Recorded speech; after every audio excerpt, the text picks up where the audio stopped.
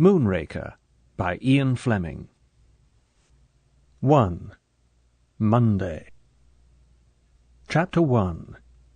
Secret Paperwork. The two 38s roared simultaneously.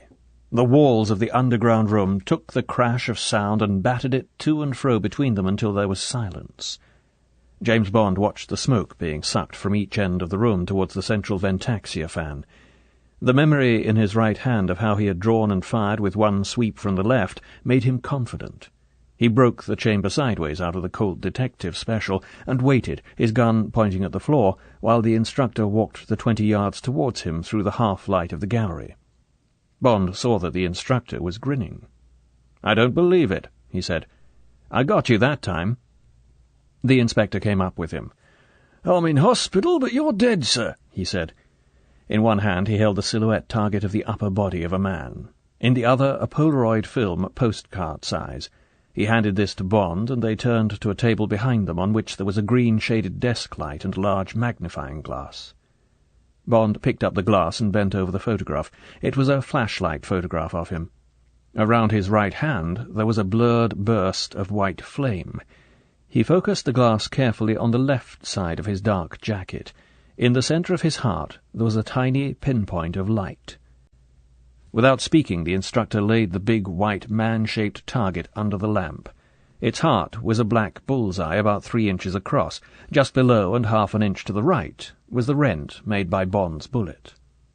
"Through the left wall of the stomach and out at the back," said the instructor with satisfaction.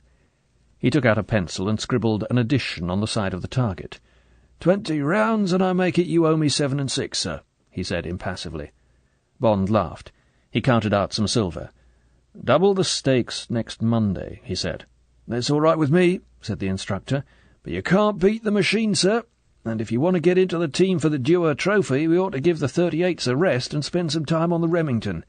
That new long 22 cartridge they've just brought out is going to mean at least 7,900 out of a possible 8,000 to win. Most of your bullets have got to be in the X-ring, and that's only as big as a shilling when it's under your nose. At 100 yards it isn't there at all." "To hell with the Dewar Trophy," said Bond. "It's your money I'm after."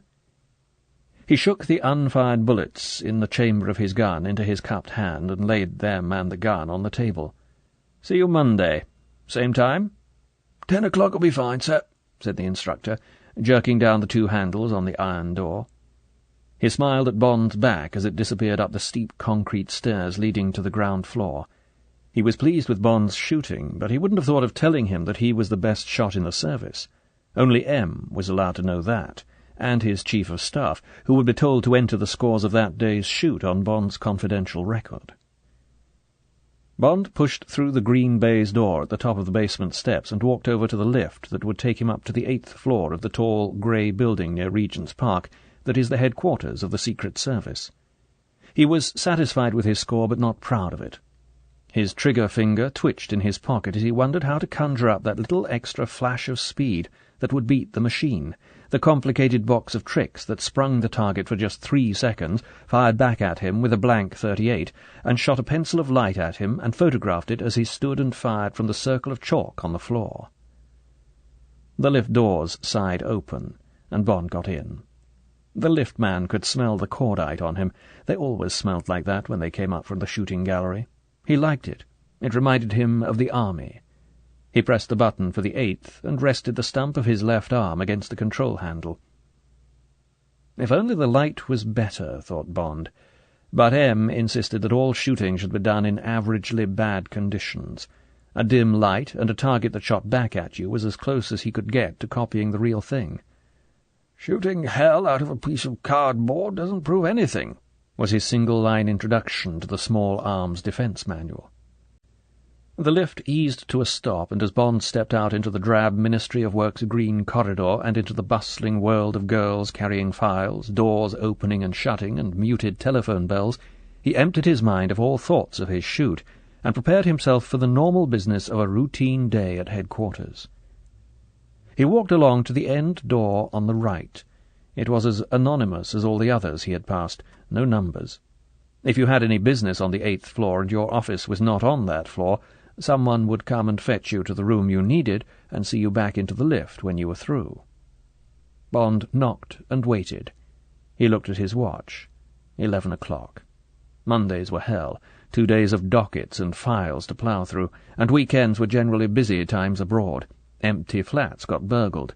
People were photographed in compromising positions. Motor-car accidents looked better, got more cursory handling amidst the weekend slaughter on the roads. The weekly bags from Washington, Istanbul, and Tokyo would have come in and been sorted. They might hold something for him. The door opened, and he had his daily moment of pleasure at having a beautiful secretary.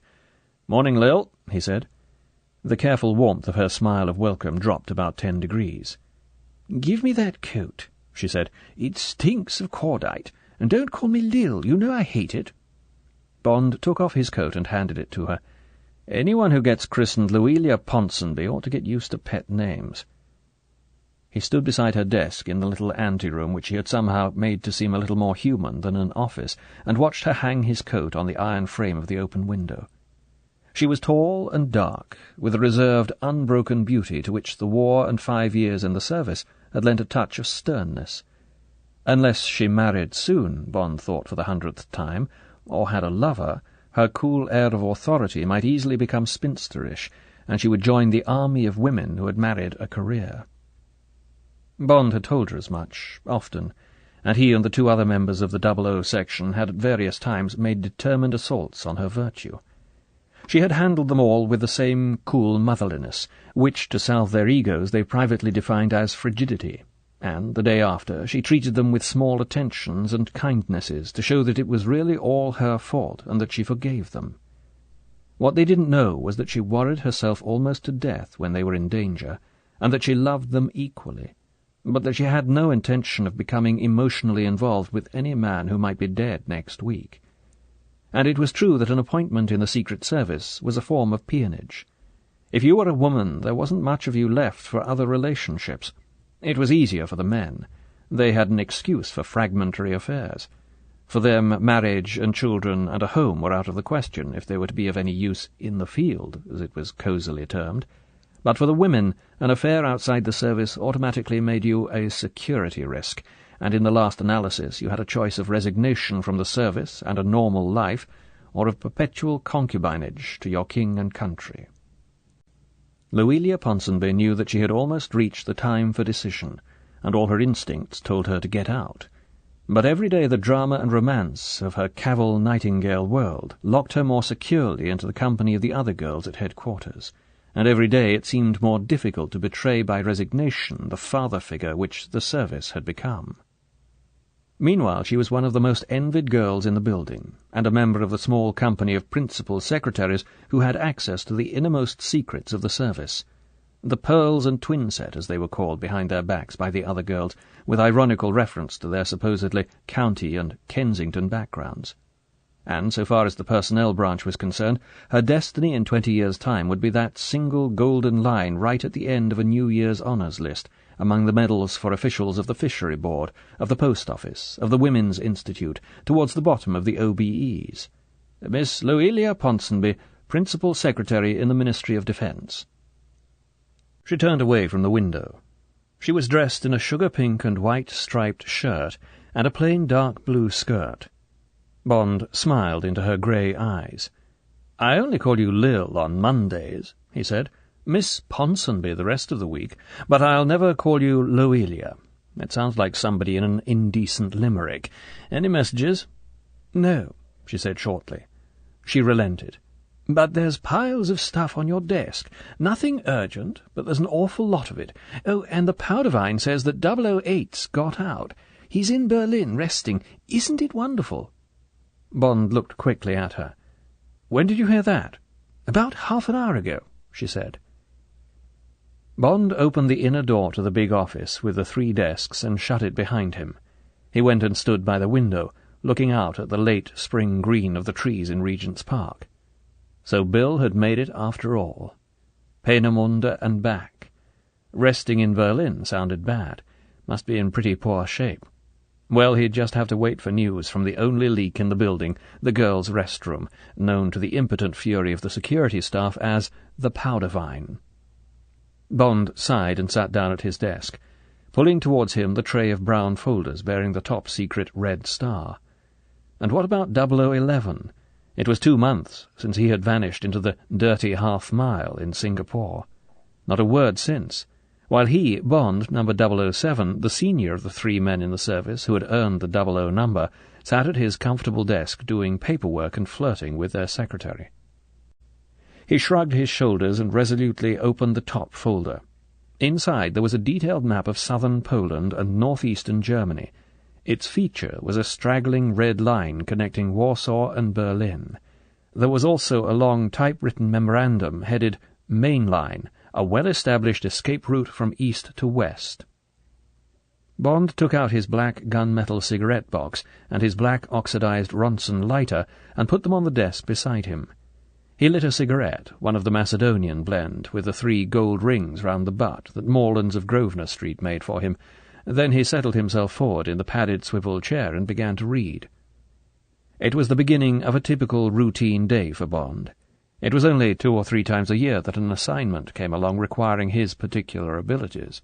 For the rest of the year he had the duties of an easy-going senior civil servant, elastic office hours from around 10 to 6, lunch, generally in the canteen, evenings spent playing cards in the company of a few close friends, or at Crockford's, or making love with rather cold passion to one of 3 similarly disposed married women, weekends playing golf for high stakes at one of the clubs near London. He took no holidays, but was generally given a fortnight's leave at the end of each assignment, in addition to any sick leave that might be necessary. He earned £1,500 a year, the salary of a principal officer in the civil service, and he had £1,000 a year free of tax of his own. When he was on a job he could spend as much as he liked, so for the other months of the year he could live very well on his £2,000 a year net. He had a small but comfortable flat off the King's Road, an elderly Scottish housekeeper, a treasure called May, and a 1930 4.5-litre Bentley coupe, supercharged, which he kept expertly tuned so that he could do 100 when he wanted to. On these things he spent all his money, and it was his ambition to have as little as possible in his banking account when he was killed, as, when he was depressed, he knew he would be, before the statutory age of 45. 8 years to go before he was automatically taken off the 00 list and given a staff job at headquarters. At least 8 tough assignments. Probably 16, perhaps 24. Too many. There were 5 cigarette ends in the big glass ashtray by the time Bond had finished memorizing the details of Main Line.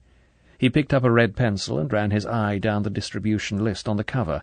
The list started with M, then COS, then a dozen or so letters and numbers, and then, at the end, 00. Against this he put a neat tick, signed it with the figure 7, and tossed the file into his out tray. It was 12 o'clock. Bond took the next folder off the pile and opened it. It was from the Radio Intelligence Division of NATO, for information only, and it was headed Radio Signatures. Bond pulled the rest of the pile toward him and glanced at the first page of each. These were their titles. The Inspectoscope, a machine for the detection of contraband. Philopon, a Japanese murder drug. Possible points of concealment on trains, number 11, Germany. The methods of smash, number 6, kidnapping. Route 5 to Peking. Vladivostok, a photographic reconnaissance by U.S. Thunderjet. Bond was not surprised by the curious mixture he was supposed to digest. The 00 section of the Secret Service was not concerned with the current operations of other sections and stations, only with background information which might be useful or instructive to the only 3 men in the service whose duties included assassination, who might be ordered to kill. There was no urgency about these files. No action was required by him or by his 2 colleagues, except that each of them jotted down the numbers of dockets which he considered the other 2 should also read when they were next attached to headquarters. When the 00 section had finished with this lot, they would go down to their final destination in records. Bond turned back to the NATO paper. The almost inevitable manner, he read, in which individuality is revealed by minute patterns of behavior is demonstrated by the indelible characteristics of the fist of each radio operator. This fist, or manner of tapping out messages is distinctive and recognizable by those who are practiced in receiving messages. It can also be measured by very sensitive mechanisms. To illustrate, in 1943 the United States Radio Intelligence Bureau made use of this fact in tracing an enemy station in Chile, operated by Pedro, a young German. When the Chilean police closed in on the station, Pedro escaped. A year later, expert listeners spotted a new illegal transmitter and were able to recognize Pedro as the operator. In order to disguise his fist, he was transmitting left-handed, but the disguise was not effective, and he was captured. NATO Radio Research has recently been experimenting with a form of scrambler, which can be attached to the wrist of operators with the object of interfering minutely with the nerve centers which control the muscles of the hand.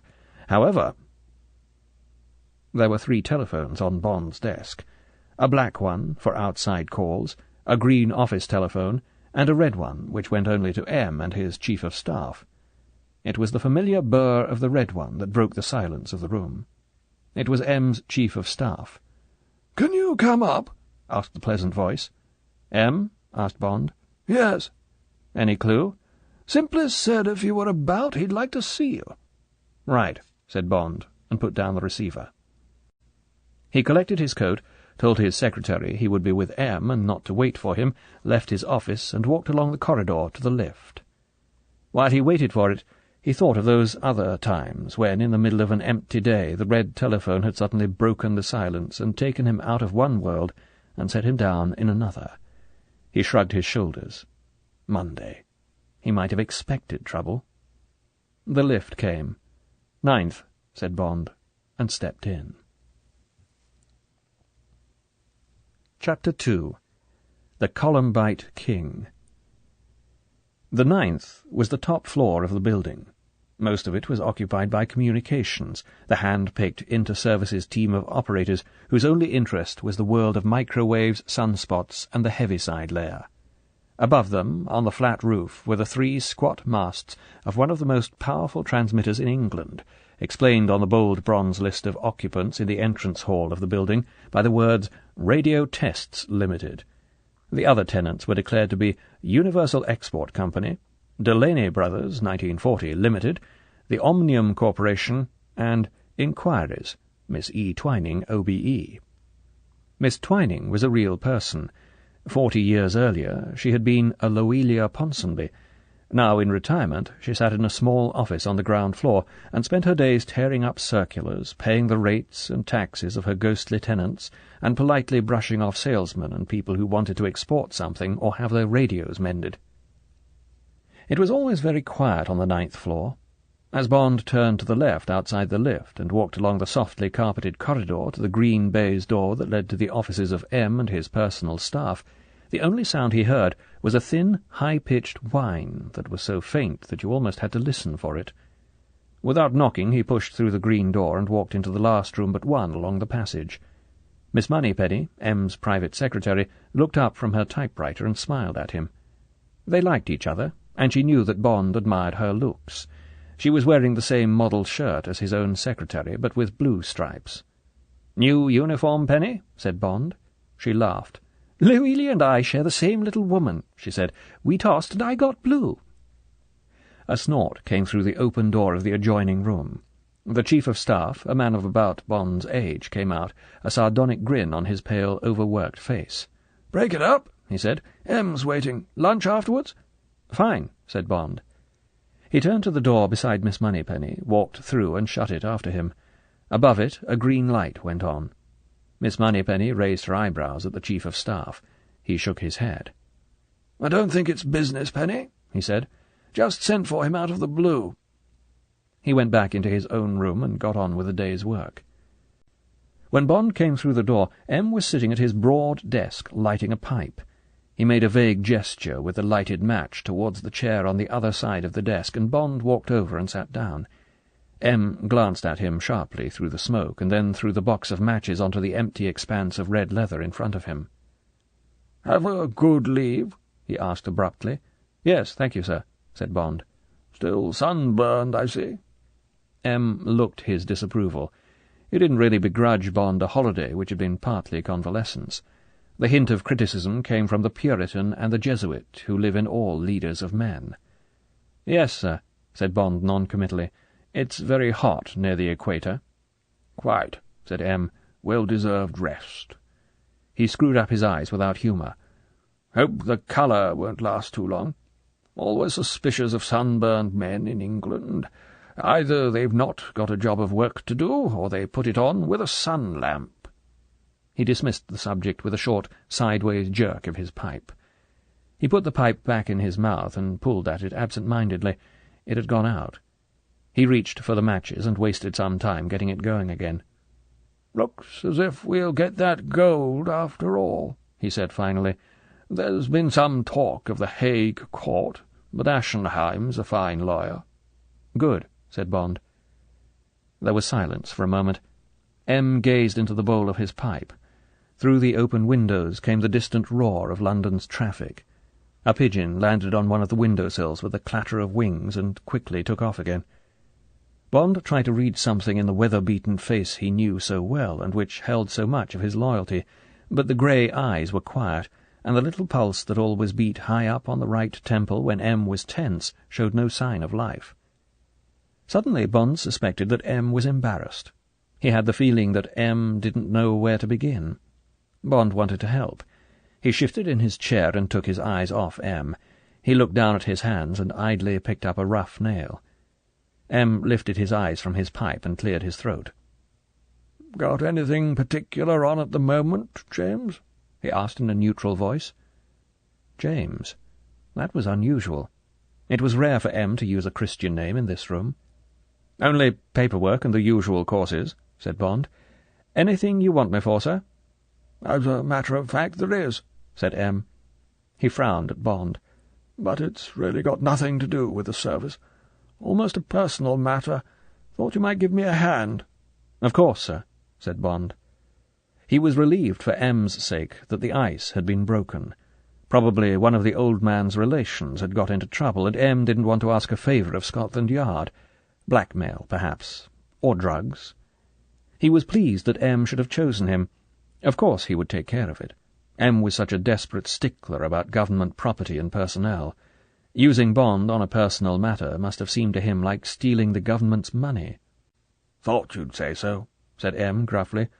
"Won't take up much of your time. An evening ought to be enough." He paused. "Well, now, you've heard of this man, Sir Hugo Drax?" "Of course, sir," said Bond, surprised at the name. "You can't open a paper without reading something about him. Sunday Express is running his life. Extraordinary story." "I know," said M shortly. "Just give me the facts as you see them.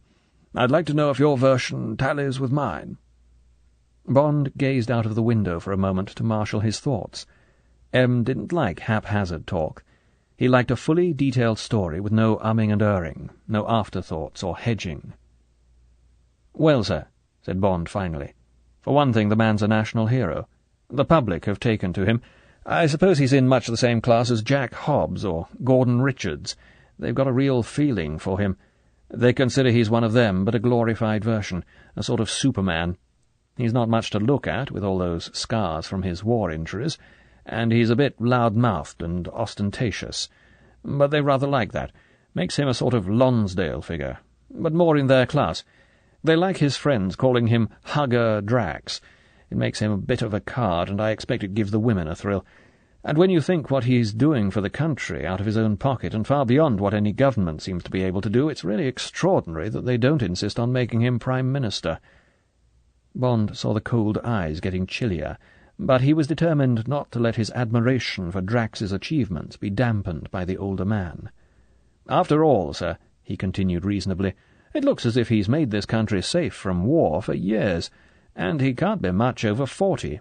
I feel the same as most people about him. And then there's all this mystery about his real identity. I'm not surprised people feel rather sorry for him, although he is a multimillionaire. He seems to be a lonely sort of man, in spite of his gay life." M smiled dryly. "All that sounds rather like a trailer for the Express story. He's certainly an extraordinary man. But what's your version of the facts? I don't expect I know much more than you do. Probably less. don't read the papers very carefully, and there are no files on him except at the War Office, and they're not very illuminating. Now then, what's the gist of this Express story?" "Sorry, sir," said Bond, "but the facts are pretty slim. Well," he looked out of the window again and concentrated. "In the German breakthrough in the Ardennes in the winter of '44, the Germans made a lot of use of guerrillas and saboteurs, gave them the rather spooky name of werewolves. They did quite a lot of damage of one sort or another, very good at camouflage and staying behind tricks of all sorts, and some of them went on operating long after Ardennes had failed and we had crossed the Rhine. They were supposed to carry on even when we had overrun the country, but they packed up pretty quickly when things got really bad. One of their best coups was to blow up one of the rear liaison HQs between the American and British armies. Reinforcement holding units, I think they're called. It was a mixed affair, all kinds of Allied personnel, American signals, British ambulance drivers, a rather shifting group from every sort of unit. The werewolves somehow managed to mine the mess hall, and when it blew, it took with it quite a lot of the field hospital as well. Killed or wounded over 100. Sorting out all the bodies was the hell of a business. One of the English bodies was Drax, half his face blown away, total amnesia that lasted a year, and at the end of that time they didn't know who he was, and nor did he. There were about 25 other unidentified bodies that neither we nor the Americans could sort out. Either not enough bits, or perhaps people in transit, or there without authorization. It was that sort of a unit. 2 commanding officers, of course. Sloppy staff work, lousy records. So after a year in various hospitals, they took Drax through the War Office file of missing men. When they came to the papers of a no next of kin called Hugo Drax, an orphan who had been working in the Liverpool docks before the war, he showed signs of interest, and the photograph and physical description seemed to tally, more or less, with what our man must have looked like before he was blown up. From that time he began to mend. He started to talk a bit about simple things he remembered, and the doctors got very proud of him. The War Office found a man who had served in the same pioneer unit as this Hugo Drax, and he came along to the hospital and said he was sure the man was Drax. That settled it. Advertising didn't produce another Hugo Drax, and he was finally discharged, late in 1945, in that name, with back pay and a full disability pension. "But he still says he doesn't really know who he is," interrupted M. "He's a member of Blades. I've often played cards with him and talked to him afterwards at dinner. He says he sometimes gets a strong feeling of having been there before. Often goes to Liverpool to try and hunt up his past. Anyway, what else?" Bond's eyes were turned inwards, remembering. "He seems to have disappeared for about 3 years after the war," he said. "Then the city started to hear about him from all over the world. The metal market heard about him first. Seems he'd cornered a very valuable ore called columbite. Everybody was wanting the stuff. It's got an extraordinarily high melting point. Jet engines can't be made without it. There's very little of it in the world. Only a few thousand tons are produced every year, mostly as a byproduct of the Nigerian tin mines. Drax must have looked at the jet age and somehow put his finger on its main scarcity. He must have got hold of about £10,000 from somewhere, because the Express says that in 1946 he'd bought 3 tons of columbite, which cost him around £3,000 a ton. He got a £5,000 premium on this lot from an American aircraft firm who wanted it in a hurry. Then he started buying futures in the stuff, 6 months, 9 months, a year forward. In 3 years he'd made a corner. Anyone who wanted columbite went to Drax Metals for it. All this time he'd been playing about with futures in other small commodities, shellac, sisal, black pepper, anything where you could build up a big position on margin. Of course he gambled on a rising commodity market, but he had the guts to keep his foot right down on the pedal, even when the pace got hot as hell. And whenever he took a profit he ploughed the money back again. For instance, he was one of the first men to buy up used ore dumps in South Africa. Now they're being remined for their uranium content. Another fortune there. M's quiet eyes were fixed on Bond. He puffed at his pipe, listening. "Of course," continued Bond, lost in his story, "all this made the city wonder what the hell was going on. The commodity brokers kept on coming across the name of Drax. Whatever they wanted, Drax had got it, and was holding out for a much higher price than they were prepared to pay. He operated from Tangier. Freeport, no taxes, no currency restrictions. By 1950 he was a multimillionaire. Then he came back to England and started spending it. He simply threw it about. Best houses, best cars, best women, boxes at the opera at Goodwood, prize-winning Jersey herds, prize-winning carnations, prize-winning 2-year-olds, 2 yachts, money for the Walker Cup team, £100,000 for the Flood Disaster Fund, coronation ball for nurses at the Albert Hall. There wasn't a week when he wasn't hitting the headlines with some splash or other. And all the time he went on getting richer, and the people simply loved it. It was the Arabian Nights. It lit up their lives. If a wounded soldier from Liverpool could get there in 5 years, why shouldn't they or their sons? It sounded almost as easy as winning a gigantic football pool. And then came his astonishing letter to the Queen. "Your Majesty, may I have the temerity?" Now, the typical genius of the single banner line across the Express next day, Temerity Drax, and the story of how he had given to Britain his entire holding in Columbite to build a superatomic rocket with a range that would cover nearly every capital in Europe, the immediate answer to anyone who tried to atom-bomb London. £10 million he was going to put up out of his own pocket, and he had the design of the thing and was prepared to find the staff to build it. And then there were months of delay, and everyone got impatient, questions in the House, the opposition nearly forced a vote of confidence.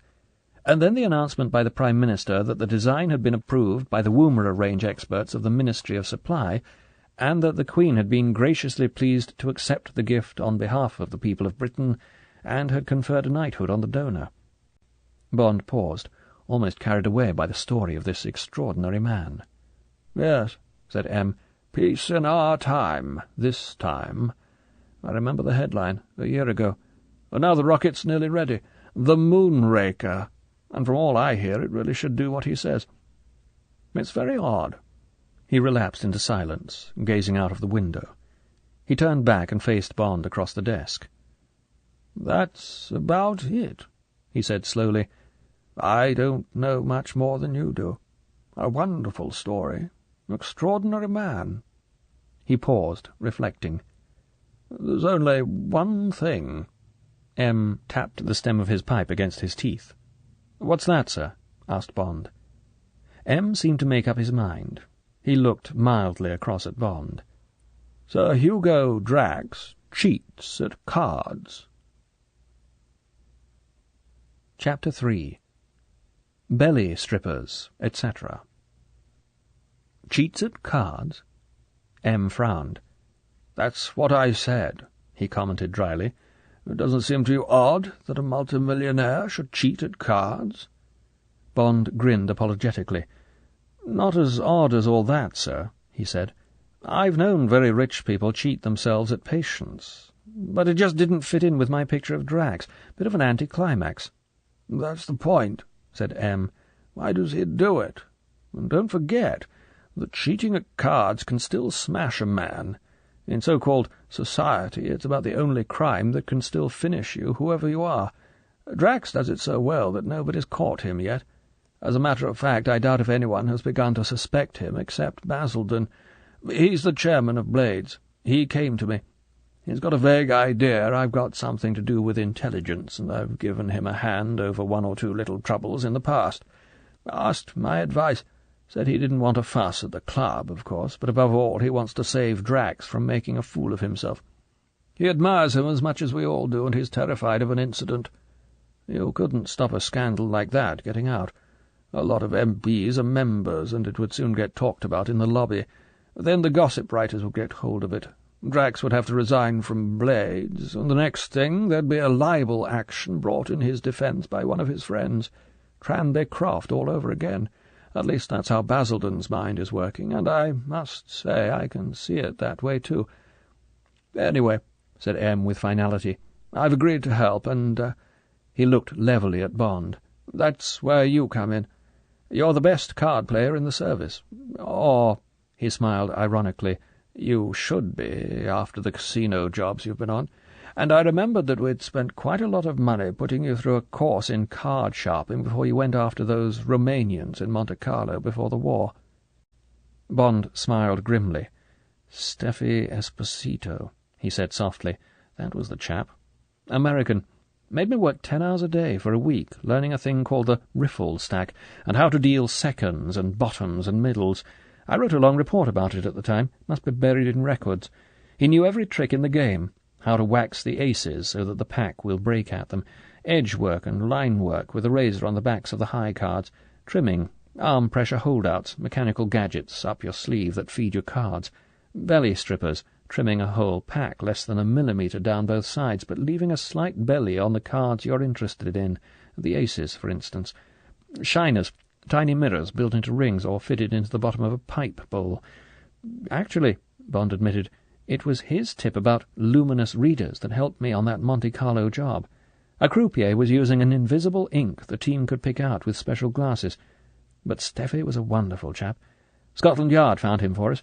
He could shuffle the pack once and then cut the 4 aces out of it. Absolute magic. "Sounds a bit too professional for our man," commented M. "That sort of work needs hours of practice every day, or an accomplice, and I can't believe he'd find that at Blades. No, there's nothing sensational about his cheating, and for all I know it might be a fantastic run of luck. It's odd. He's not a particularly good player. He only plays bridge, by the way, but quite often he brings off bids or doubles or finesses that are absolutely phenomenal, quite against the odds, or the conventions. But they come off.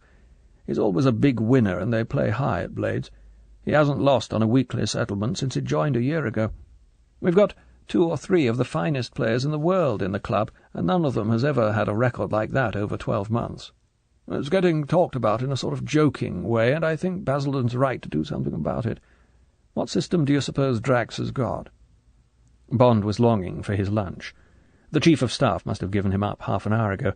He could have talked to M about cheating for hours, and M, who never seemed to be interested in food or sleep, would have listened to everything and remembered it afterwards. But Bond was hungry. "Assuming he's not a professional, sir, and can't doctor the cards in any way, there are only 2 answers. He's either looking, or else he's got a system of signals with his partner. Does he often play with the same man?" "We always cut for partners after each rubber," said M, "unless there's a challenge. And on guest nights, Mondays and Thursdays, you stick to your guest. Drax nearly always brings a man called Mayer, his metal broker. Nice chap. Jew. Very fine player." "I might be able to tell if I watched," said Bond. "That's what I was going to say," said M. "How about coming along tonight? At any rate, you'll get a good dinner. Meet me there about 6. I'll take some money off you at piquet, and we'll watch the bridge for a little. After dinner we'll have a rubber or 2 with Drax and his friend. They're always there on Monday. All right? Sure I'm not taking you away from your work?" "No, sir," said Bond with a grin, "and I'd like to come very much. Bit of a busman's holiday. And if Drax is cheating, I'll show him I've spotted it, and that should be enough to warn him off. I wouldn't like to see him get into a mess. That all, sir?" "Yes, James," said M, "and thank you for your help. Drax must be a bloody fool. Obviously a bit of a crank. But it isn't the man I'm worried about. I wouldn't like to chance anything going wrong with this rocket of his, and Drax more or less is the Moonraker. Well, see you at 6. Don't bother about dressing. Some of us do for dinner, and some of us don't. Tonight we won't. Better go along now and sandpaper your fingertips, or whatever you sharpers do." Bond smiled back at M and got to his feet. It sounded a promising evening. As he walked over to the door and let himself out, he reflected that here at last was an interview with M that didn't cast a shadow. M's secretary was still at her desk. There was a plate of sandwiches and a glass of milk beside her typewriter. She looked sharply at Bond, but there was nothing to be read in his expression. "I suppose he gave up," said Bond. "Nearly an hour ago," said Miss Moneypenny reproachfully. "It's 2:30. He'll be back any minute now." "I'll go down to the canteen before it closes," he said. "Tell him I'll pay for his lunch next time." He smiled at her and walked out into the corridor and along to the lift. There were only a few people left in the officers' canteen. Bond sat by himself and ate a grilled sole, a large mixed salad with his own dressing laced with mustard, some brie cheese and toast, and half a carafe of white Bordeaux. He had 2 cups of black coffee and was back in his office by 3.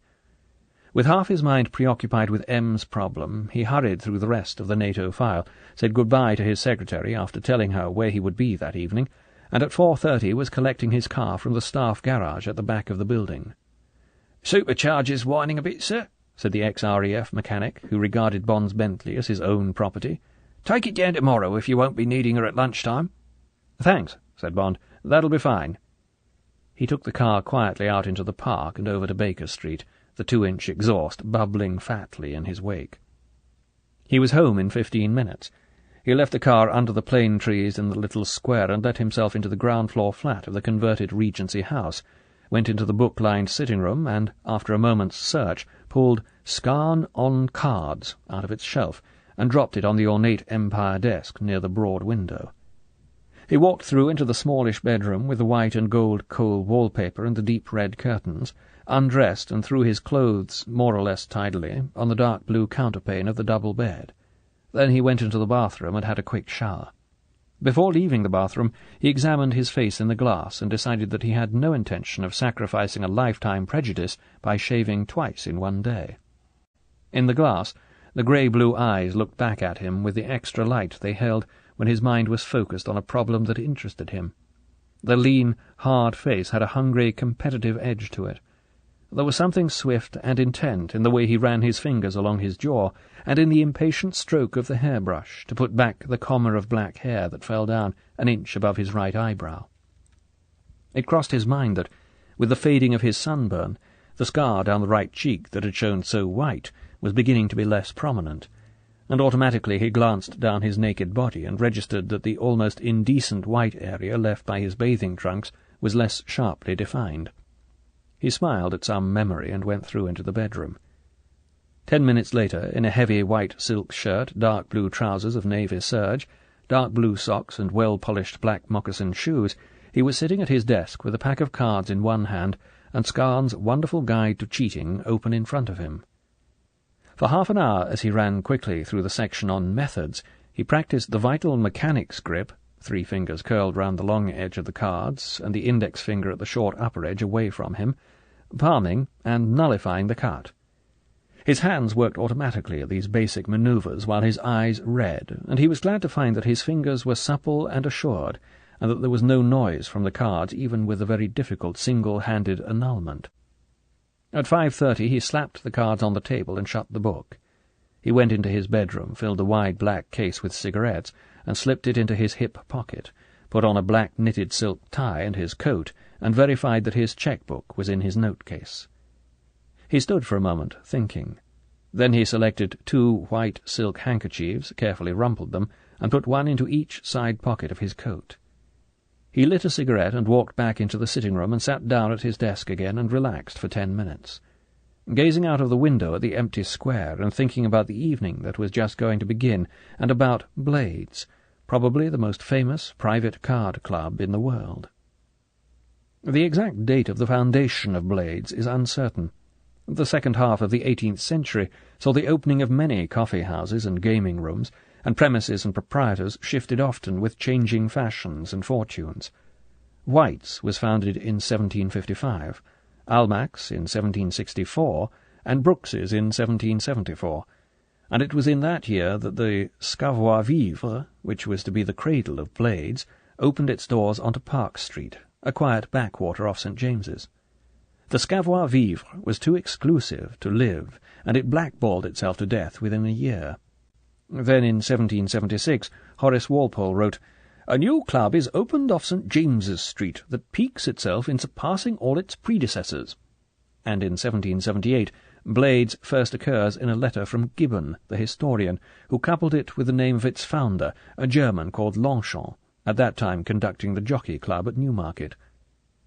From the outset, Blades seems to have been a success, and in 1782 we find the Duke of Württemberg writing excitedly home to his younger brother, "This is indeed the ace of clubs. There have been 4 or 5 cards tables going in the room at the same time, with whist and piquet, after which a full hazard table.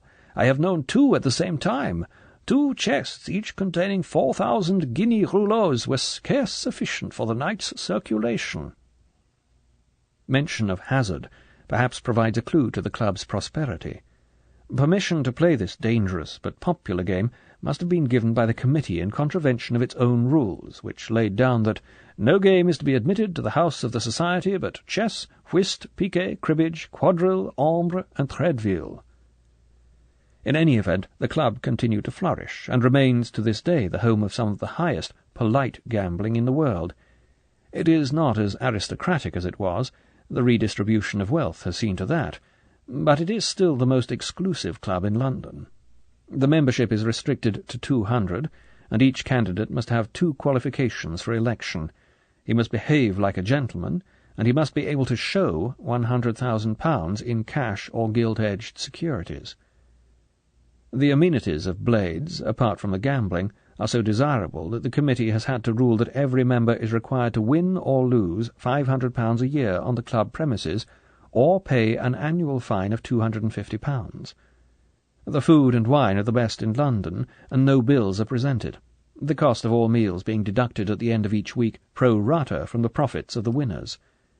Seeing that about £5,000 changes hands each week at the tables, the impost is not too painful, and the losers have the satisfaction of saving something from the wreck, and the custom explains the fairness of the levy on infrequent gamblers. Club servants are the making or breaking of any club, and the servants of Blades have no equal. The half-dozen waitresses in the dining-room are of such a high standard of beauty that some of the younger members have been known to smuggle them undetected into debutante balls, and if, at night, one or another of the girls is persuaded to stray into one of the 12 members' bedrooms at the back of the club, that is regarded as the members' private concern. There are 1 or 2 other small refinements which contribute to the luxury of the place. Only brand-new currency notes and silver are paid out on the premises, and if a member is staying overnight, his notes and small change are taken away by the valet, who brings the early morning tea and the Times, and are replaced with new money. No newspaper comes to the reading-room before it has been ironed. Floris provides the soaps and lotions in the lavatories and bedrooms. There is a direct wire to Ladbrokes from the porter's lodge. The club has the finest tents and boxes at the principal race meetings, at Lord's, Henley, and Wimbledon, and members travelling abroad have automatic membership of the leading club in every foreign capital. In short, membership of Blades, in return for the £100 entrance fee and the £50 a year subscription, provides the standard of luxury of the Victorian age, together with the opportunity to win or lose, in great comfort, anything up to £20,000 a year. Bond, reflecting on all this, decided that he was going to enjoy his evening.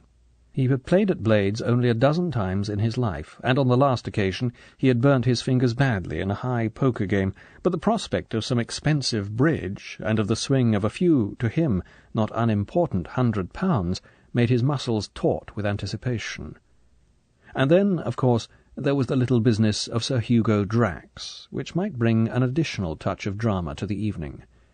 He was not even disturbed by a curious portent he encountered while he was driving along King's Road into Sloane Square, with half his mind on the traffic and the other half exploring the evening ahead. It was a few minutes to 6, and there was thunder about. The sky threatened rain, and it had become suddenly dark. Across the square from him, high up in the air, a bold electric sign started to flash on and off. The fading light waves had caused the cathode tube to start the mechanism which would keep the sign flashing through the dark hours until, around 6 in the morning, the early light of day would again sensitize the tube and cause the circuit to close. Startled at the great crimson words, Bond pulled in to the curb, got out of the car, and crossed to the other side of the street to get a better view of the big sky sign. Ah, that was it. Some of the letters had been hidden by a neighbouring building. It was only one of those Shell advertisements. "Summer Shell is here," was what it said. Bond smiled to himself and walked back to his car and drove on. When he had first seen the sign, half hidden by the building, great crimson letters across the evening sky had flashed a different message. They had said, "Hell is here. Hell is here. Hell is here." Chapter 4. The Shiner. Bond left the Bentley outside Brooks's and walked round the corner into Park Street. The Adam frontage of Blades, recessed a yard or so back from its neighbours, was elegant in the soft dusk. The dark red curtains had been drawn across the ground-floor bow windows on either side of the entrance, and a liveried servant showed for a moment as he drew them across the 3 windows of the floor above. In the centre of the 3, Bond could see the heads and shoulders of 2 men bent over a game, probably backgammon, he thought. and he caught a glimpse of the spangled fire of one of the 3 great chandeliers that illuminate the famous gambling room. Bond pushed through the swing doors and walked up to the old-fashioned porter's lodge ruled over by Brevet, the guardian of blades and the counsellor and family friend of half the members. "Evening, Brevet. Is the Admiral in?" "Good evening, sir," said Brevet, who knew Bond as an occasional guest at the club. "The Admiral's waiting for you in the card-room. Page, take Commander Bond up to the Admiral. Lively now!" As Bond followed the liveried page-boy across the worn black and white marble floor of the hall, and up the wide staircase with its fine mahogany balustrade, he remembered the story of how, at one election, 9 blackballs had been found in the box when there were only 8 members of the committee present. Brevet, who had handed the box from member to member, was said to have confessed to the chairman that he was so afraid the candidate would be elected that he put in a blackball himself. No one had objected. The committee would rather have lost its chairman than the porter whose family had held the same post at Blades for 100 years. The page pushed open one wing of the tall doors at the top of the stairs and held it for Bond to go through. The long room was not crowded, and Bond saw M sitting by himself playing patience in the alcove formed by the left hand of the 3 bow windows. He dismissed the page and walked across the heavy carpet, noticing the rich background smell of cigar smoke, the quiet voices that came from the 3 tables of bridge, and the sharp rattle of dice across an unseen backgammon board. "There you are," said M as Bond came up. He waved to the chair that faced him across the card-table. "Just let me finish this. I haven't cracked this man Canfield for months. Drink?" "No, thanks," said Bond. He sat down and lit a cigarette and watched with amusement the concentration M was putting into his game. Admiral Sir M. Something at the Ministry of Defence. M looked like any member of any of the clubs in St. James's Street. Dark grey suit, stiff white collar, the favourite dark blue bow tie with white spots, rather loosely tied, the thin black cord of the rimless eyeglasses that M seemed only to use to read menus, the keen sailor's face with the clear, sharp sailor's eyes. It was difficult to believe that an hour before he had been playing with 1,000 live chessmen against the enemies of England, that there might be this evening fresh blood on his hands, or a successful burglary, or the hideous knowledge of a disgusting blackmail case. And what could the casual observer think of him? Commander James Bond, CMG, RNVSR, also something at the Ministry of Defence. The rather saturnine young man in his middle-30s sitting opposite the Admiral. Something a bit cold and dangerous in that face. Looks pretty fit. May have been attached to Templar in Malaya or Nairobi. Mau work. Tough-looking customer. Doesn't look the sort of chap one usually sees in Blades. Bond knew that there was something alien and un-English about himself. He knew that he was a difficult man to cover up, particularly in England. He shrugged his shoulders. Abroad was what mattered. He would never have a job to do in England, outside the jurisdiction of the service. Anyway, he didn't need a cover this evening. This was recreation. M snorted and threw his cards down. Bond automatically gathered in the pack and as automatically gave it the scarn shuffle, marrying the 2 halves with the quick downward riffle that never brings the cards off the table. He squared off the pack and pushed it away. M beckoned to a passing waiter. "Piquet cards, please, Tanner," he said. The waiter went away and came back a moment later with the 2 thin packs. He stripped off the wrapping and placed them, with 2 markers, on the table. He stood waiting. "Bring me a whisky and soda," said M. "Sure you won't have anything?" Bond looked at his watch. It was 6:30. "Could I have a dry martini?" he said. "Made with vodka. Large slice of lemon peel." "Rot gut," commented M briefly as the waiter went away. "Now, I'll just take a pound or 2 off you, and then we'll go and have a look at the bridge. Our friend hasn't turned up yet." For half an hour they played the game at which the expert player can nearly always win, even with the cards running slightly against him. At the end of the game Bond laughed and counted out £3 notes. "One of these days I'm going to take some trouble and really learn, Piquet," he said. "I've never won against you yet." "It's all memory and knowing the odds," said M with satisfaction. He finished his whisky and soda. "Let's go over and see what's going on at the bridge. Our man's playing at Basildon's table. Came in about 10 minutes ago. If you notice anything, just give me a nod, and we'll go downstairs and talk about it." He stood up, and Bond followed suit. The far end of the room had begun to fill up, and half a dozen tables of bridge were going. At the round poker table under the centre chandelier, 3 players were counting out chips into 5 stacks, waiting for 2 more players to come in. The kidney-shaped baccarat table was still shrouded, and would probably remain so until after dinner, when it would be used for chemin de fer. Bond followed M out of their alcove, relishing the scene down the long room, the oases of green, the tinkle of glasses as the waiters moved amongst the tables, the hum of talk, punctuated by sudden exclamations and warm laughter, the haze of blue smoke rising up through the dark red lampshades that hung over the centre of each table. His pulses quickened with the smell of it all, and his nostrils flared slightly as the 2 men came down the long room and joined the company. M, with Bond beside him, wandered casually from table to table, exchanging greetings with the players until they reached the last table beneath the fine Lawrence of Beaubrummel over the wide Adam fireplace. "Double, damn you!" said the loud, cheerful voice of the player with his back to Bond.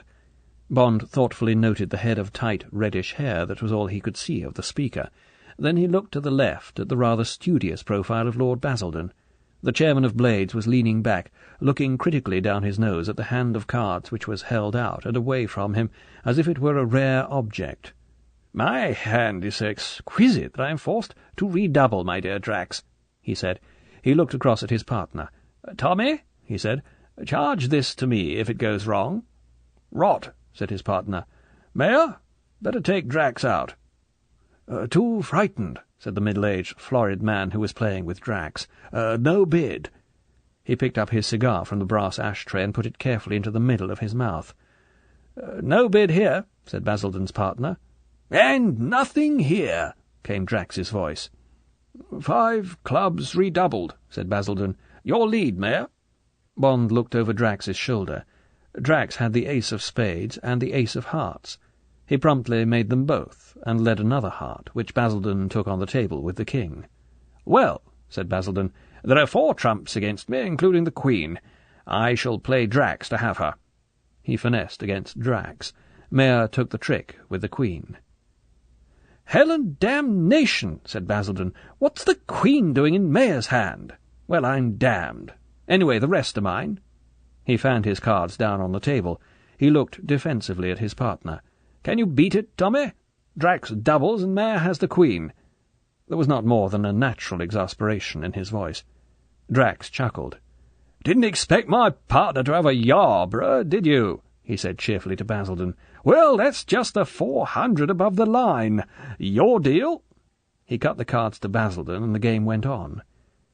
So it had been Drax's deal the hand before. That might be important. Bond lit a cigarette and reflectively examined the back of Drax's head. M's voice cut in on Bond's thoughts. "You remember my friend, Commander Bond, Basil? Thought we'd come along and play some cards this evening." Basildon smiled up at Bond. "Evening," he said. He waved a hand round the table from left to right. "Mayor, Dangerfield, Drax." The 3 men looked up briefly, and Bond nodded a greeting to the table in general. "You all know the Admiral?" added the chairman, starting to deal. Drax half-turned in his chair. "Ah, the Admiral," he said boisterously. "Glad to have you aboard, Admiral. Drink?" No, thanks," said M with a thin smile. "Just had one." Drax turned and glanced up at Bond, who caught a glimpse of a tuft of reddish moustache and a rather chilly blue eye. "What about you?" asked Drax perfunctorily. "No, thanks," said Bond. Drax swivelled back to the table and picked up his cards. Bond watched the big, blunt hands sort them. Then he moved round the table with a second clue to ponder. Drax didn't sort his cards into suits, as most players do, but only into reds and blacks, ungraded, making his hand very difficult to kibitz, and almost impossible for one of his neighbours, if they were so inclined, to decipher. Bond knew it for the way people hold their hands who are very careful card-players indeed. Bond went and stood beside the chimney-piece.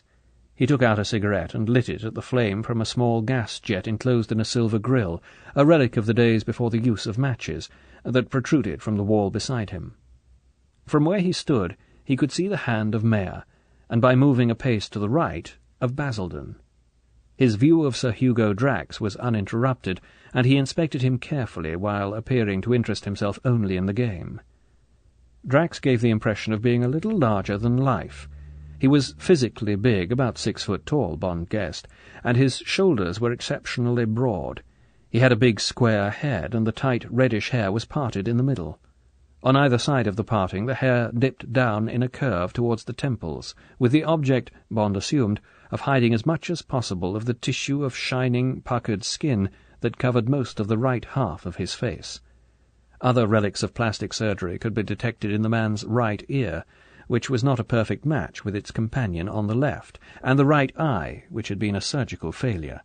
It was considerably larger than the left eye because of a contraction of the borrowed skin used to rebuild the upper and lower eyelids, and it looked painfully bloodshot. Bond doubted if it was capable of closing completely, and he guessed that Drax covered it with a patch at night. To conceal as much as possible of the unsightly, taut skin that covered half his face, Drax had grown a bushy, reddish moustache, and had allowed his whiskers to grow down to the level of the lobes of his ears. He also had patches of hair on his cheekbones. The heavy moustache served another purpose. It helped to hide a naturally prognathous upper jaw and a marked protrusion of the upper row of teeth. Bond reflected that this was probably due to sucking his thumb as a child, and it had resulted in an ugly splaying or diastema of what Bond had heard his dentist call the centrals.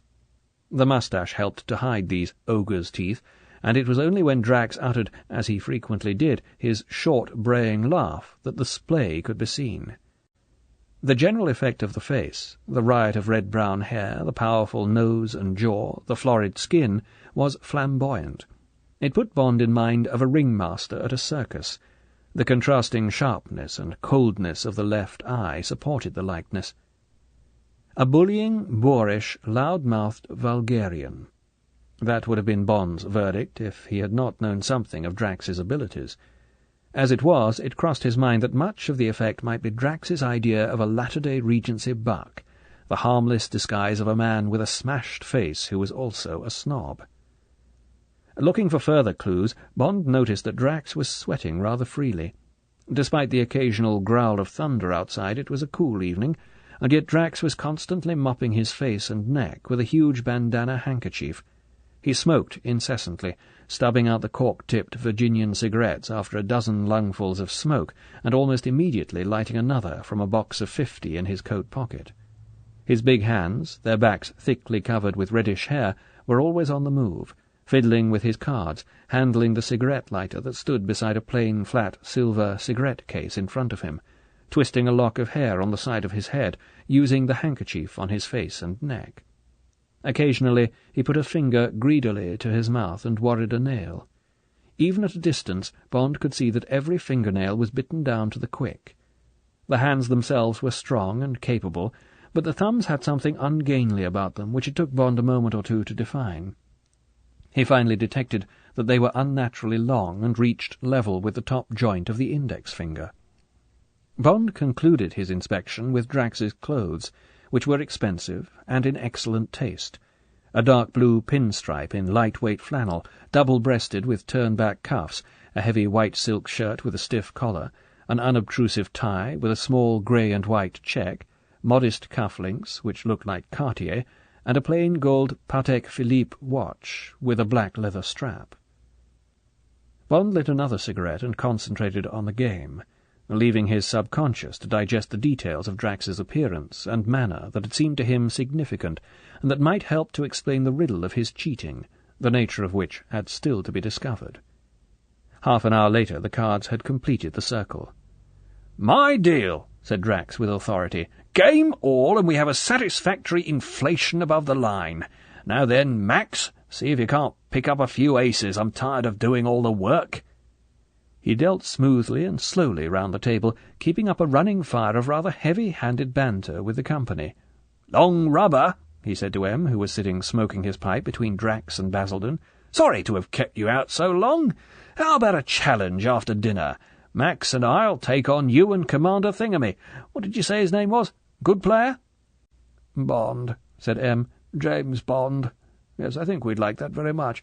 What do you say, James?" Bond's eyes were glued to the bent head and slowly moving hands of the dealer. Yes, that was it. Got you, you bastard. A shiner. A simple, bloody shiner that wouldn't have lasted 5 minutes in a prose game. M saw the glint of assurance in Bond's eyes as they met his across the table. "Fine," said Bond cheerfully. "Couldn't be better." He made an imperceptible movement of the head.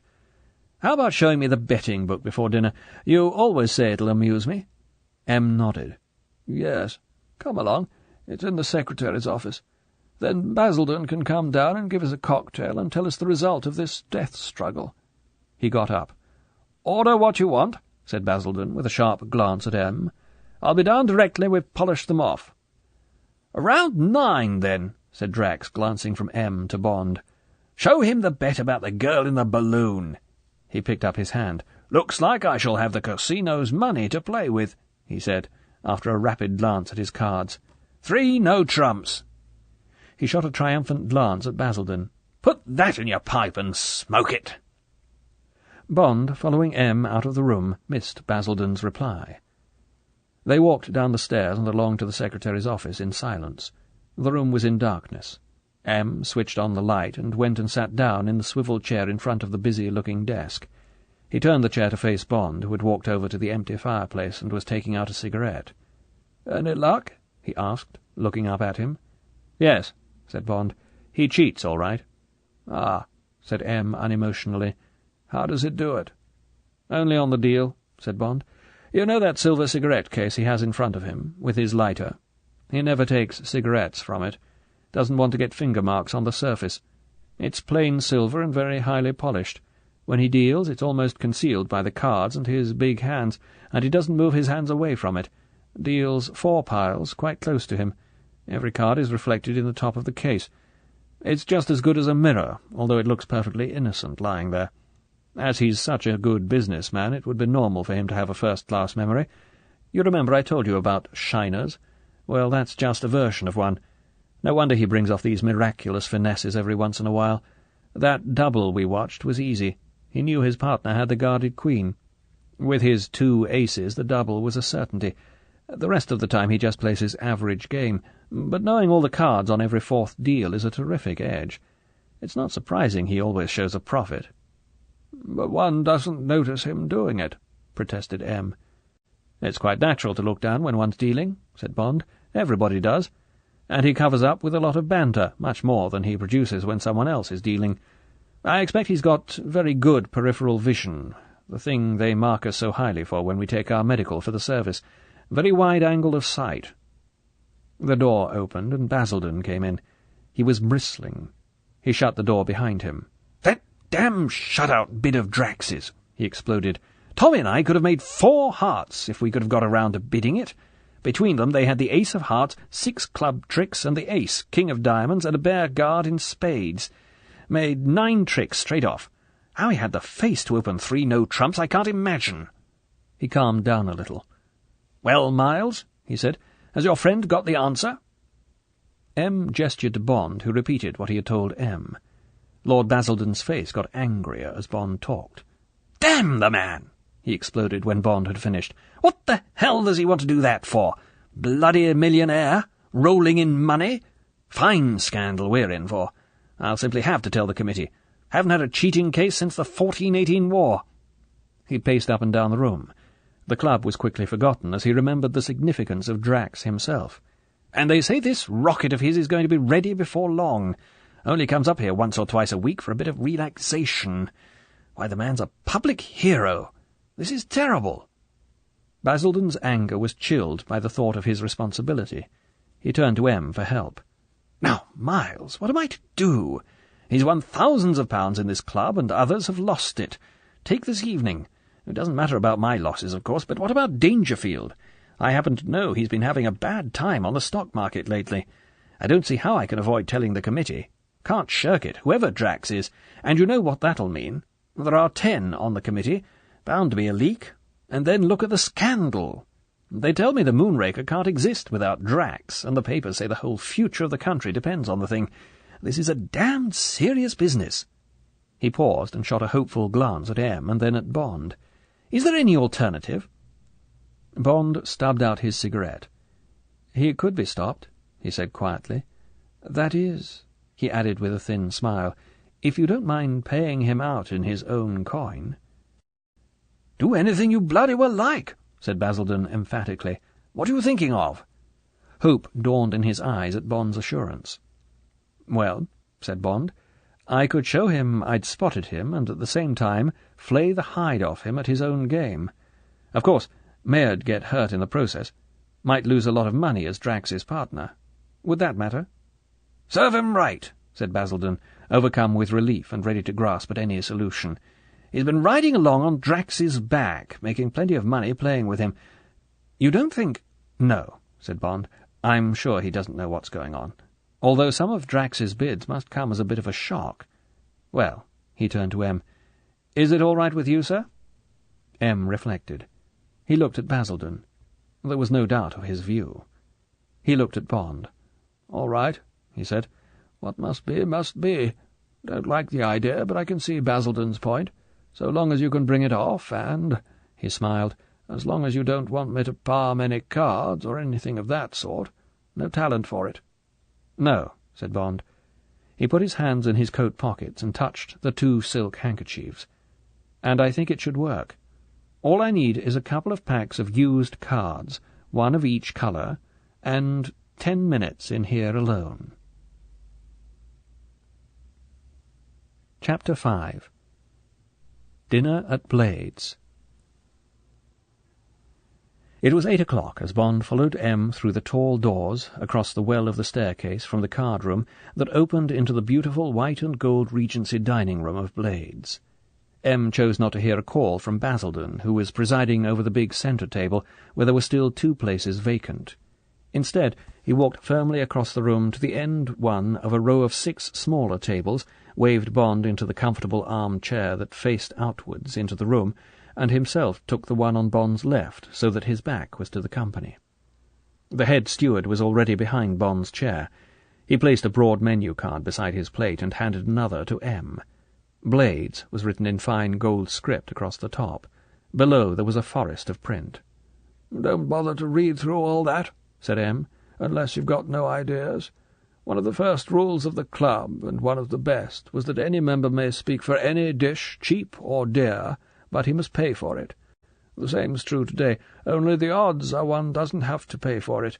Just order what you feel like." He looked up at the steward. "Any of that beluga caviar left, Porterfield?" "Yes, sir. There was a new delivery last week." "Well," said M, "caviar for me, devilled kidney, and a slice of your excellent bacon, peas and new potatoes, strawberries in kirsch. What about you, James?" "I've got a mania for really good smoked salmon," said Bond. Then he pointed down the menu. "Lamb cutlets, the same vegetables as you, as it's May. Asparagus with hollandaise sauce sounds wonderful, and perhaps a slice of pineapple." He sat back and pushed the menu away. "Thank heavens for a man who makes up his mind," said M. He looked up at the steward. "Have you got all that, Porterfield?" "Yes, sir." The steward smiled. "You wouldn't care for a marrow bone after the strawberries, sir.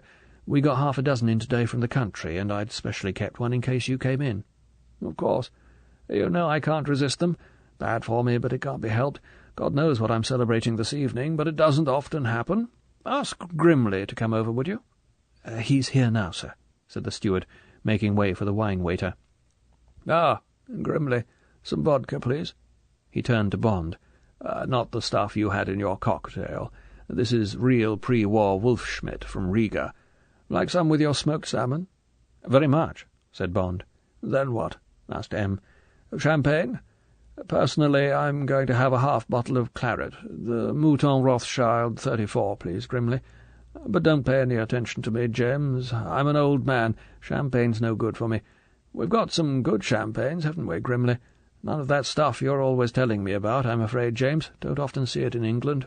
Tattinger, wasn't it?" Bond smiled at M's memory. "Yes," he said, "but it's only a fad of mine. As a matter of fact, for various reasons, I believe I would like to drink champagne this evening. Perhaps I could leave it to Grimley." The wine-waiter was pleased.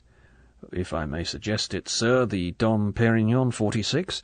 I understand that France only sells it for dollars, sir, so you don't often see it in London. I believe it was a gift from the Regency Club in New York, sir. I have some on ice at the moment. It's the chairman's favourite, and he's told me to have it ready every evening in case he needs it." Bond smiled his agreement. "So be it, Grimley," said M. "The Dom Perignon. Bring it straight away, would you?" A waitress appeared and put racks of fresh toast on the table and a silver dish of Jersey butter. As she bent over the table, her black skirt brushed Bond's arm, and he looked up into two pert, sparkling eyes under a soft fringe of hair. The eyes held his for a fraction of a second, and then she whisked away. Bond's eyes followed the white bow at her waist and the starched collar and cuffs of her uniform as she went down the long room. His eyes narrowed.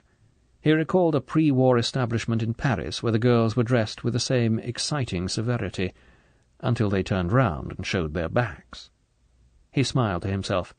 The Malta-Richards law had changed all that.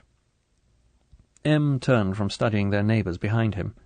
"Why were you so cryptic about drinking champagne?" "Well, if you don't mind, sir," Bond explained, "I've got to get a bit tight tonight. I'll have to seem very drunk when the time comes. It's not an easy thing to act unless you do it with a good deal of conviction. I hope you won't get worried if I seem to get frayed at the edges later on." M. shrugged his shoulders. "You've got a head like a rock, James," he said. "Drink as much as you like if it's going to help. Ah, here's the vodka." When M. poured him 3 fingers from the frosted carafe, Bond took a pinch of black pepper and dropped it on the surface of the vodka. The pepper slowly settled to the bottom of the glass, leaving a few grains on the surface, which Bond dabbed up with the tip of a finger. Then he tossed the cold liquor well to the back of his throat and put his glass, with the dregs of the pepper at the bottom, back on the table. M. gave him a glance of rather ironical inquiry. "It's a trick the Russians taught me that time you attached me to the embassy in Moscow," apologized Bond. "There's often quite a lot of fusel oil on the surface of this stuff. At least there used to be when it was badly distilled. Poisonous. In Russia, where you get a lot of bathtub liquor, it's an understood thing to sprinkle a little pepper in your glass. It takes the fusel oil to the bottom. I got to like the taste, and now it's a habit. But I shouldn't have insulted the club Wolfschmidt," he added with a grin. M. grunted. "So long as you don't put pepper in Basildon's favourite champagne," he said dryly. A harsh bray of laughter came from a table at the far end of the room. M. looked over his shoulder and then turned back to his caviar. "What do you think of this man Drax?" he said through a mouthful of buttered toast. Bond helped himself to another slice of smoked salmon from the silver dish beside him. It had the delicate, glutinous texture only achieved by the Highland curers, very different from the desiccated products of Scandinavia. He rolled a wafer-thin slice of brown bread and butter into a cylinder and contemplated it thoughtfully. "One can't like his manner much. At first I was rather surprised that you tolerate him here." He glanced at M., who shrugged his shoulders. "But that's none of my business, and anyway, clubs would be very dull without a sprinkling of eccentrics. And in any case he's a national hero and a millionaire and obviously an adequate card-player, even when he isn't helping himself to the odds," he added. "But I can see he's the sort of man I always imagined. Full-blooded, ruthless, shrewd, plenty of guts. I'm not surprised he's managed to get where he is. What I don't understand is why he should be quite happy to throw it all away. This cheating of his, it's really beyond belief. What's he trying to prove with it? That he can beat everyone at everything? He seems to put so much passion into his cards, as if it wasn't a game at all, but some sort of trial of strength. You've only got to look at his fingernails, bitten to the quick. And he sweats too much. There's a lot of tension there somewhere. It comes out in those ghastly jokes of his. They're harsh. There's no light touch about them. He seemed to want to squash Basildon like a fly.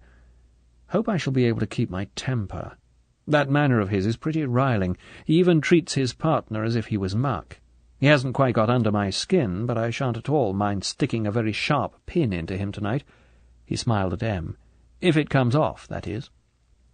"I know what you mean," said M., "but you may be being a bit hard on the man. After all, it's a big step from the Liverpool docks, or wherever he came from, to where he is now, and he's one of those people who is born with naturally hairy heels. Nothing to do with snobbery. I expect his mates in Liverpool found him just as loud-mouthed as Blades does. As for his cheating, there's probably a crooked streak in him somewhere. I dare say he took plenty of short-cuts on his way up. Somebody said that to become very rich you have to be helped by a combination of remarkable circumstances and an unbroken run of luck. It certainly isn't only the qualities of people that make them rich. At least that's my experience. At the beginning, getting together the first 10,000 or the first 100,000, things have got to go damn right. And in that commodity business after the war, with all the regulations and restrictions, I expect it was often a case of being able to drop £1,000 in the right pocket.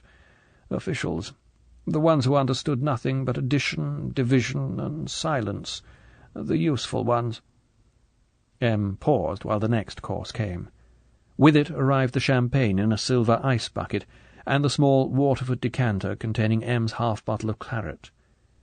The wine steward waited until they had delivered a favourable judgment on the wines, and then moved away. As he did so, a page came up to their table. "Commander Bond?" he asked. Bond took the envelope that was handed to him and slit it open. He took out a thin paper packet and carefully opened it under the level of the table. It contained a white powder. He took a silver fruit knife off the table and dipped the tip of the blade into the packet so that about half its contents were transferred to the knife. He reached for his glass of champagne and tipped the powder into it. "Now what?" said M, with a trace of impatience. There was no hint of apology in Bond's face. It wasn't M who was going to have to do the work that evening. Bond knew what he was doing.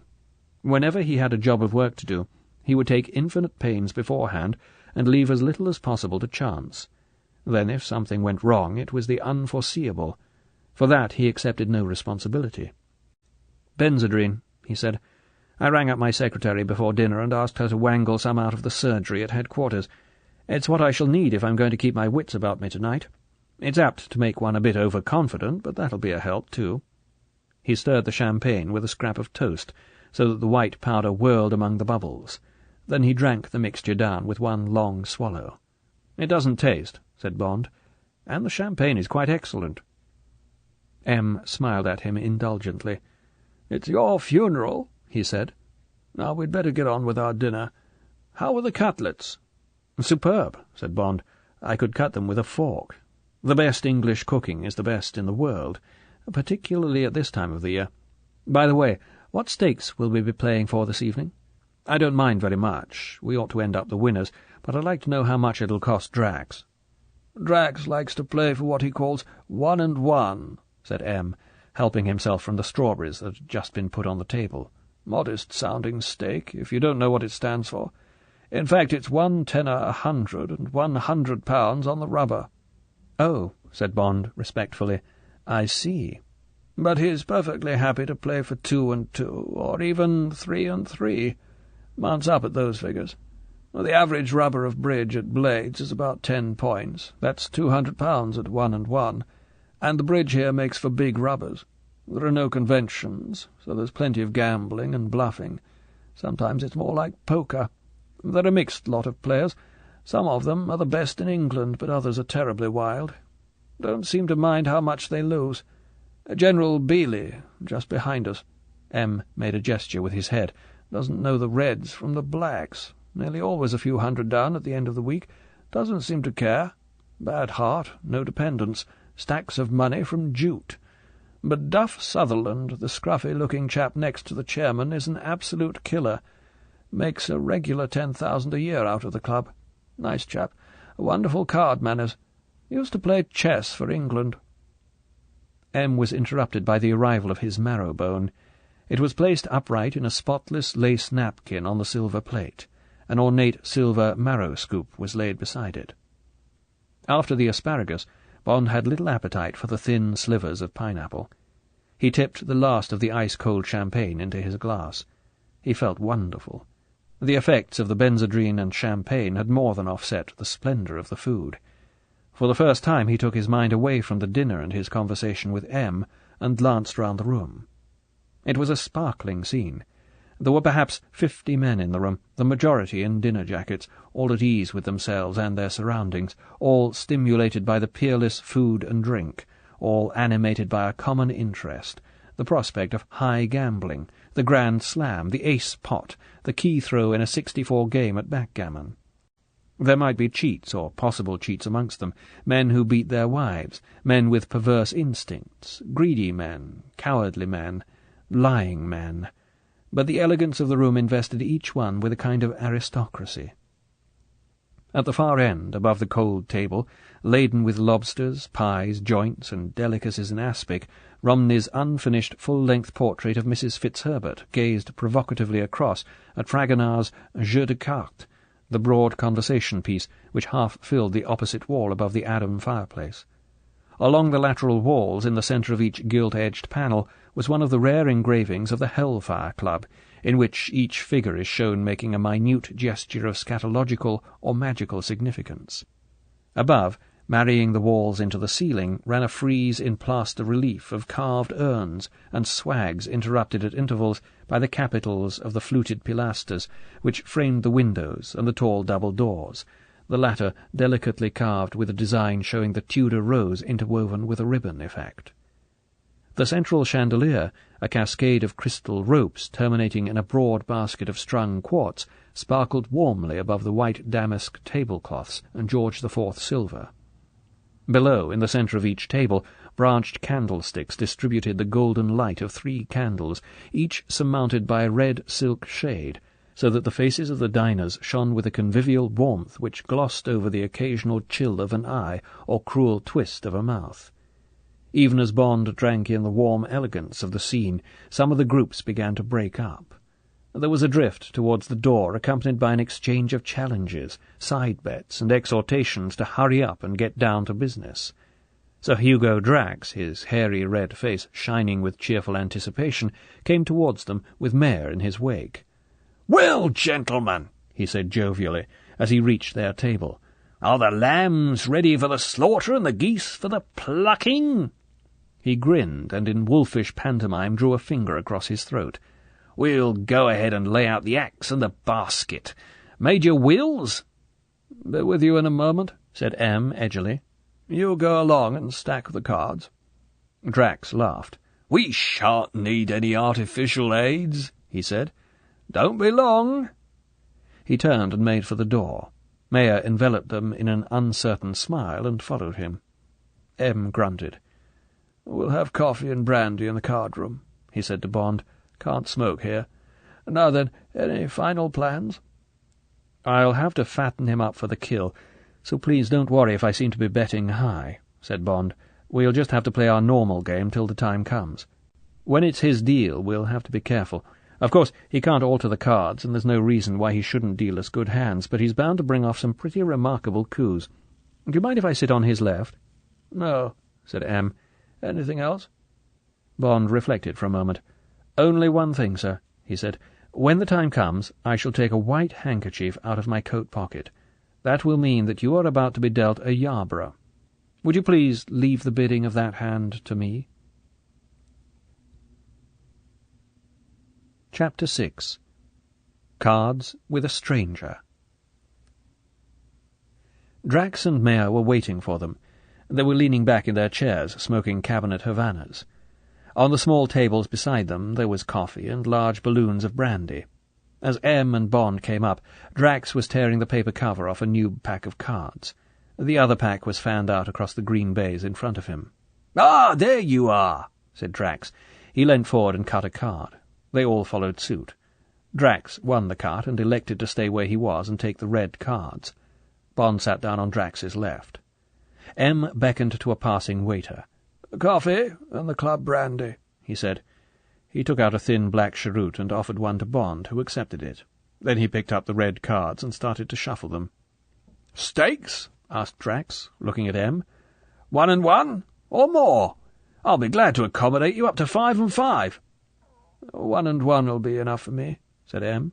James? Drax cut in. "I suppose your guest knows what he's in for?" he asked sharply. Bond answered for M. "Yes," he said briefly. He smiled at Drax. "And I feel rather generous tonight. What would you like to take off me?" "Every penny you've got," said Drax cheerfully. "How much can you afford?" "I'll tell you when there's none left," said Bond. He suddenly decided to be ruthless. "I'm told that 5 and 5 is your limit. Let's play for that." Almost before the words were out of his mouth, he regretted them. £50 100. £500 side bets. 4 bad rubbers would be double his income for a year. If something went wrong, he'd look pretty stupid. Have to borrow from M. And M wasn't a particularly rich man. Suddenly he saw that this ridiculous game might end in a very nasty mess. He felt the prickle of sweat on his forehead. That damned Benzedrine. And for him of all people to allow himself to be needled by a blustering, loud-mouthed bastard like Drax. And he wasn't even on a job. The whole evening was a bit of social pantomime that meant less than nothing to him. Even M had only been dragged into it by chance. And all of a sudden he'd let himself be swept up into a duel with this multi-millionaire, into a gamble for literally all Bond possessed, for the simple reason that the man had got filthy manners and he'd wanted to teach him a lesson. And supposing the lesson didn't come off? Bond cursed himself for an impulse that earlier in the day would have seemed unthinkable. Champagne and Benzedrine. Never again. Drax was looking at him in sarcastic disbelief. He turned to M, who was still unconcernedly shuffling the cards. "I suppose your guest is good for his commitments," he said, unforgivably. Bond saw the blood rush up M's neck and into his face. M paused for an instant in his shuffling. When he continued, Bond noticed that his hands were quite calm. M looked up and took the cheroot very deliberately out from between his teeth. His voice was perfectly controlled. "If you mean, am I good for my guest's commitments?" he said coldly. "The answer is yes." He cut the cards to Drax with his left hand, and with his right knocked the ash off his cheroot into the copper ashtray in the corner of the table. Bond heard the faint hiss as the burning ash hit the water. Drax squinted sideways at M. He picked up the cards. Of course, he said hastily. "I didn't mean—" He left the sentence unfinished and turned to Bond. "Right then," he said, looking rather curiously at Bond. 5 and 5 it is. Mayor," he turned to his partner, "how much would you like to take? There's 6 and 6 to cut up." 1 and 1's enough for me, Hugger," said Mayor apologetically. "Unless you'd like me to take some more?" He looked anxiously at his partner. "Of course not," said Drax. "I like a high game. Never get enough on, generally. Now then." He started to deal. "Off we go!"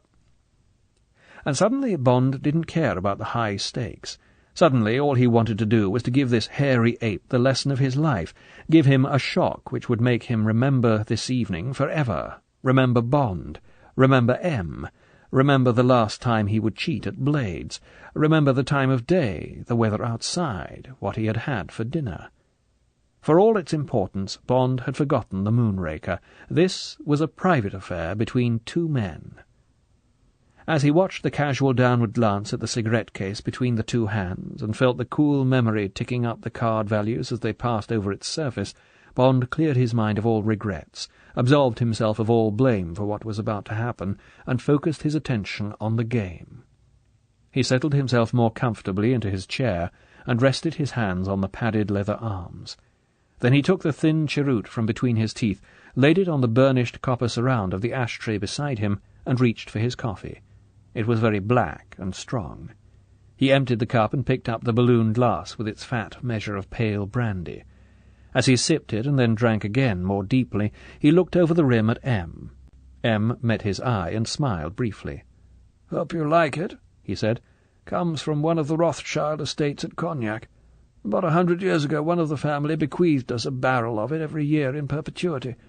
During the war they hid a barrel for us every year and then sent us over the whole lot in 1945. Ever since then we've been drinking doubles. And," he gathered up his cards, "now we shall have to concentrate." Bond picked up his hand. It was average, a bare 2.5 quick tricks, the suits evenly distributed. He reached for his cheroot and gave it a final draw, then killed it in the ashtray. 3 clubs, said Drax. No bid from Bond. 4 clubs from Mayer. No bid from M. Thought Bond. He's not quite got the cards for a game call this time. Shut-out call. Knows that his partner has got a bare raise. M may have got a perfectly good bid. We may have all the hearts between us, for instance, but M never gets a bid. Presumably they'll make 4 clubs. They did, with the help of one finesse through Bond. M turned out not to have had hearts, but a long string of diamonds, missing only the king, which was in Mayor's hand and would have been caught. Drax didn't have nearly enough length for a 3-call. Mayor had the rest of the clubs. Anyway, thought Bond as he dealt the next hand, we were lucky to escape without a game call. Their good luck continued. Bond opened a no-trump, was put up to 3 by M, and they made it with an over-trick. On Mayor's deal they went 1 down in 5 diamonds, but on the next hand M opened 4 spades, and Bond's 3 small trumps and an outside king-queen were all M needed for the contract. First rubber to M and Bond. Drax looked annoyed. He had lost £900 on the rubber, and the cards seemed to be running against them. "Shall we go straight on?" he asked. "No point in cutting." M smiled across at Bond. The same thought was in both their minds. So Drax wanted to keep the deal. Bond shrugged his shoulders. "No objection," said M. "These seats seem to be doing their best for us." "Up to now," said Drax, looking more cheerful. And with reason. On the next hand he and Mayor bid and made a small slam in spades that required 2 hair-raising finesses, both of which Drax, after a good deal of pantomime and hemming and hawing, negotiated smoothly, each time commenting loudly on his good fortune. "Hugger, you're wonderful," said Mayor fulsomely. "How the devil do you do it?" Bond thought it time to sow a tiny seed. "Memory," he said. Drax looked at him sharply. "What do you mean, memory?" he said. "What's that got to do with taking a finesse?" "I was going to add, and card sense," said Bond smoothly. "They're the 2 qualities that make great card players." "Oh," said Drax slowly. "Yes, I see." He cut the cards to Bond, and as Bond dealt, he felt the other man's eyes examining him carefully. The game proceeded at an even pace. The cards refused to get hot, and no one seemed inclined to take chances. M doubled Mayor in an incautious 4-spade bid, and got him 2 down vulnerable, but on the next hand Drax went out with a lay-down 3 no-trumps. Bond's win on the first rubber was wiped out, and a bit more besides. "Anyone care for a drink?" asked M as he cut the cards to Drax for the 3rd rubber. "James, a little more champagne? The 2nd bottle always tastes better." "I'd like that very much," said Bond. The waiter came. The others ordered whiskies and sodas. Drax turned to Bond. "This game needs livening up," he said. 100 we win this hand." He had completed the deal, and the cards lay in neat piles in the centre of the table. Bond looked at him. The damaged eye glared at him redly. The other was cold and hard and scornful. There were beads of sweat on either side of the large, beaky nose. Bond wondered if he was having a fly thrown over him to see if he was suspicious of the deal. He decided to leave the man in doubt. It was 100 down the drain, but it would give him an excuse for increasing the stakes later. "On your deal?" he said with a smile. "Well," he weighed imaginary chances. "Yes. All right." An idea seemed to come to him. "And the same on the next hand, if you like," he added. All right," said Drax impatiently.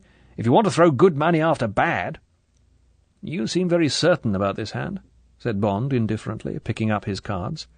They were a poor lot, and he had no answer to Drax's opening no-trump, except to double it. The bluff had no effect on Drax's partner. Mayor said 2 no-trumps, and Bond was relieved when M, with no long suit, said no bid. Drax left it in 2 no-trumps and made the contract. "Thanks," he said with relish, and wrote carefully on his score. "Now let's see if you can get it back." Much to his annoyance, Bond couldn't. The cards still ran for Mayor and Drax, and they made 3 hearts and the game. Drax was pleased with himself. He took a long swallow at his whisky and soda and wiped down his face with his bandana handkerchief. "God is with the big battalions," he said jovially. "Got to have the cards as well as play them. Coming back for more, or had enough?" Bond's champagne had come and was standing beside him in its silver bucket. There was a glass goblet 3/4 full beside it on the side table. Bond picked it up and drained it, as if to give himself Dutch courage. Then he filled it again. "All right," he said thickly. 100 on the next 2 hands," and promptly lost them both, and the rubber.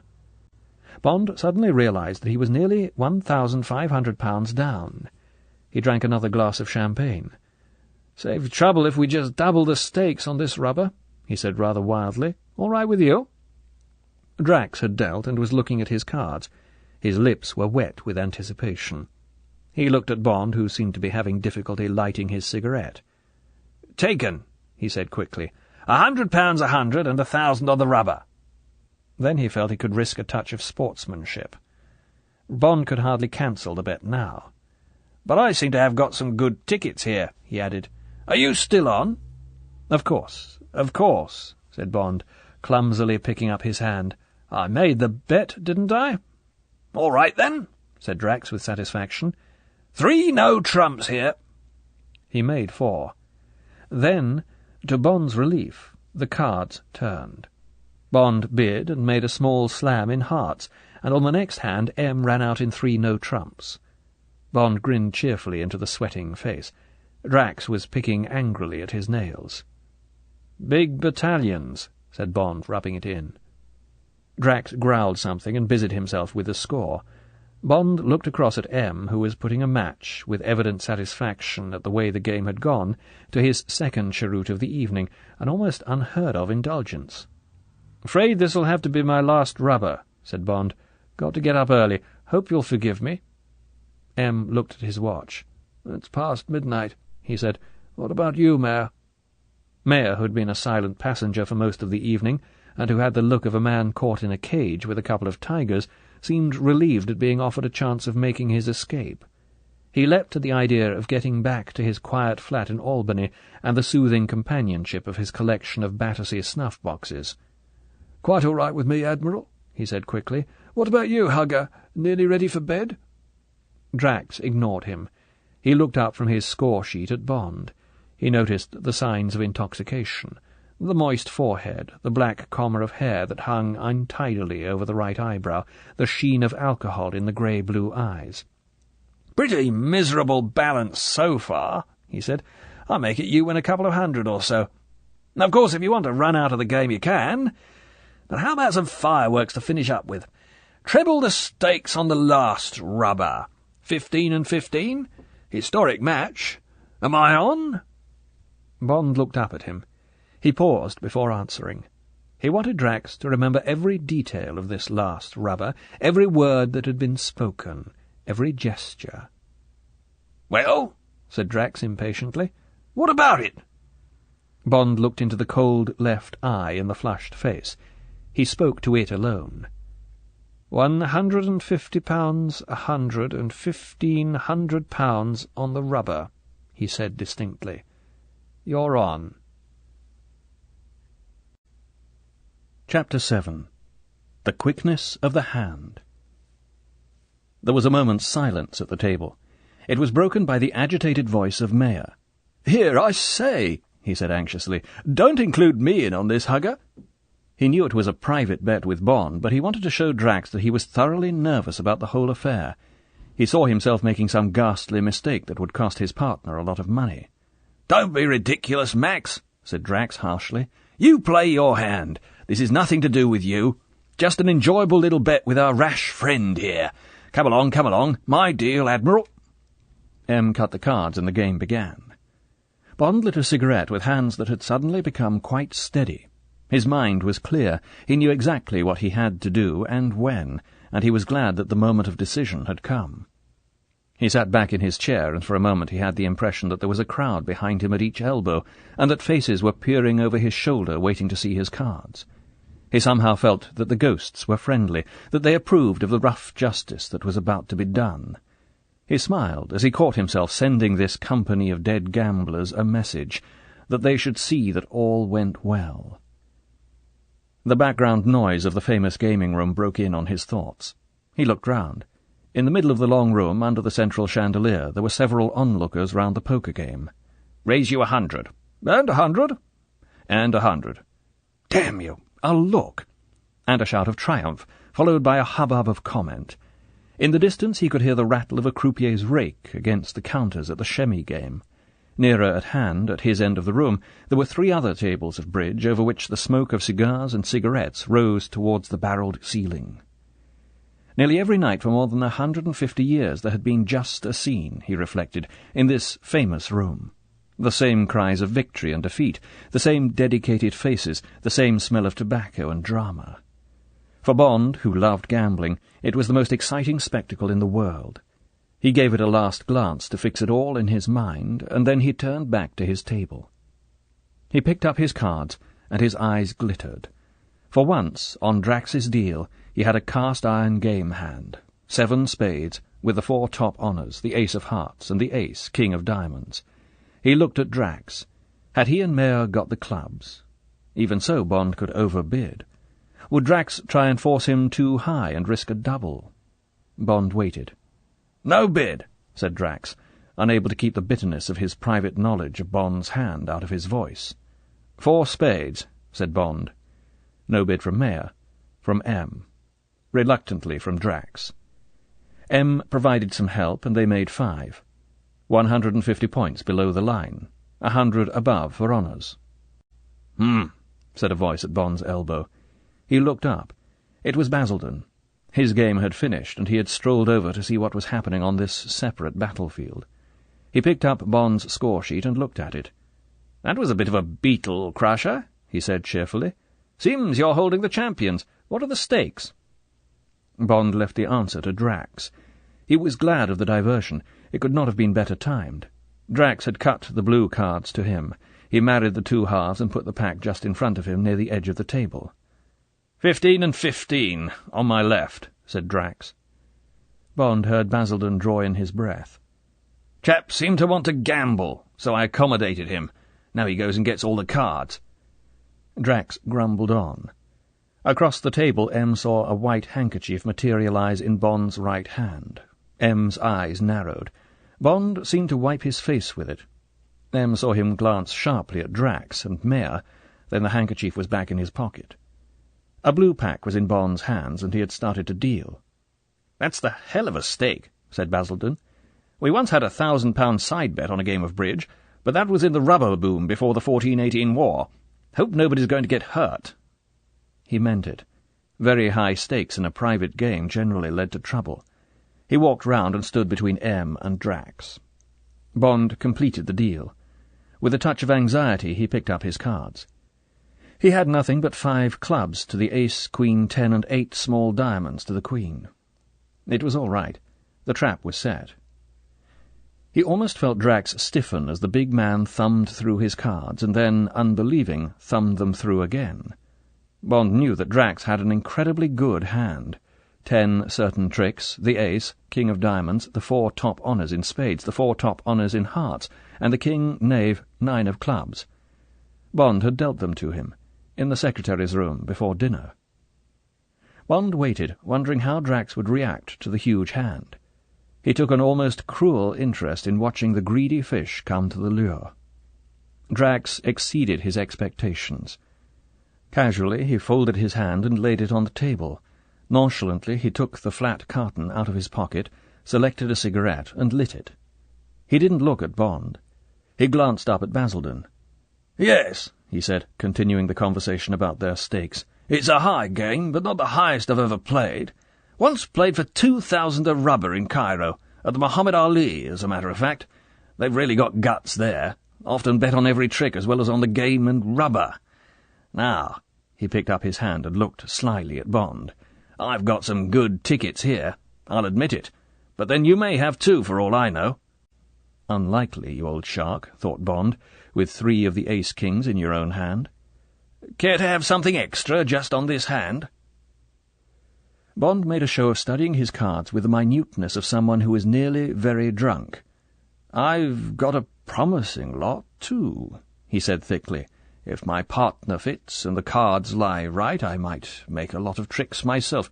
What are you suggesting?" "Sounds as if we're pretty evenly matched," lied Drax.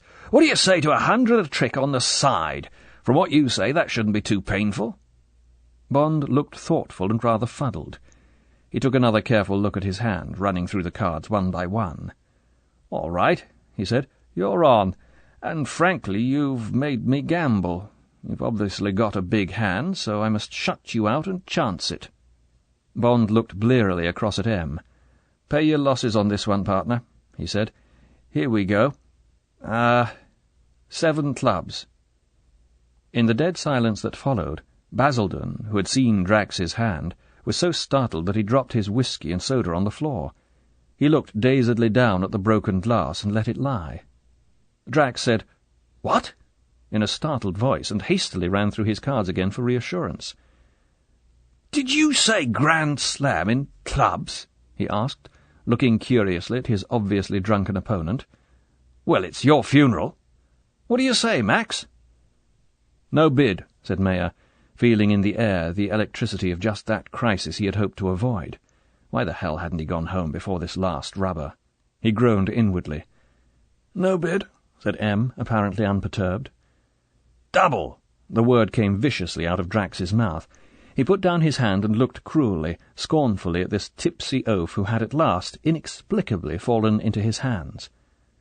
"That means you double the side bets too?" asked Bond. "Yes," said Drax greedily. "Yes, that's what I meant." "All right," said Bond. He paused. He looked at Drax and knotted his hand. "Redouble. The contract and the side bets. £400 a trick on the side." It was at that moment that the first hint of a dreadful, incredible doubt entered Drax's mind. But again he looked at his hand, and again he was reassured. At the very worst, he couldn't fail to make 2 tricks. A muttered "no bid" from Mayer, a rather strangled "no bid" from M, an impatient shake of the head from Drax. Basildon stood, his face very pale, looking intently across the table at Bond. Then he walked slowly round the table, scrutinizing all the hands. What he saw was this. Bond. Diamonds, Queen, 8, 7, 6, 5, 4, 3, 2. Clubs, Ace, Queen, 10, 8, 4. Mayer. Spades, 6, 5, 4, 3, 2. Hearts, 10, 9, 8, 7, 2. Diamonds, Knave, 10, 9. M. Spades, 10, 9, 8, 7. Hearts, 6, 5, 4, 3. Clubs, 7, 6, 5, 3, 2. And Drax. Spades, Ace, King, Queen, Knave. Hearts, Ace, King, Queen, Knave. Diamonds, Ace, King. Clubs, King, Knave, 9. And suddenly Basildon understood. It was a lay-down Grand Slam for Bond against any defence. Whatever Mayer led, Bond must get in with a trump in his own hand or on the table. Then, in between clearing trumps, finessing, of course, against Drax, he would play 2 rounds of diamonds, trumping them in dummy and catching Drax's ace and king in the process. After 5 plays he would be left with the remaining trumps and 6 winning diamonds. Drax's aces and kings would be totally valueless. It was sheer murder. Basildon, almost in a trance, continued round the table and stood between M and Mayer so that he could watch Drax's face and Bond's. His own face was impassive, but his hands, which he had stuffed into his trouser pockets so that they would not betray him, were sweating. He waited almost fearfully for the terrible punishment that Drax was about to receive, 13 separate lashes whose scars no card-player would ever lose. Come along," said Drax impatiently. "Lead something, Max. Can't be here all night." "You poor fool," thought Basildon. "In 10 minutes you'll wish that Mayer had died in his chair before he could pull out that first card." In fact, Mayer looked as if at any moment he might have a stroke. He was deathly pale, and the perspiration was dropping off his chin onto his shirt-front.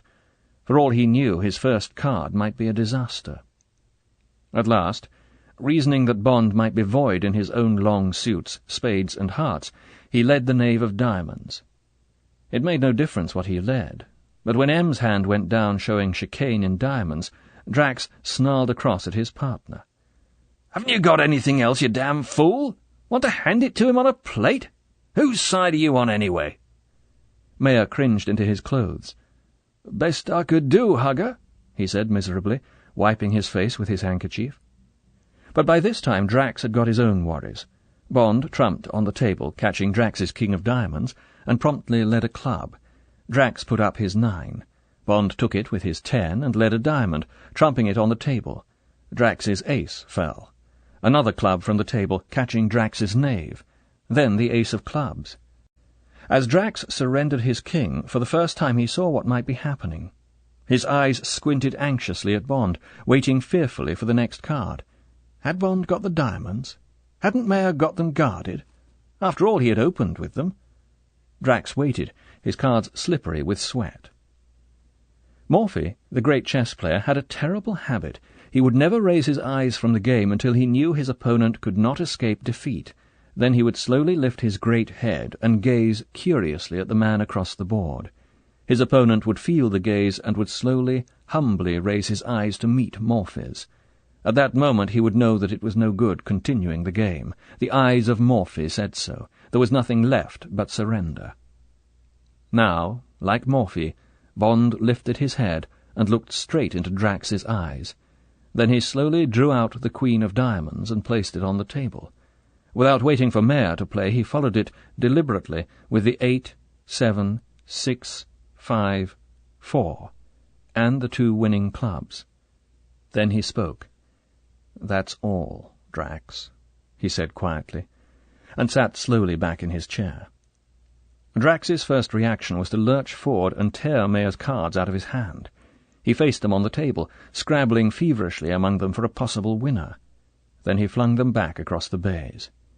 His face was dead white, but his eyes blazed redly at Bond.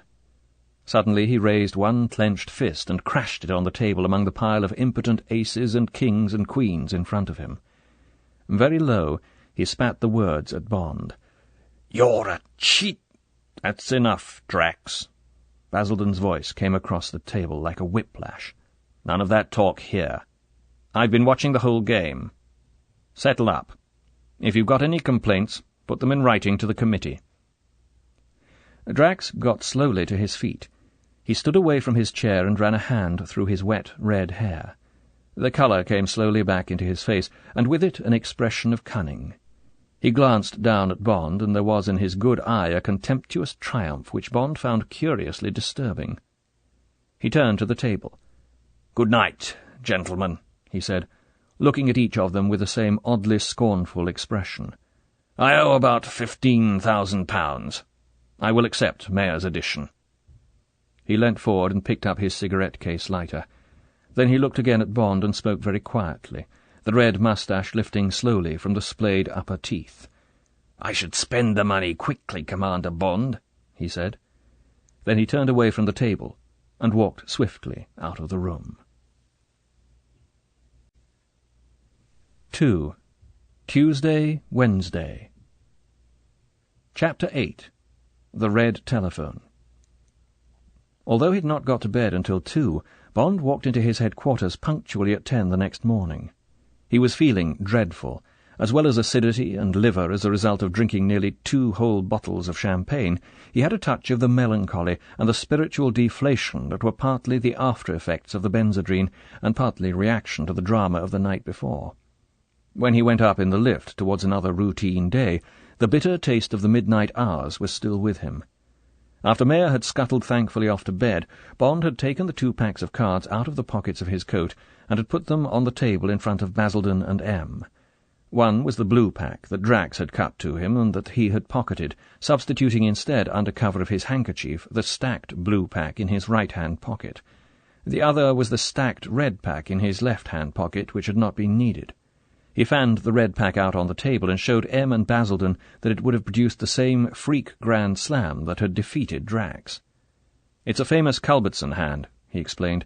"He used it to spoof his own quick-trick conventions. I had to doctor a red and a blue pack. Couldn't know which colour I would be dealing with." "Well, it certainly went with a bang," said Basildon gratefully. "I expect he'll put 2 and 2 together, either stay away or play straight in future. Expensive evening for him. Don't let's have any argument about your winnings," he added. "You've done everyone, and particularly Drax, a good turn tonight. Things might have gone wrong. Then it would have been your fingers that would have got burned. Check will reach you on Saturday." They had said good night, and Bond, in a mood of anticlimax, had gone off to bed. He had taken a mild sleeping pill to try and clear his mind of the bizarre events of the evening and prepare himself for the morning and the office. Before he slept, he reflected, as he had often reflected in other moments of triumph at the card-table, that the gain to the winner is, in some odd way, always less than the loss to the loser. When he closed the door behind him, Louisa Ponsonby looked curiously at the dark shadow under his eyes. He noticed the glance, as she had intended. He grinned. "Partly work and partly play," he explained. "In strictly masculine company," he added. "And thanks very much for the Benzedrine. It really was badly needed. I hope I didn't interfere with your evening." "Of course not," she said, thinking of the dinner and the library book she had abandoned when Bond telephoned. She looked down at her shorthand pad. "The Chief of Staff telephoned half an hour ago. He said that M would be wanting you today. He couldn't say when. I told him that you've got unarmed combat at 3, and he said to cancel it. That's all, except the dockets left over from yesterday." "Thank heavens," said Bond. "I couldn't have stood being thrown about by that damn commando chap today. Any news of 008? "Yes," she said. "They say he's all right. He's been moved to the military hospital at Warneheide. Apparently it's only shock." Bond knew what shock might mean in his profession. "Good," he said without conviction. He smiled at her and went into his office and closed the door. He walked decisively round his desk to the chair, sat down and pulled the top file towards him. Monday was gone. This was Tuesday. A new day. Closing his mind to his headache and to thoughts about the night, he lit a cigarette and opened the brown folder with the top-secret red star on it. It was a memorandum from the Office of the Chief Preventive Officer of the United States Customs Branch, and it was headed, "The Inspectoscope." He focused his eyes. "The Inspectoscope," he read, "is an instrument using fluoroscopic principles for the detection of contraband. It is manufactured by the Secular Inspectoscope Company of San Francisco and is widely used in American prisons for the secret detection of metal objects concealed in the clothing or on the person of criminals and prison visitors. It is also used in the detection of IDB, illicit diamond buying, and diamond smuggling in the diamond fields of Africa and Brazil. The instrument costs $7,000, is approximately 8 feet long by 7 feet high, and weighs nearly 3 tons. It requires 2 trained operators. Experiments have been made with this instrument in the customs hall of the International Airport at Idlewild, with the following results." Bond skipped 2 pages containing details of a number of petty smuggling cases, and studied the summary of conclusions, from which he deduced, with some irritation, that he would have to think of some place other than his armpit for carrying his .25 Beretta the next time he travelled abroad. He made a mental note to discuss the problem with the technical devices section. He ticked and initialed the distribution slip, and automatically reached for the next folder entitled Philipon, a Japanese murder drug. Philipon. His mind was trying to wander, and he dragged it sharply back to the typewritten pages. "Philipon is the chief factor in the increase in crime in Japan. According to the Welfare Ministry, there are now 1,500,000 addicts in the country, of whom 1 million are under the age of 20, and the Tokyo Metropolitan Police attribute 70% of juvenile crime to the influences of the drug. Addiction, as in the case of marijuana in the United States, begins with 1 shot. The effect is stimulating, and the drug is habit-forming. It is also cheap, about 10 yen, 6 pence, a shot, and the addict rapidly increases his shots to the neighbourhood of 100 a day. In these quantities the addiction becomes expensive, and the victim automatically turns to crime to pay for the drug. That the crime often includes physical assault and murder is due to a peculiar property of the drug. It induces an acute persecution complex in the addict, who becomes prey to the illusion that people want to kill him, and that he is always being followed with harmful intent. He will turn with his feet and fist or with a razor on a stranger in the street who he thinks has scrutinized him offensively. Less advanced addicts tend to avoid an old friend who has reached the 100 shots a day dosage, and this, of course, merely increases his feeling of persecution.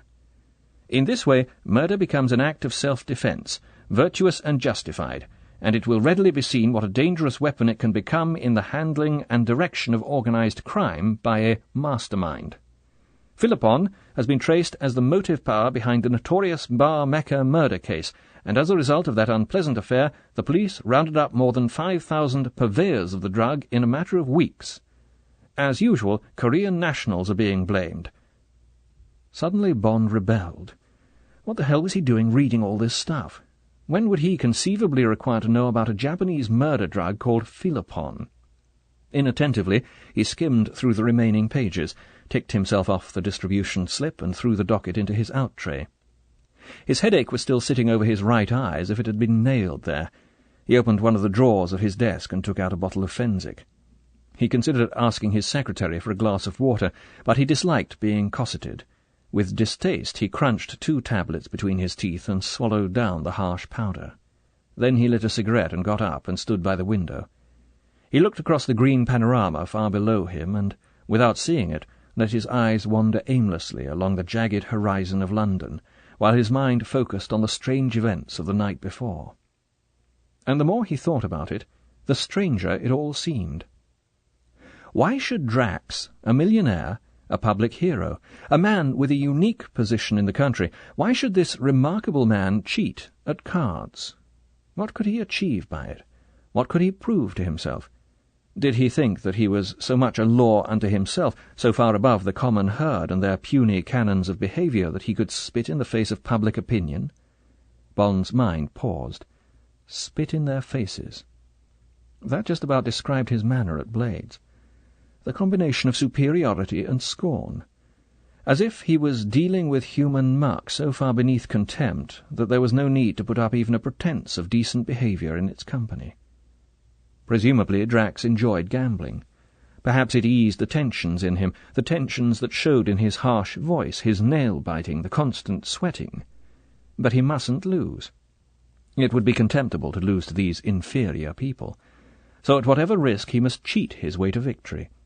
As for the possibility of detection, presumably he thought that he could bluster his way out of any corner. If he thought about it at all. And people with obsessions, reflected Bond, were blind to danger. They even courted it in a perverse way. Kleptomaniacs would try to steal more and more difficult objects. Sex maniacs would parade their importunities as if they were longing to be arrested. Pyromaniacs often made no attempt to avoid being linked with their fire-raising. But what obsession was it that was consuming this man? What was the origin of the compulsive urge that was driving him down the steep hill into the sea? All the signs pointed to paranoia, delusions of grandeur, and, behind that, of persecution. The contempt in his face, the bullying voice, the expression of secret triumph with which he had met defeat after a moment of bitter collapse, the triumph of the maniac who knows that whatever the facts may say, he is right. Whoever may try to thwart him he can overcome.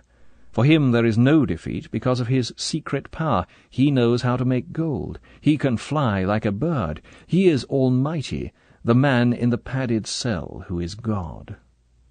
Yes, thought Bond, gazing blindly out over Regent's Park, that is the solution. Sir Hugo Drax is a raving paranoiac. That is the power which has driven him on, by devious routes, to make his millions. That is the mainspring of the gift to England of this giant rocket that will annihilate our enemies, thanks to the all-powerful Drax. But who can tell how near to breaking point this man is? Who has penetrated behind that bluster, behind all that red hair on his face? Who has read the signs as more than the effect of his humble origins or of sensitivity about his war wounds? Apparently no one. Then was he, Bond, right in his analysis? What was it based on? Was this glimpse through a shuttered window into a man's soul sufficient evidence? Perhaps others had caught such a glimpse. Perhaps there had been other moments of supreme tension in Singapore, Hong Kong, Nigeria, Tangier, when some merchant sitting across a table from Drax had noticed the sweat and the bitten nails and the red blaze of the eyes in the face from which all the blood had suddenly been drained. If one had time, thought Bond, one ought to seek those people out, if they existed, and really find out about this man, perhaps get him in the killing bottle before it was too late. Too late? Bond smiled to himself. What was he being so dramatic about? What had this man done to him? Made him a present of £15,000. Bond shrugged. It was none of his business anyway. But that last remark of his, "Spend it quickly, Commander Bond," what had he meant by that? It must be those words, Bond reflected, that had stayed in the back of his mind, and made him ponder so carefully over the problem of Drax. Bond turned brusquely away from the window. To hell with it, he thought. I'm getting obsessed myself. Now then, £15,000. A miraculous windfall. All right then, he would spend it quickly. He sat down at his desk and picked up a pencil. He thought for a moment and then wrote carefully on a memorandum pad headed top secret: 1. Rolls Bentley convertible, say £5,000. 2. 3 diamond clips at £250 each, £750. He paused. That still left nearly £10,000. Some clothes, paint the flat, a set of the new Henry cotton irons, a few dozen of the Tattinger champagne. But those could wait. He would go that afternoon and buy the clips and talk to Bentleys, put all the rest into gold shares, make a fortune, retire. In angry protest the red telephone splintered the silence. "Can you come up? M wants you." It was the Chief of Staff speaking urgently. "Coming," said Bond, suddenly alert. "Any clue?" "Search me," said the Chief of Staff. "Hasn't touched his signals yet. Been over at the Yard and the Ministry of Supply all the morning." He rang off. Chapter 9. Take It From Here. A few minutes later Bond was walking through the familiar door, and the green light had gone on over the entrance. M looked sharply at him.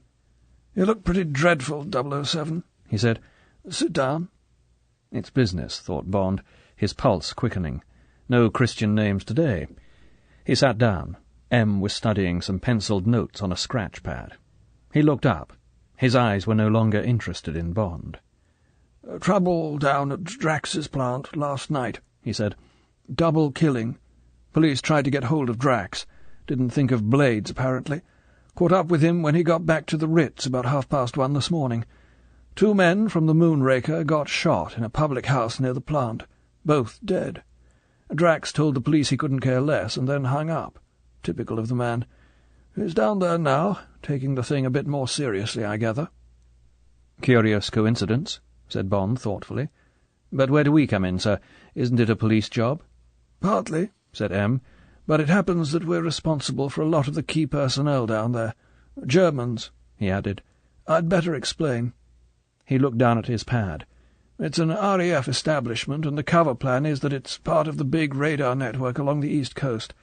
The RAF are responsible for guarding the perimeter, and the Ministry of Supply only has authority at the centre where the work is going on. It's on the edge of the cliffs between Dover and Deal. The whole area covers about 1,000 acres, but the site itself is about 200. On the site there are only Drax and 52 others left. All the construction team have gone." "Pack of cards and a joker," reflected Bond. 50 of these are Germans," continued M. "More or less all the guided missile experts the Russians didn't get. Drax paid for them to come over here and work on the Moonraker'. Nobody was very happy with the arrangement, but there was no alternative. The Ministry of Supply couldn't spare any of their experts from Woomera. Drax had to find his men where he could.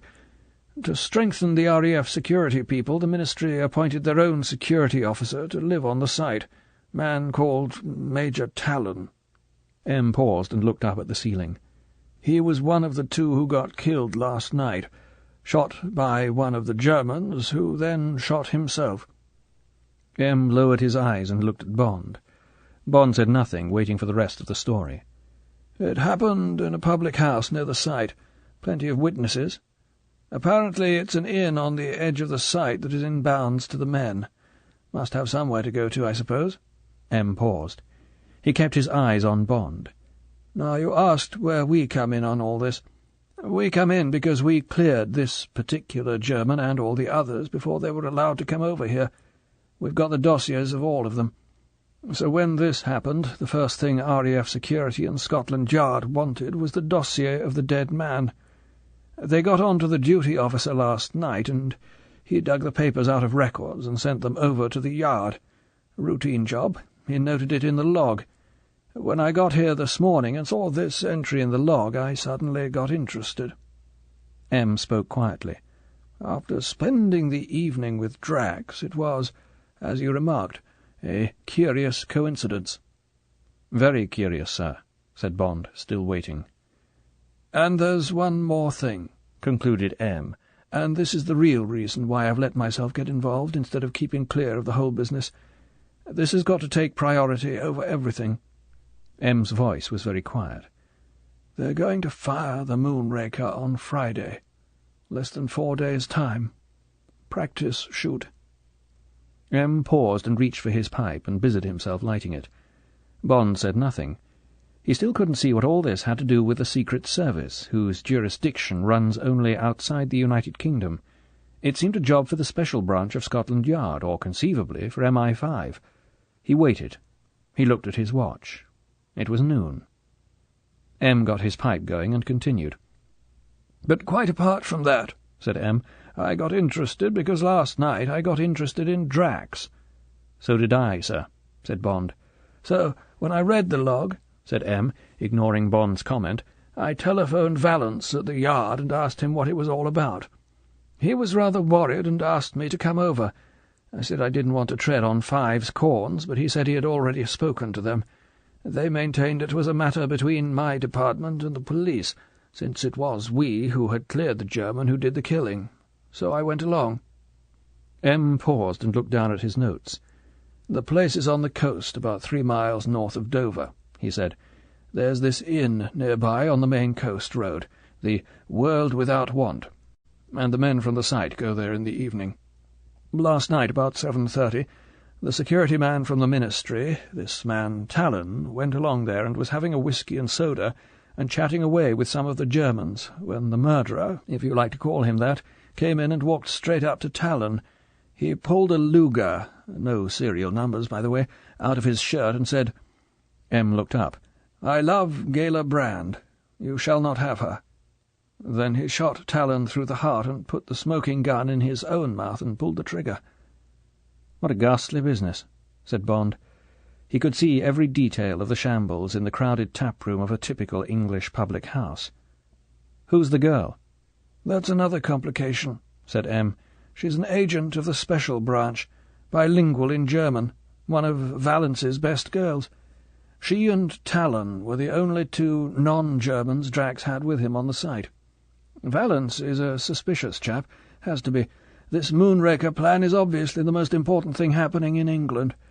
Without telling anyone and acting more or less on instinct, he planted this Brand girl on Drax and somehow fixed for her to be taken on as his private secretary. Been on the site since the beginning. She's had absolutely nothing to report. Says that Drax is an excellent chief, except for his manners, and drives his men like hell. Apparently he started by making passes at her, even after she'd spun the usual yarn about being engaged. But after she'd shown she could defend herself, which of course she can, he gave up, and she says they're perfectly good friends. Naturally she knew Talon, but he was old enough to be her father, besides being happily married with 4 children. And she told Valance's man who got a word with her this morning that he's taken her to the cinema, in a paternal sort of way, twice in 18 months. As for the killer, a man called Egon Barch, he was an electronics expert whom she barely knew by sight."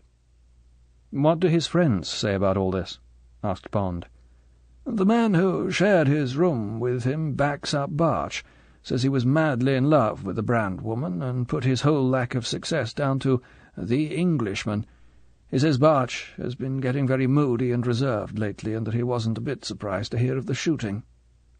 "Sounds pretty corroborative," said Bond. "Somehow one can see the picture.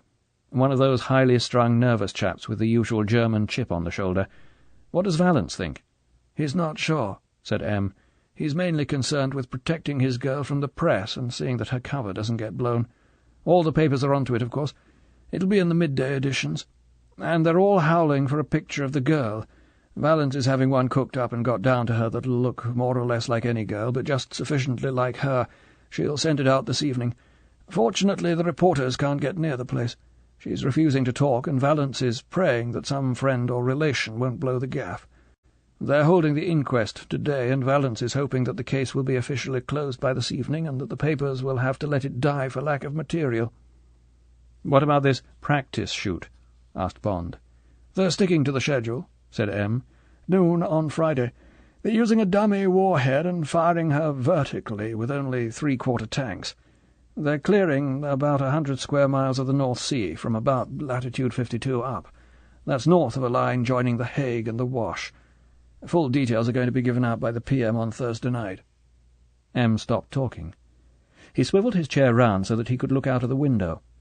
Bond heard a distant clock chime the 4 quarters. 1 o'clock. Was he going to miss his lunch again?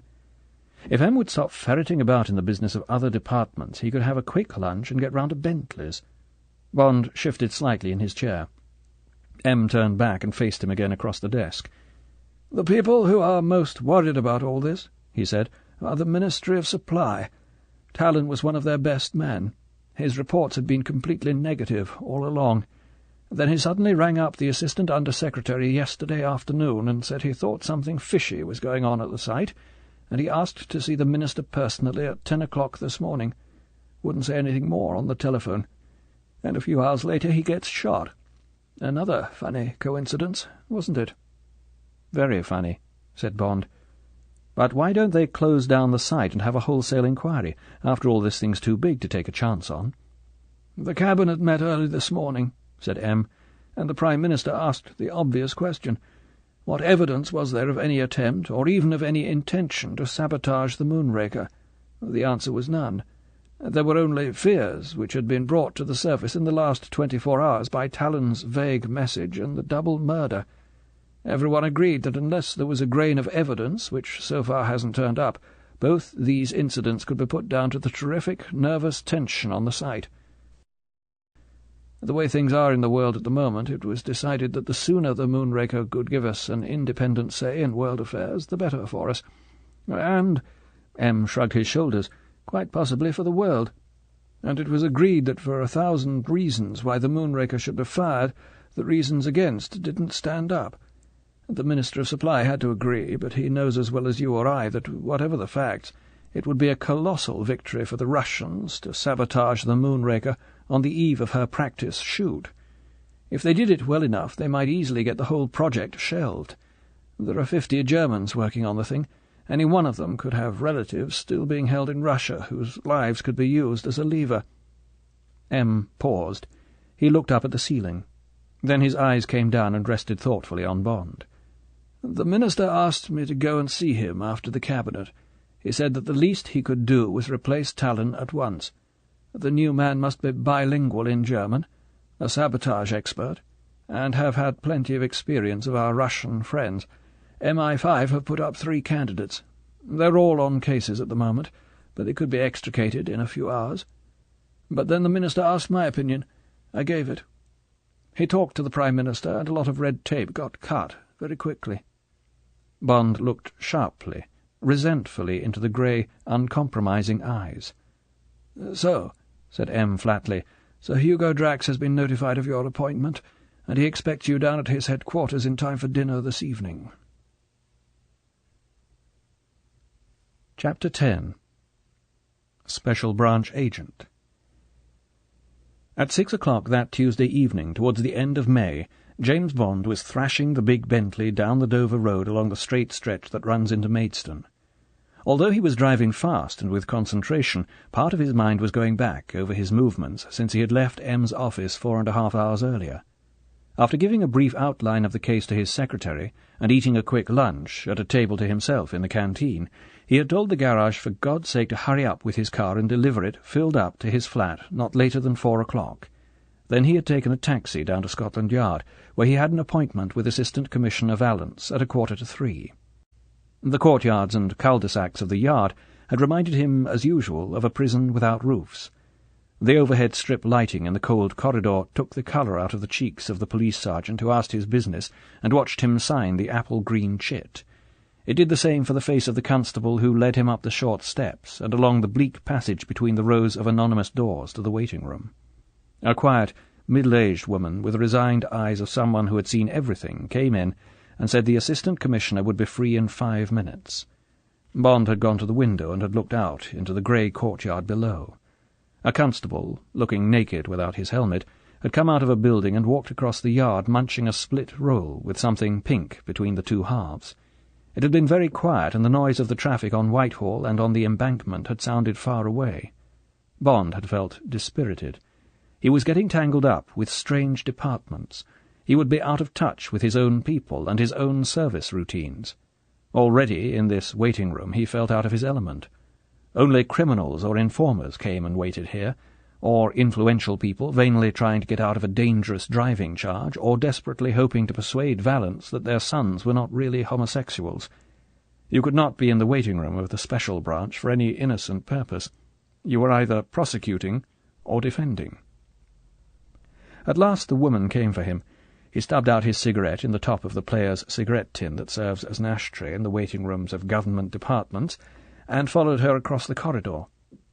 After the gloom of the waiting-room, the unseasonable fire on the hearth of the large, cheerful room had seemed like a trick, like the cigarette offered you by the Gestapo.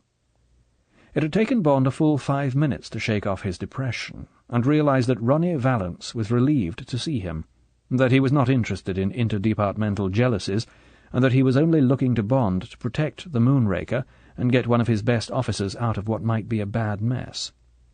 Valance was a man of great tact. For the first few minutes he had spoken only of M, and he had spoken with inside knowledge and with sincerity. Without even mentioning the case, he had gained Bond's friendship and cooperation. As Bond swung the Bentley through the crowded streets of Maidstone, he reflected that Valance's gift had come from 20 years of avoiding the corns of MI5, of working in with the uniformed branch of the police, and of handling ignorant politicians and affronted foreign diplomats. When Bond had left him after a quarter of an hour's hard talking, each man knew that he had acquired an ally. Valance had sized up Bond and knew that Gala Brand would get all Bond's help and whatever protection she needed. He also respected Bond's professional approach to the assignment and his absence of departmental rivalry with the special branch. As for Bond, he was full of admiration for what he had learned about Valance's agent, and he felt that he was no longer naked, and that he had Valance and the whole of Valance's department behind him. Bond had left Scotland Yard with a feeling that he had achieved Clausewitz's first principle. He had made his base secure. His visit to the Ministry of Supply had added nothing to his knowledge of the case. He had studied Talon's record and his reports. The former were quite straightforward, a lifetime in Army intelligence and field security, and the latter painted a picture of a very lively and well-managed technical establishment, 1 or 2 cases of drunkenness, 1 of petty theft, several personal vendettas leading to fights and mild bloodshed, but otherwise a loyal and hard-working team of men. Then he had had an inadequate half-hour in the operations room of the Ministry with Professor Train, a fat, scruffy, undistinguished-looking man who had been runner-up for the physics division of the Nobel Prize the year before, and who was one of the greatest experts on guided missiles in the world. Professor Train had walked up to a row of huge wall maps and had pulled down the cord of one of them. Bond was faced with a 10-foot horizontal scale diagram of something that looked like a V2 with big fins.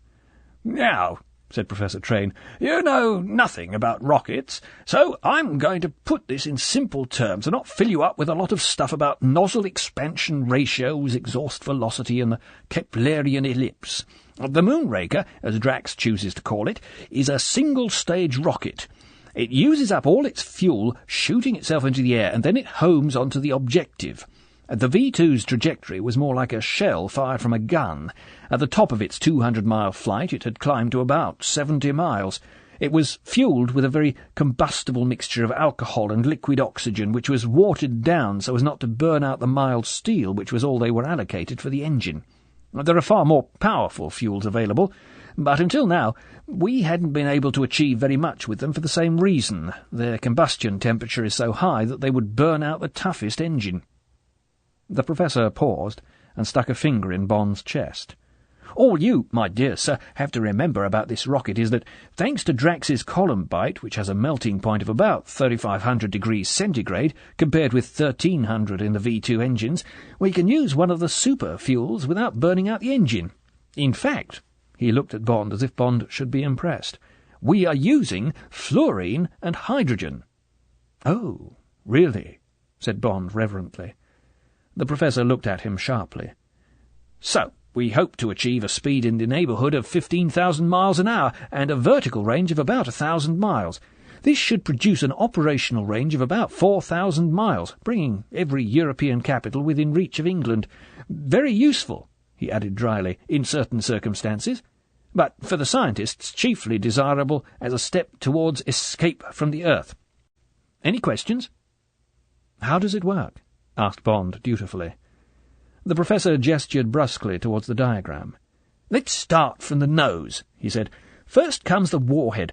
For the practice shoot, this will contain upper atmosphere instruments, radar and such like. Then the gyro compasses to make it fly straight, pitch and yaw gyro, and roll gyro. Then various minor instruments, servo motors, power supply, and then the big fuel tanks, 30,000 pounds of the stuff. At the stern you get 2 small tanks to drive the turbine. 400 pounds of hydrogen peroxide mixes with 40 pounds of potassium permanganate and makes steam which drives the turbines underneath them. These drive a set of centrifugal pumps which force the main fuel into the rocket motor under terrific pressure. Do you follow me? He cocked a dubious eyebrow at Bond. "Sounds much the same principle as a jet plane," said Bond. The Professor seemed pleased. "More or less," he said, "but the rocket carries all its fuel inside it, instead of sucking in oxygen from outside like the comet. Well then," he continued, "the fuel gets ignited in the motor and squirts out at the end in a continuous blast, rather like a continuous recoil from a gun. And this blast forces the rocket into the air like any other firework. Of course, it's at the stern that the columbite comes in. It's allowed us to make a motor that won't be melted by the fantastic heat. And then," he pointed, "those are the tail fins to keep it steady at the beginning of its flight, also made of columbite alloy, or they'd break away with the colossal air pressure. Anything else?" "How can you be certain it'll come down, where you mean it to?" asked Bond. "What's to prevent it falling on The Hague next Monday?" "The gyros will see to that. But as a matter of fact, we're taking no chances on Monday, and we're using a radar homing device on a raft in the middle of the sea. There'll be a radar transmitter in the nose of the rocket which will pick up an echo from our gadget in the sea and home onto it automatically.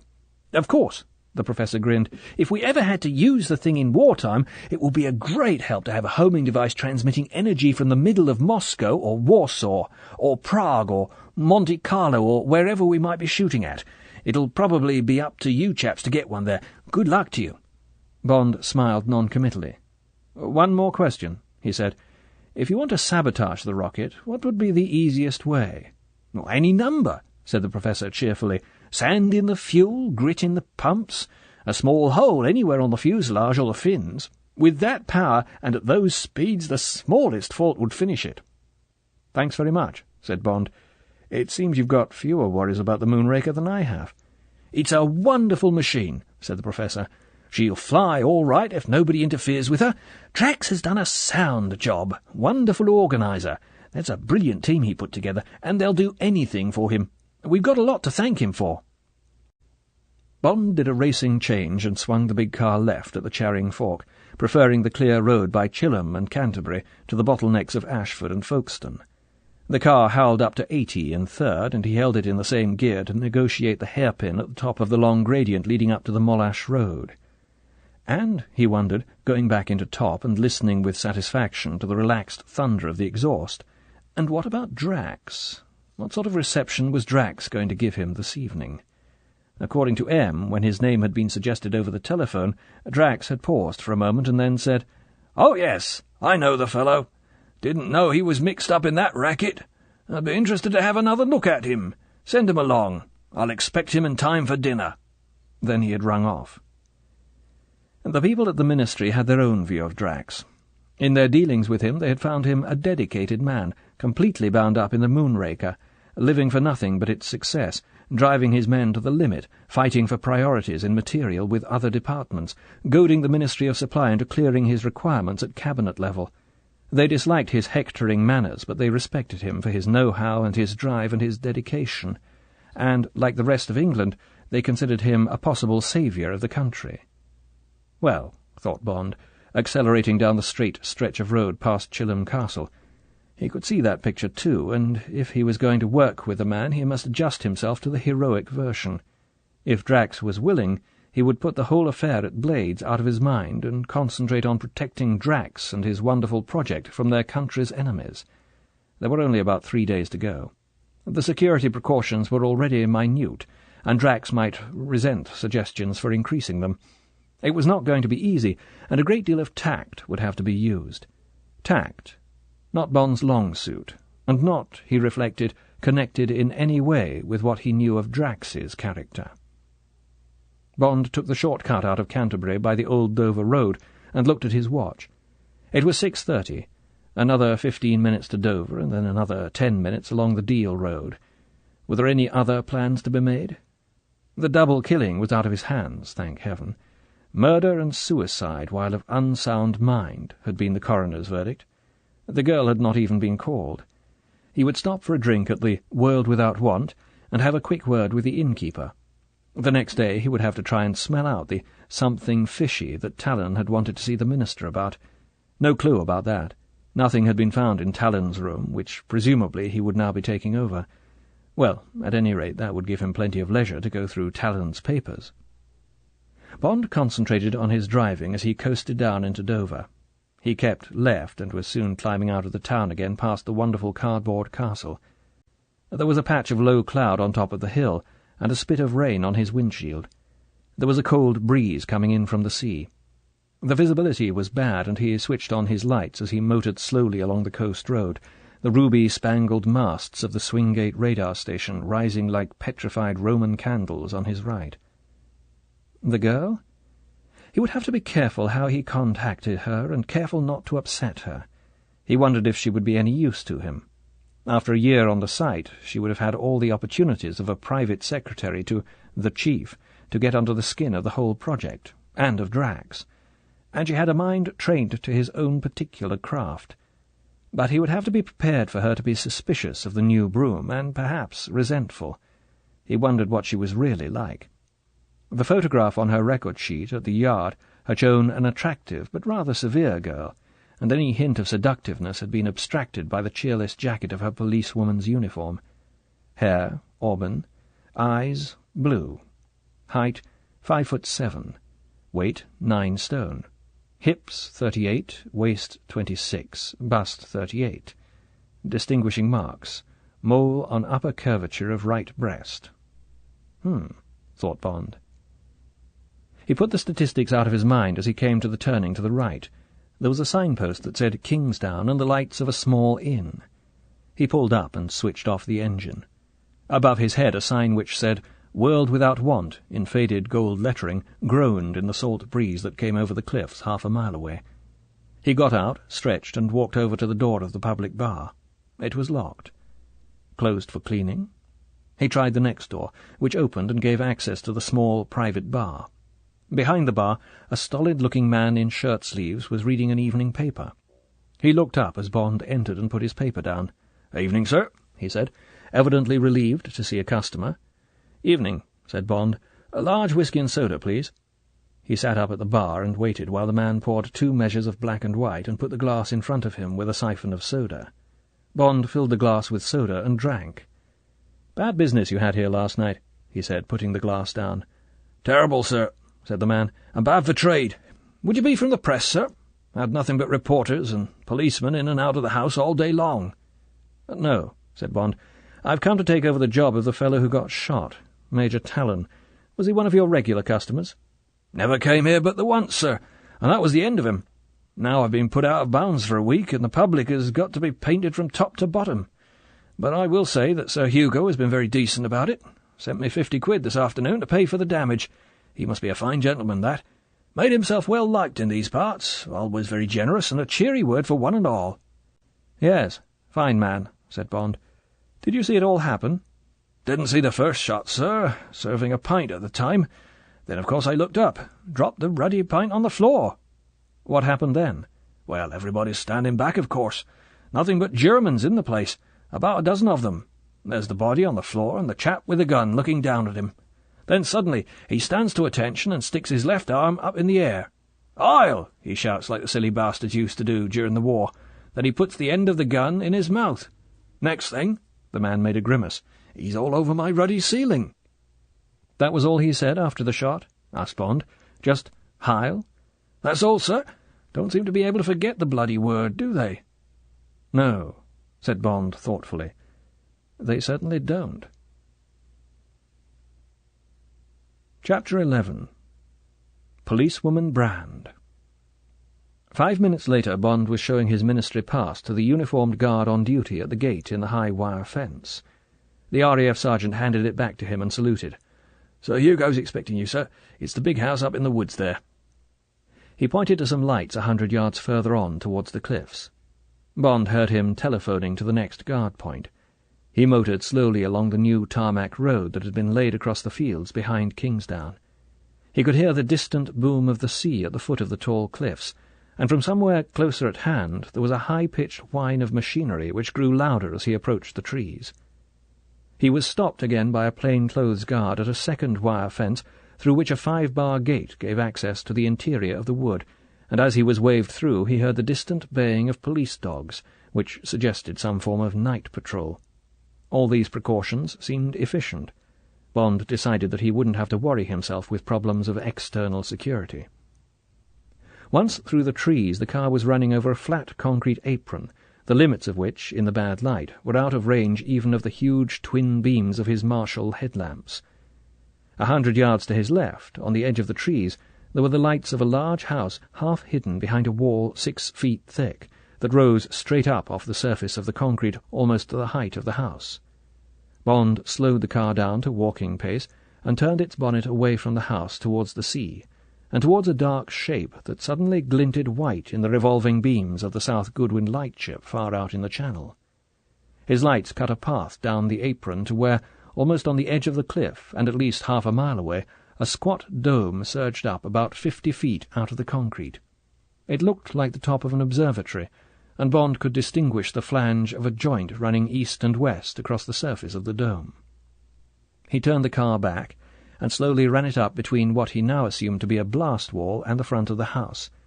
As he pulled up outside the house, the door opened, and a manservant in a white jacket came out. He smartly opened the door of the car. "Good evening, sir. This way, please." He spoke woodenly and with a trace of accent. Bond followed him into the house and across a comfortable hall to a door on which the butler knocked. "In!"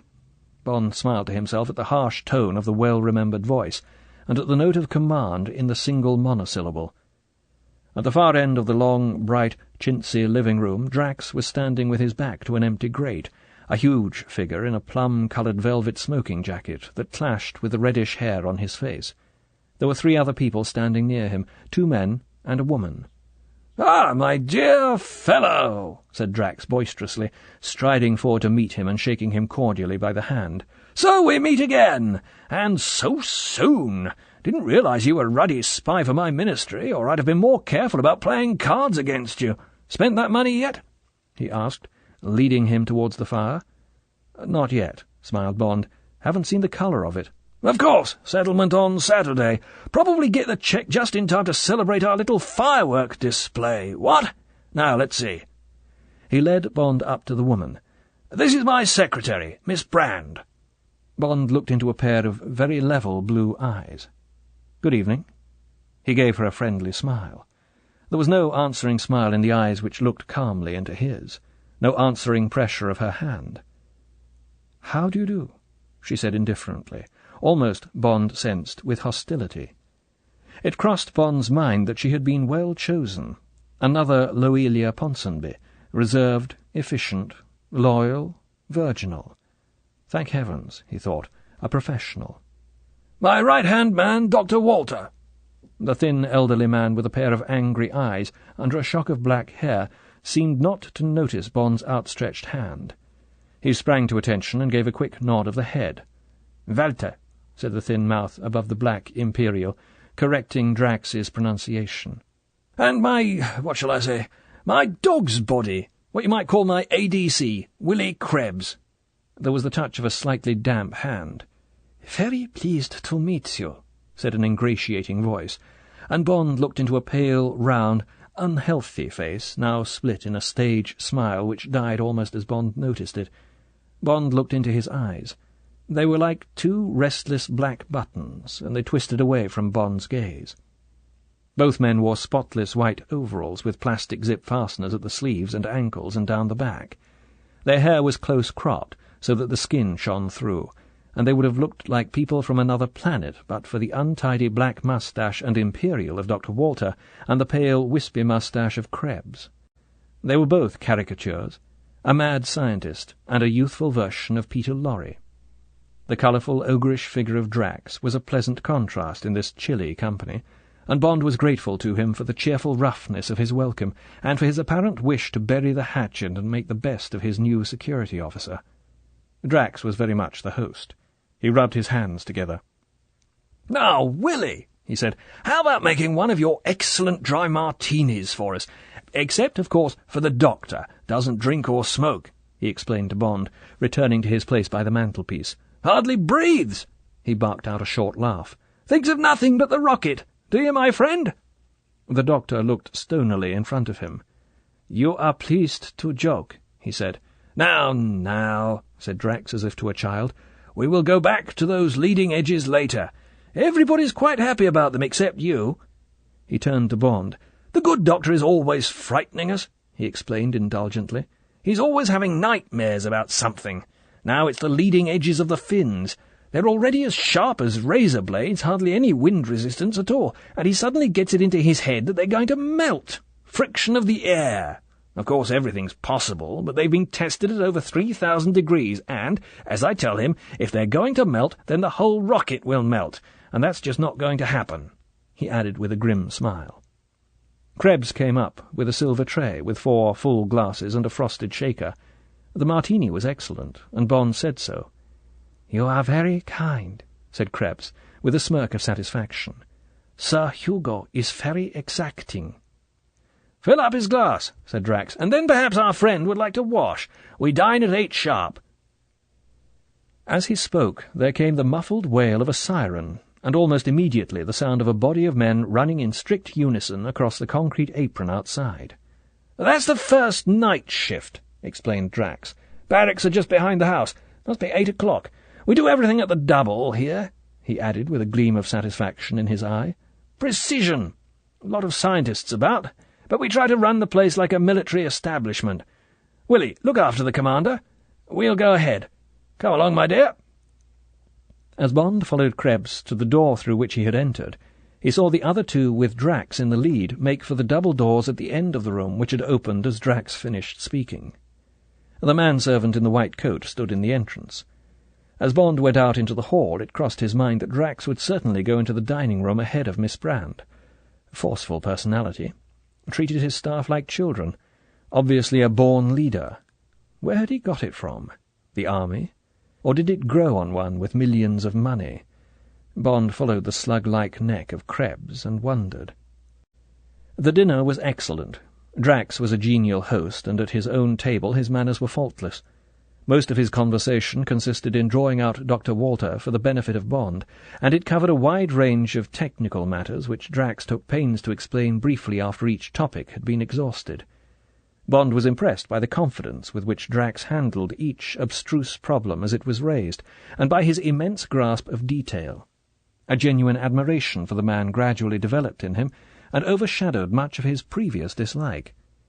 He felt more than ever inclined to forget the Blades affair now that he was faced with the other Drax, the creator and inspired leader of a remarkable enterprise. Bond sat between his host and Miss Brand. He made several attempts to engage her in conversation. He failed completely. She answered with polite monosyllables, and would hardly meet his eye. Bond became mildly irritated. He found her physically very attractive, and it annoyed him to be unable to extract the smallest response. He felt that her frigid indifference was overacted, and that security would have been far better met with an easy, friendly approach instead of this exaggerated reticence. He felt a strong urge to give her a sharp kick on the ankle. The idea entertained him, and he found himself observing her with a fresh eye, as a girl and not as an official colleague. As a start, and under cover of a long argument between Drax and Walter, in which she was required to join, about the collation of weather reports from the Air Ministry and from Europe, he began to add up his impressions of her. She was far more attractive than her photograph had suggested, and it was difficult to see traces of the severe competence of a policewoman in the seductive girl beside him.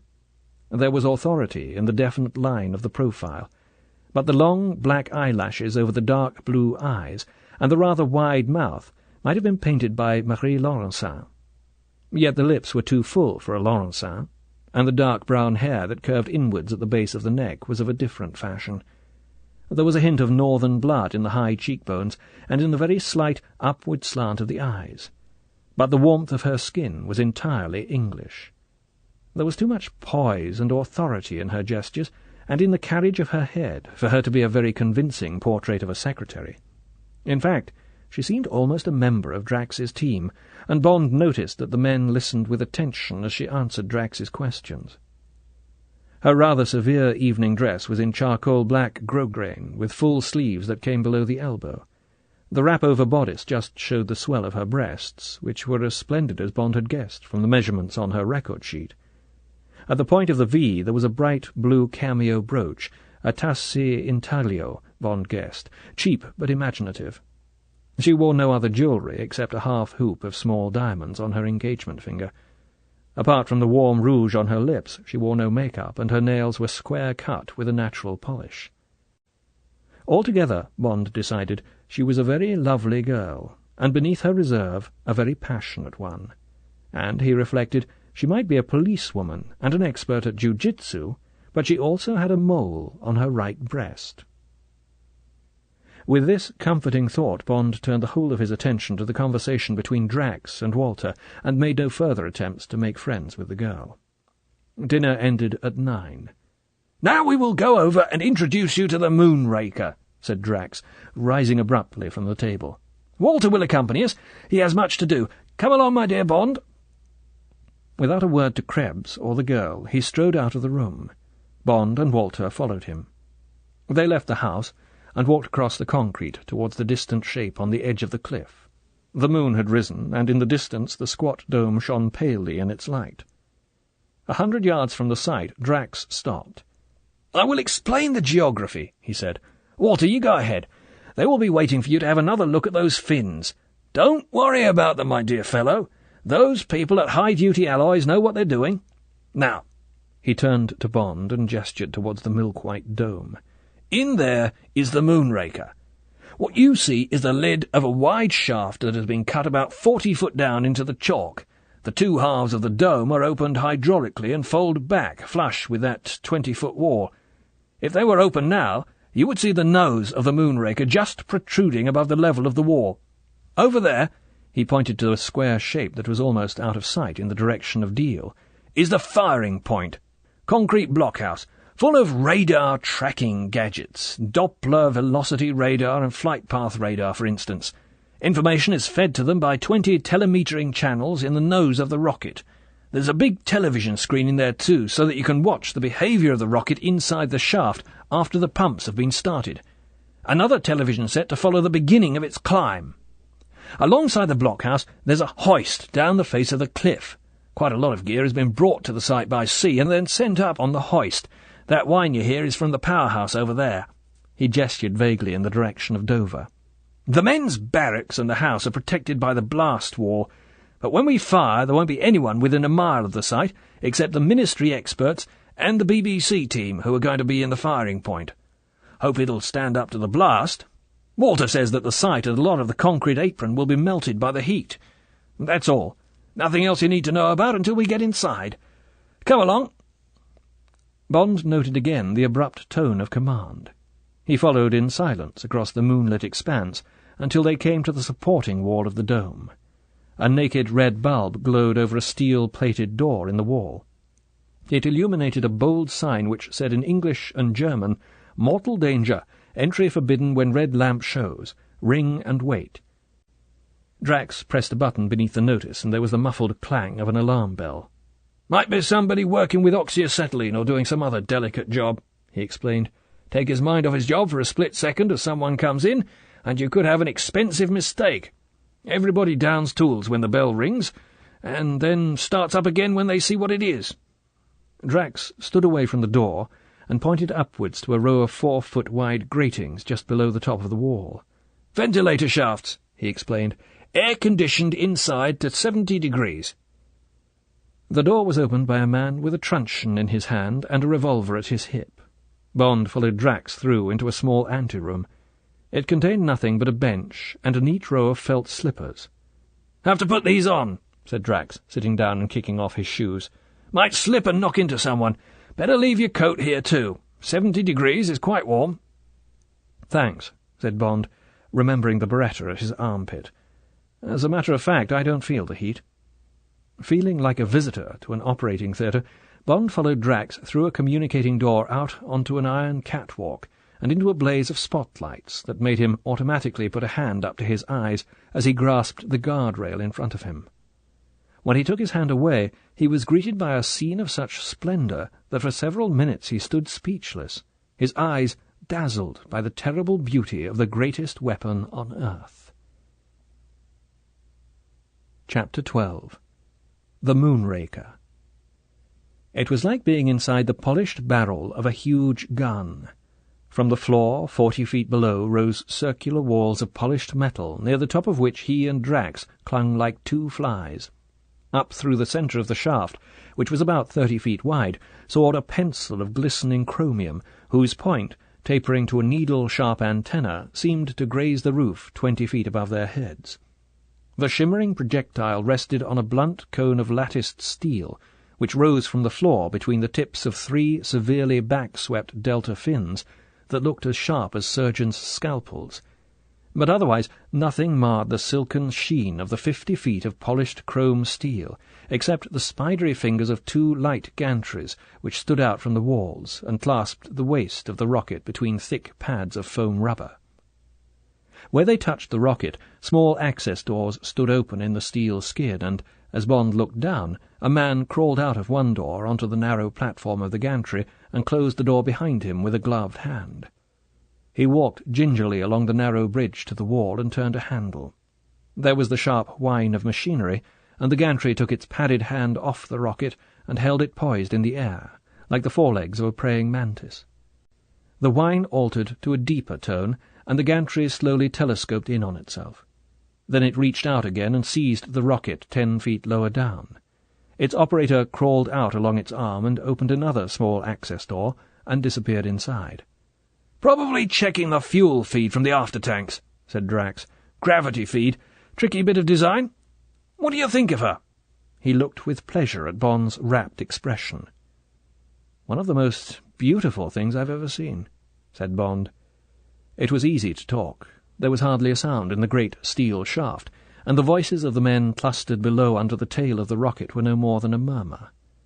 Drax pointed upwards.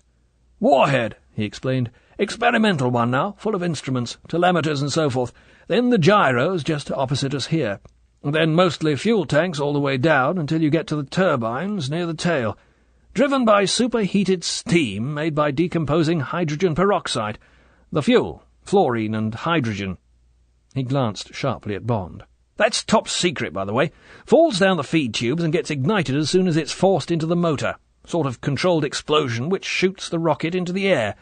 That steel floor under the rocket slides away. There's a big exhaust pit underneath. Comes out at the base of the cliff. You'll see it tomorrow. Looks like a huge cave. When we ran a static test the other day, the chalk melted and ran out into the sea like water. Hope we don't burn down the famous White Cliffs when we come to the real thing. Like to come and have a look at the works?" Bond followed silently as Drax led the way down the steep iron ladder that curved down the side of the steel wall. He felt a glow of admiration and almost of reverence for this man and his majestic achievement. How could he ever have been put off by Drax's childish behaviour at the card-table? Even the greatest men have their weaknesses. Drax must need an outlet for the tension of the fantastic responsibility he was carrying. It was clear from the conversation at dinner that he couldn't shed much onto the shoulders of this highly strung deputy. From him alone had to spring the vitality and confidence to buoy up his whole team. Even in such a small thing as winning at cards, it must be important to him to be constantly reassuring himself, constantly searching out omens of good fortune and success, even to the point of creating these omens for himself. Who, Bond asked himself, wouldn't sweat and bite his nails when so much had been dared, when so much was at stake? As they filed down the long curve of the stairway, their figures grotesquely reflected back at them by the mirror of the rocket's chromium skin, Bond almost felt the man-in-the-street's affection for the man whom, only a few hours previously, he had been dissecting without pity, almost with loathing. When they reached the steel-plated floor of the shaft, Drax paused and looked up. Bond followed his eyes. Seen from that angle, it seemed as if they were gazing up a thin, straight shaft of light into the blazing heaven of the arcs, a shaft of light that was not pure white, but a shot mother-of-pearl satin. There were shimmers of red in it, picked up from the crimson canisters of a giant foam fire-extinguisher that stood near them, a man in an asbestos suit beside it, aiming its nozzle at the base of the rocket.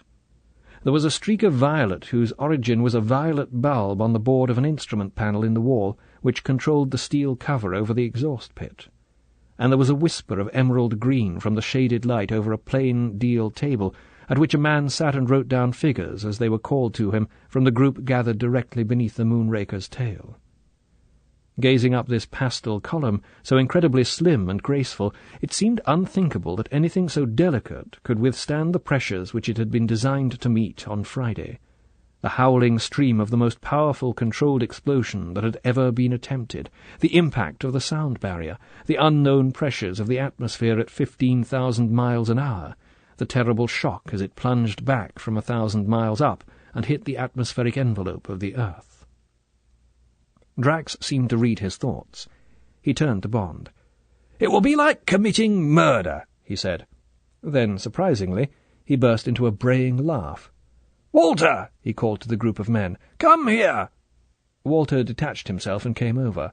"Walter, I was saying to our friend the commander that when we fire the Moonraker, it will be like committing murder." Bond was not surprised to see a look of puzzled incredulity come over the doctor's face. Drax said irritably, "Child murder! Murder of our child!" He gestured at the rocket. Wake up! What's the matter with you?" Walter's face cleared. Frostily he beamed his appreciation of the simile. "Murder. Yes, that is good." "Ha! Ha! And now, Sir Hugo, the graphite slats in the exhaust vent. The Ministry is quite happy about their melting point.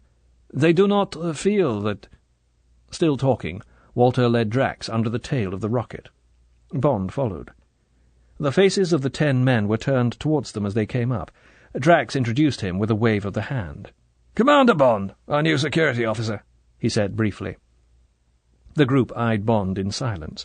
There was no move to greet him, and the 10 pairs of eyes were incurious. "Now then, what's all this fuss about the graphite?" The group closed round Drax and Walter. Bond was left standing alone. He was not surprised by the coolness of his reception.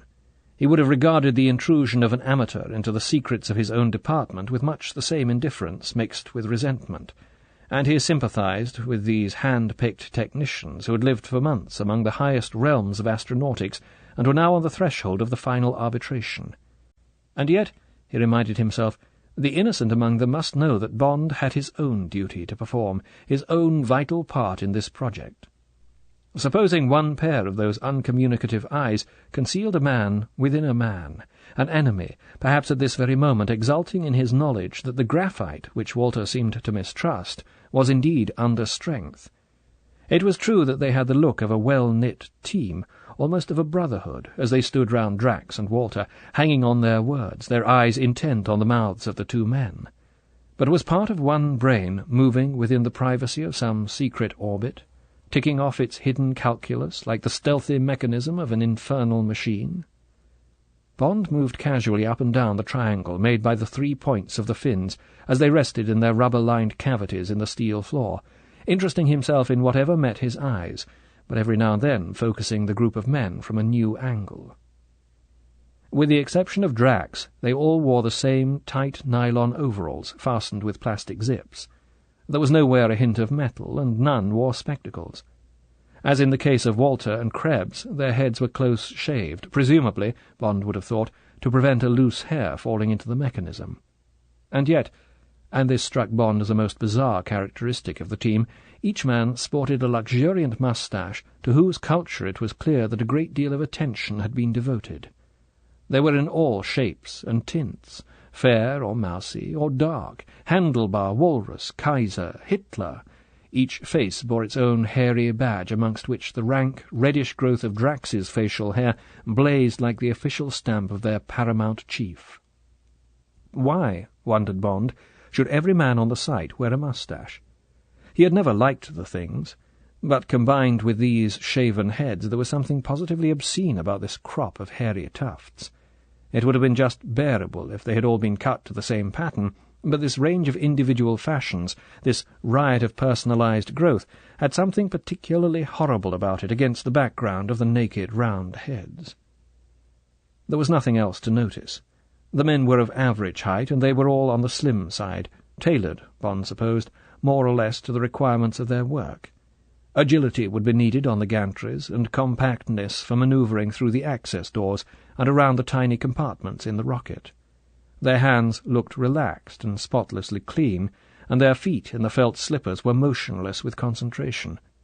He never once caught any of them glancing in his direction, and as for penetrating their minds or weighing up their loyalties, he admitted to himself that the task of unmasking the thoughts of 50 of these robot-like Germans in 3 days was quite hopeless.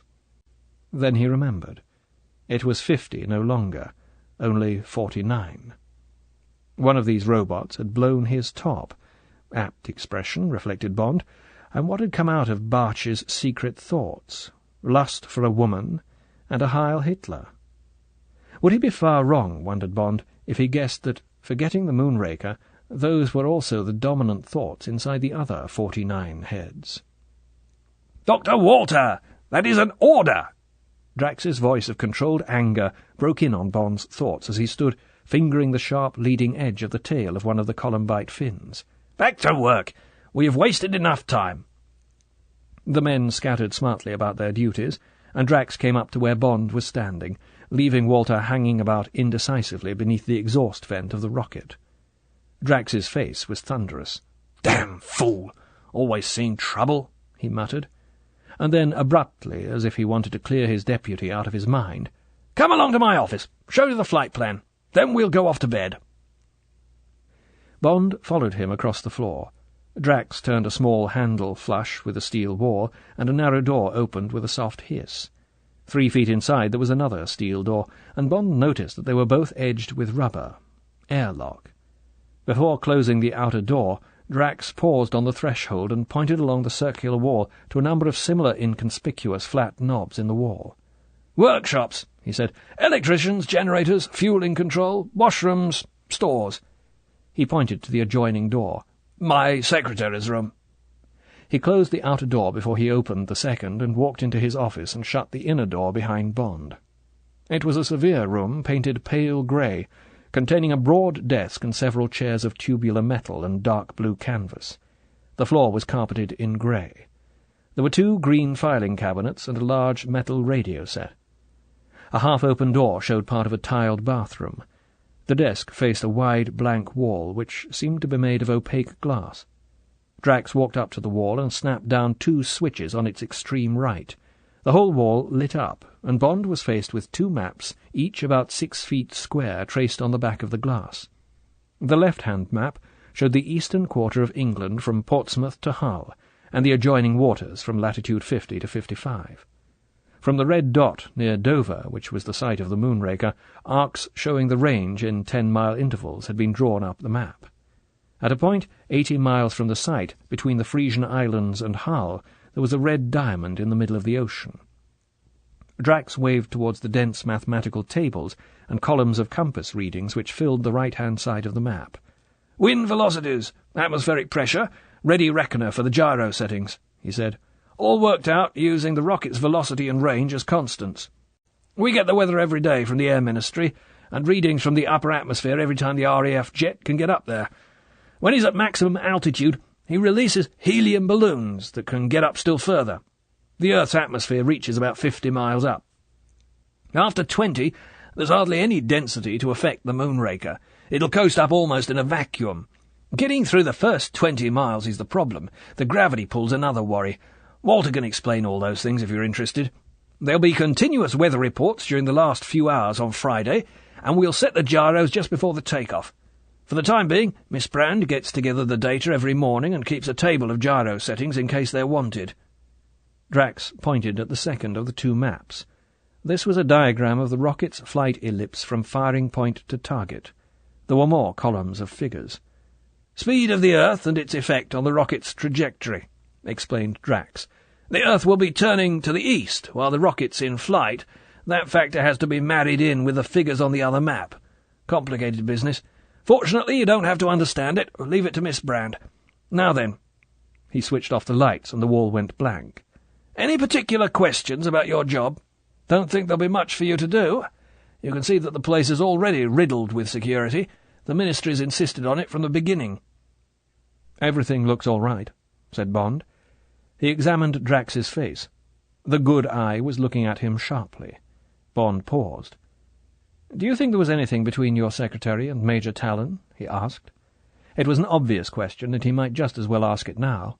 "Could have been," said Drax easily. "Attractive girl. They were thrown together a lot down here.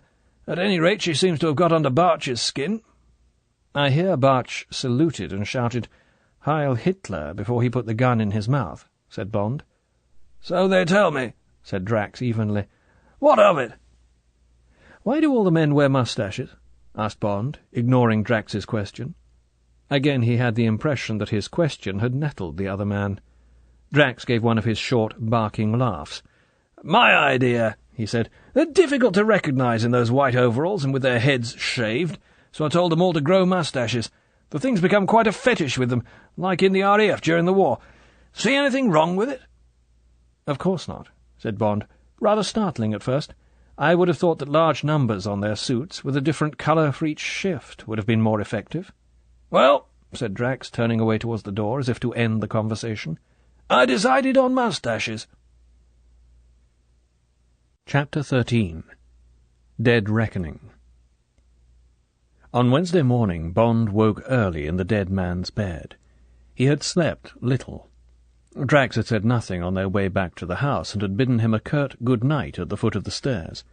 Bond had walked along the carpeted corridor to where lights shone from an open door, and had found his things neatly laid out in a comfortable bedroom. The room was furnished in the same expensive taste as the ground floor, and there were biscuits and a bottle of Vichy, not a Vichy bottle of tap water, Bond established, beside the heel bed. There were no signs of the previous occupant, except a leather case containing binoculars on the dressing-table, and a metal filing cabinet which was locked. Bond knew about filing cabinets. He tilted it against the wall, reached underneath, and found the bottom end of the bar lock, which protrudes downwards when the top section has been locked. Upwards pressure released the drawers one by one, and he softly lowered the edge of the cabinet back onto the floor, with the unkind reflection that Major Talon would not have survived very long in the Secret Service. The top drawer contained scale maps of the site and its component buildings, and Admiralty Chart number 1895 of the Straits of Dover. Bond laid each sheet on the bed and examined them minutely. There were traces of cigarette ash in the folds of the Admiralty Chart. Bond fetched his toolbox, a square leather case that stood beside the dressing-table. He examined the numbers on the wheels of the combination lock, and, satisfied that they had not been disturbed, turned them to the code number. The box was closely fitted with instruments. Bond selected a fingerprint powder spray and a large magnifying glass. He puffed the fine greyish powder foot by foot over the whole expanse of the chart. A forest of fingerprints showed. By going over these with the magnifying glass, he established that they belonged to 2 people. He isolated 2 of the best sets, took a Leica with a flashbulb attachment out of the leather case, and photographed them. Then he carefully examined, through his glass, 2 minute furrows in the paper which the powder had brought to light. These appeared to be 2 lines drawn out from the coast to form a cross-bearing in the sea. It was a very narrow bearing, and both lines seemed to originate from the house where Bond was. In fact, thought Bond, they might indicate observations of some object in the sea made from each wing of the house. The 2 lines were drawn not with a pencil, but, presumably to avoid detection, with a stylus which had barely furrowed the paper. At the point where they met, there was the trace of a question mark, and this point was on the 12-fathom line, about 50 yards from the cliff, on a direct bearing from the house to the South Goodwin lightship. There was nothing else to be gathered from the chart. Bond glanced at his watch. 20 minutes to 1. He heard distant footsteps in the hall and the click of a light being extinguished. On an impulse he rose and softly switched off the lights in his room, leaving only the shaded reading light beside the bed. He heard the heavy footsteps of Drax approaching up the stairs. There was the click of another switch, and then silence. Bond could imagine the great hairy face turned down the corridor, looking, listening. Then there was a creak, and the sound of a door being softly opened, and as softly closed. Bond waited, visualizing the motions of the man as he prepared for bed. There was the muffled sound of a window being thrown open and the distant trumpet of a nose being blown. Then silence. Bond gave Drax another 5 minutes, then he went over to the filing cabinet and softly pulled out the other drawers. There was nothing in the second and third, but the bottom one was solid with files arranged under index letters. They were the dossiers of all the men working on the site. Bond pulled out the A section and went back to the bed and started to read. In each case the formula was the same. Full name, address, date of birth, description, distinguishing marks, profession or trade since the war record, political record, and present sympathies, criminal record, health, next of kin. Some of the men had wives and children whose particulars were noted, and with each dossier there were photographs, full face and profile, and the fingerprints of both hands. 2 hours and 10 cigarettes later, he had worked through all of them, and had discovered 2 points of general interest. First, that every one of the 50 men appeared to have led a blameless life without a breath of political or criminal odium. This seemed so unlikely that he decided to refer every single dossier back to Station D for a thorough recheck at the first opportunity. The second point was that none of the faces in the photographs bore a moustache. Despite Drax's explanation, this fact raised a second tiny question mark in Bond's mind. Bond got up from the bed and locked everything away, putting the Admiralty chart and one of the files in his leather case. He turned the wheels of the combination lock and thrust the case far under his bed so that it rested directly beneath his pillow at the inside angle of the wall. Then he quietly washed and cleaned his teeth in the adjoining bathroom and eased the window wide open. The moon was still shining, as it must have shone, Bond thought, when, aroused perhaps by some unusual noise, Talon had climbed up to the roof, maybe only a couple of nights before, and had seen out at sea what he had seen. He would have had his glasses with him, and Bond, remembering, turned back from the window and picked them up. They were a very powerful German pair, booty perhaps from the war, and the 7x50 on the top plates told Bond that they were night glasses.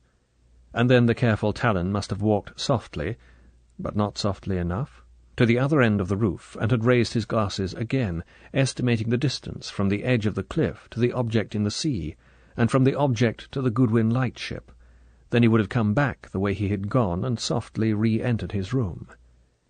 Bond saw Talon, perhaps for the first time since he had been in the house, carefully lock the door and walk over to the filing cabinet and take out the chart which he had hardly glanced at till then, and on it softly mark the lines of his rough bearing. Perhaps he looked at it for a long while before putting the minute question mark beside it. And what had the unknown object been? Impossible to say. A boat? A light? A noise? Whatever it was, Talon had not been supposed to see it, and somebody had heard him. Somebody had guessed he had seen it, and had waited until Talon had left his room next morning. Then that man had come into his room and had searched it. Probably the chart had revealed nothing, but there were the night glasses by the window. That had been enough. And that night Talon had died. Bond pulled himself up. He was going too fast, building up a case on the flimsiest evidence. Barch had killed Talon, and Barch was not the man who had heard the noise, the man who had left his fingerprints on the chart, the man whose dossier Bond had put away in his leather case. That man had been the oily ADC, Krebs, the man with a neck like a white slug. They were his prints on the chart. For a quarter of an hour Bond had compared the impressions on the chart with the prints on Krebs's dossier. But who said Krebs had heard a noise, or done anything about it if he had? Well, to begin with, he looked like a natural snooper. He had the eyes of a petty thief, and those prints of his had definitely been made on the chart after Talon had studied it. Krebs's fingers overlaid Talon's at several points. But how could Krebs possibly be involved, with Drax's eyes constantly on him? The confidential assistant? But what about Cicero, the trusted valet of the British ambassador in Ankara during the war, the hand in the pocket of the striped trousers hanging over the back of the chair, the ambassador's keys, the safe, the secrets? This picture looked very much the same. Bond shivered. He suddenly realized that he had been standing for a long time in front of the open windows, and that it was time to get some sleep.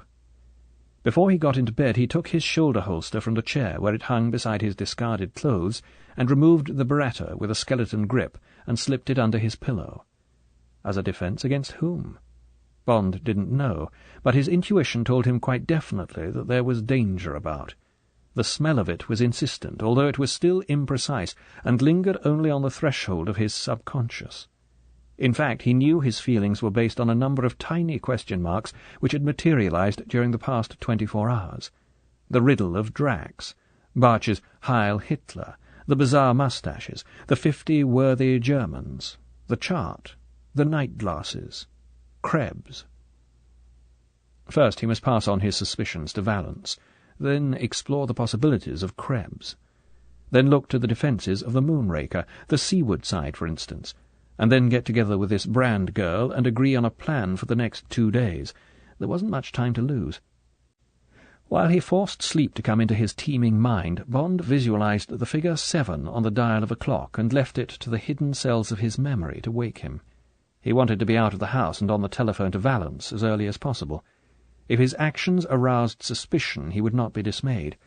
One of his objects was to attract into his orbit the same forces that had concerned themselves with Talon, for of one thing he felt reasonably certain: Major Talon had not died because he loved Gala Brand. The extrasensory alarm clock did not fail him. Punctually at 7, his mouth dry with too many cigarettes the night before, he forced himself out of bed and into a cold bath. He had shaved, gargled with a sharp mouthwash, and now, in a battered black-and-white dog-tooth suit, dark blue Sea Island cotton shirt and black silk knitted tie, he was walking softly, but not surreptitiously, along the corridor to the head of the stairs, the square leather case in his left hand. He found the garage at the back of the house, and the big engine of the Bentley answered with the first pressure on the starter. He motored slowly across the concrete apron beneath the indifferent gaze of the curtained windows of the house, and pulled up, the engine idling in neutral, at the edge of the trees.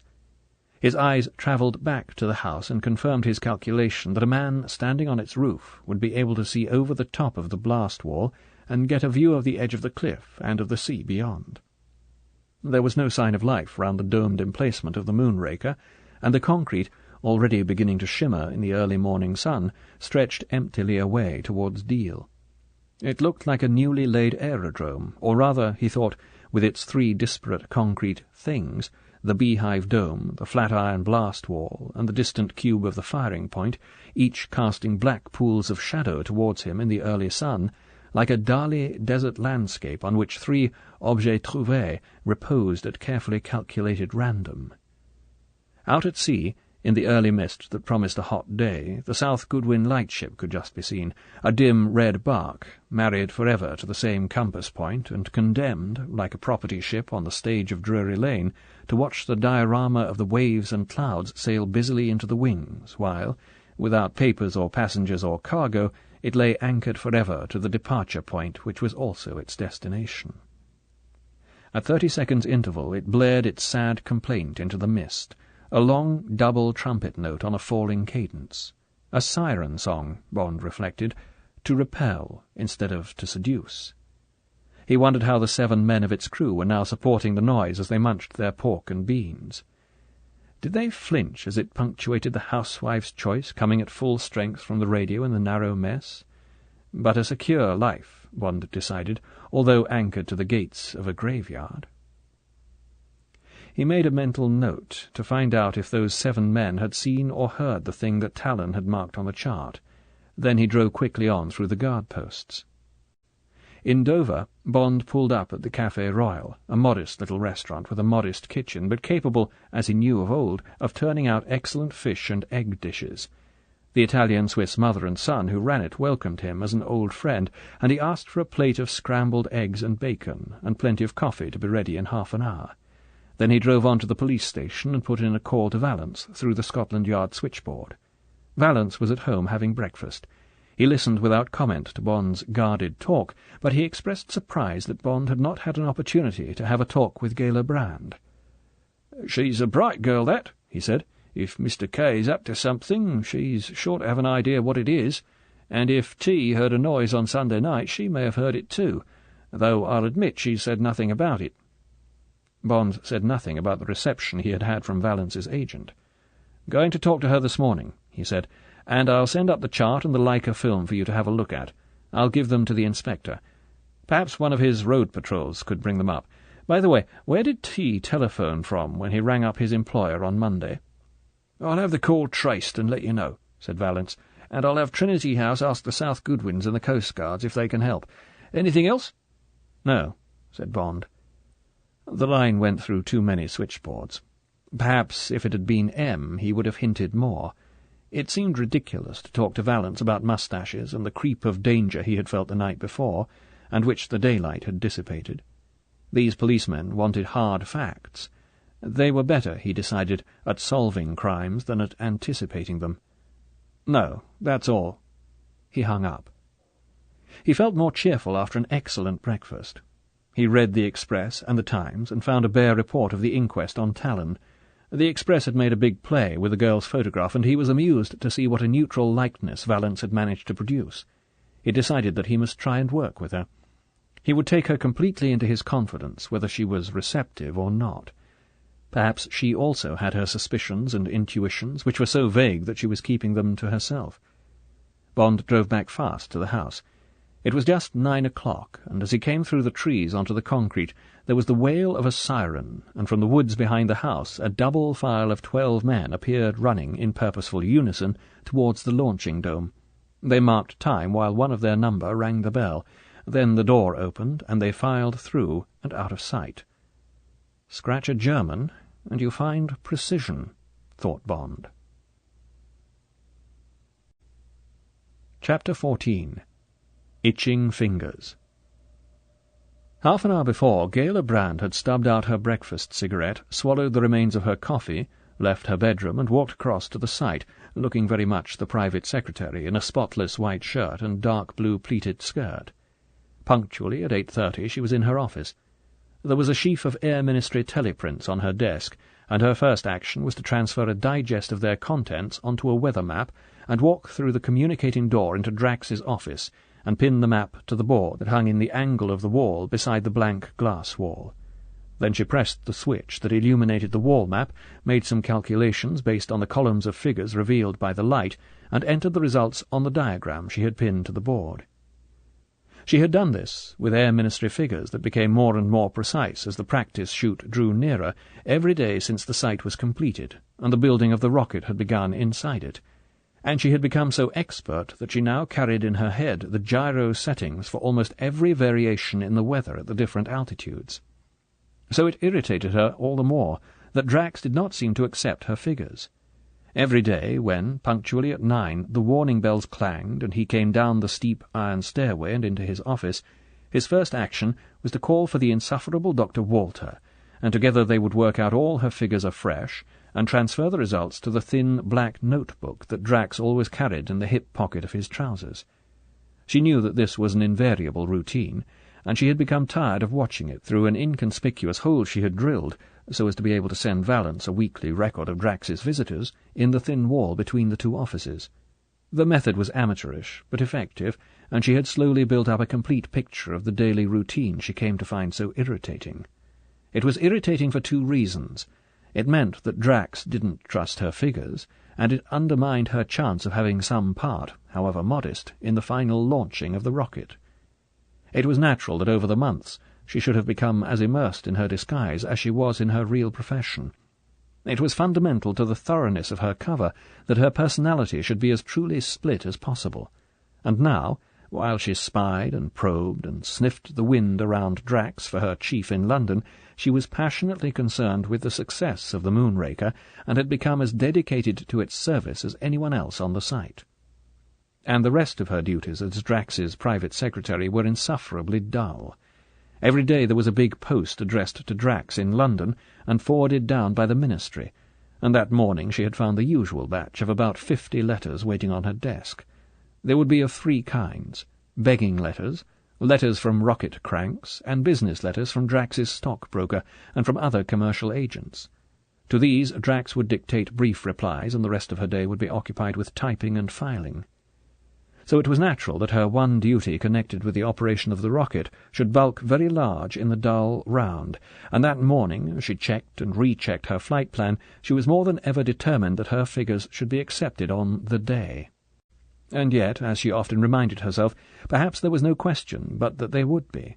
Perhaps the daily calculations of Drax and Walter for entry in the little black book were nothing but a recheck of her own figures. Certainly Drax had never queried either her weather plan or the gyro settings she calculated from them.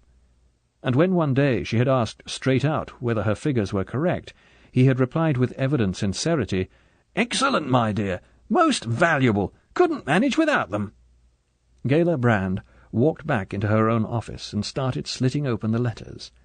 Only 2 more flight plans, for Thursday and Friday, and then, on her figures, or on a different set, the set in Drax's pocket, the gyros would be finally adjusted and the switch would be pulled in the firing point.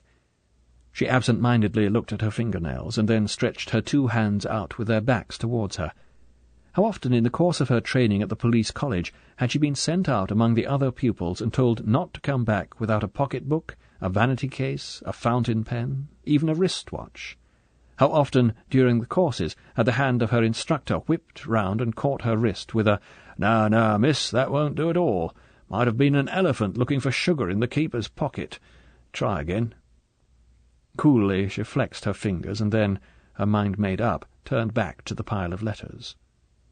At a few minutes to 9 the alarm bells rang, and she heard Drax arrive in the office. A moment later she heard him open the double doors again and call for Walter. Then came the usual mumble of voices, whose words were drowned by the soft whir of the ventilators. She arranged the letters in their 3 piles and sat forward, relaxed, her elbows resting on the desk and her chin in her left hand. Commander Bond. James Bond. Clearly a conceited young man, like so many of them in the Secret Service. And why had he been sent down instead of somebody she could work with, one of her friends from the Special Branch, or even somebody from MI5? The message from the Assistant Commissioner had said that there was no one else available at short notice, that this was one of the stars of the Secret Service who had the complete confidence of the Special Branch and the blessings of MI5. Even the Prime Minister had had to give permission for him to operate, for just this one assignment, inside England. But what use could he be in the short time that was left? He could probably shoot all right, and talk foreign languages, and do a lot of tricks that might be useful abroad. But what good could he do down here without any beautiful spies to make love to? Because he was certainly good-looking. Gayla Brand automatically reached into her bag for her vanity case. She examined herself in the little mirror and dabbed at her nose with a powder puff. Rather like Hoagy Carmichael in a way, that black hair falling down over the right eyebrow, much the same bones. But there was something a bit cruel in the mouth, and the eyes were cold. Were they grey or blue? It had been difficult to say last night. Well, at any rate, she had put him in his place and shown him that she wasn't impressed by dashing young men from the Secret Service, however romantic they might look. There were just as good-looking men in the Special Branch, and they were real detectives, not just people that Phillips Oppenheim had dreamed up with fast cars and special cigarettes with gold bands on them, and shoulder holsters. Oh, she had spotted that all right, and had even brushed against him to make sure. Ah, well, she supposed she would have to make some sort of show of working along with him, though in what direction heaven only knew. If she had been down there ever since the place had been built without spotting anything, what could this Bond man hope to discover in a couple of days? And what was there to find out? Of course, there were 1 or 2 things she couldn't understand. Should she tell him about Krebs, for instance? The first thing was to see that he didn't blow her cover by doing something stupid. She would have to be cool and firm and extremely careful. But that didn't mean, she decided, as the buzzer went and she collected the letters and her shorthand book, that she couldn't be friendly. Entirely on her own terms, of course. Her second decision made, she opened the communicating door and walked into the office of Sir Hugo Drax. When she came back into her room half an hour later, she found Bond sitting back in her chair with Whitaker's almanac open on the desk in front of him. She pursed her lips as Bond got up and wished her a cheerful good morning. She nodded briefly and walked round her desk and sat down. She moved the Whitakers carefully aside and put her letters and notebook in its place. "You might have a spare chair for visitors," said Bond, with a grin, which she defined as impertinent. And something better to read than reference books. She ignored him. "Sir Hugo wants you," she said. "I was just going to see if you had got up yet." "Liar," said Bond. "You heard me go by at 7:30. I saw you peering out between the curtains." "I did nothing of the sort," she said indignantly. "Why should I be interested in a car going by?" "I told you you heard the car," said Bond. He pressed home his advantage. "And by the way," he said, "you shouldn't scratch your head with the blunt end of the pencil when you're taking dictation. None of the best private secretaries do." Bond glanced significantly at a point against the jamb of the communicating door. He shrugged his shoulders. Gayla's defences dropped. Damn the man, she thought. She gave him a reluctant smile. "Oh, well," she said. "Come on, I can't spend all the morning playing guessing games. He wants both of us, and he doesn't like being kept waiting." She rose and walked over to the communicating door and opened it. Bond followed her through and shut the door behind him. Drax was standing looking at the illuminated wall map. He turned as they came in. "Ah, there you are," he said with a sharp glance at Bond. "Thought you might have left us. Guards reported you out at 7:30 this morning." "I had to make a telephone call," said Bond. "I hope I didn't disturb anyone." "There's a telephone in my study," Drax said curtly. "Talon found it good enough." "Ah, poor Talon," said Bond noncommittally. There was a hectoring note in Drax's voice that he particularly disliked, and that made him instinctively want to deflate the man. On this occasion he was successful. Drax shot him a hard glance, which he covered up with a short, barking laugh and a shrug of the shoulders. "Do as you please," he said. "You've got your job to do, so long as you don't upset the routines down here. You must remember," he added more reasonably, "all my men are nervous as kittens just now, and I can't have them upset by mysterious goings-on. I hope you're not wanting to ask them a lot of questions today. I'd rather they didn't have anything more to worry about. They haven't recovered from Monday yet. Miss Brand here can tell you all about them, and I believe all their files are in Talon's room. Have you had a look at them yet?" "No key to the filing cabinet," said Bond truthfully. "Sorry, my fault," said Drax. He went to his desk and opened a drawer from which he took a small bunch of keys and handed them to Bond. "Should have given you these last night. The inspector chap on the case asked me to hand them over to you. Sorry." "Thanks very much," said Bond. He paused. "By the way, how long have you had Krebs?" He asked the question on an impulse. There was a moment's quiet in the room. "Krebs?" repeated Drax thoughtfully. He walked over to his desk and sat down. He reached into his trouser pocket and pulled out a packet of his cork-tipped cigarettes. His blunt fingers scrabbled with its cellophane wrapping. He extracted a cigarette and stuffed it into his mouth under the fringe of his reddish moustache and lit it. Bond was surprised. "I didn't realize one could smoke down here," he said, taking out his own case. Drax's cigarette, a tiny white faggot in the middle of the big red face, waggled up and down as he answered without taking it out of his mouth. "Quite all right in here," he said. "These rooms are airtight, doors lined with rubber, separate ventilation. Have to keep the workshops and generators separate from the shaft, and anyway," his lips grinned round the cigarette, "I have to be able to smoke." Drax took the cigarette out of his mouth and looked at it. He seemed to make up his mind. "You were asking about Krebs," he said. "Well," he looked meaningly up at Bond, "just between ourselves, I don't entirely trust the fellow." He held up an admonitory hand. "Nothing definite, of course, or I'd have had him put away. But I found him snooping about the house, and once I caught him in my study going through my private papers. He had a perfectly good explanation, and I let him off with a warning, but quite honestly I have my suspicions of the man. Of course he can't do any harm. He's part of the household staff, and none of them is allowed in here, but—" he looked candidly into Bond's eyes. "I would have said you ought to concentrate on him. Bright of you to have bowled him out so quickly," he added with respect. "What put you onto him?" "Oh, nothing much," said Bond. "He's got a shifty look, but what you say is interesting, and I'll certainly keep an eye on him." He turned to Gayla Brand, who had remained silent ever since they had entered the room. "And what do you think of Krebs, Miss Brand?" he asked politely. The girl spoke to Drax. "I don't know much about these things, Sir Hugo," she said with a modesty and a touch of impulsiveness which Bond admired, "but I don't trust the man at all. I hadn't meant to tell you, but he's been poking around my room, opening letters and so forth. I know he has." Drax was shocked. "Has he indeed?" he said. He bashed his cigarette out in the ashtray and killed the glowing fragments one by one. "So much for Krebs," he said, without looking up. Chapter 15. Rough Justice. There was a moment's silence in the room, during which Bond reflected how odd it was that suspicions should have fallen so suddenly and so unanimously on one man. And did that automatically clear all the others? Might not Krebs be the inside man of a gang? Or was he working on his own, and if so, with what object? And what did his snooping have to do with the death of Talon and Barch? Drax broke the silence. "Well, that seems to settle it," he said, looking to Bond for confirmation. Bond gave a non-committal nod. "Just have to leave him to you.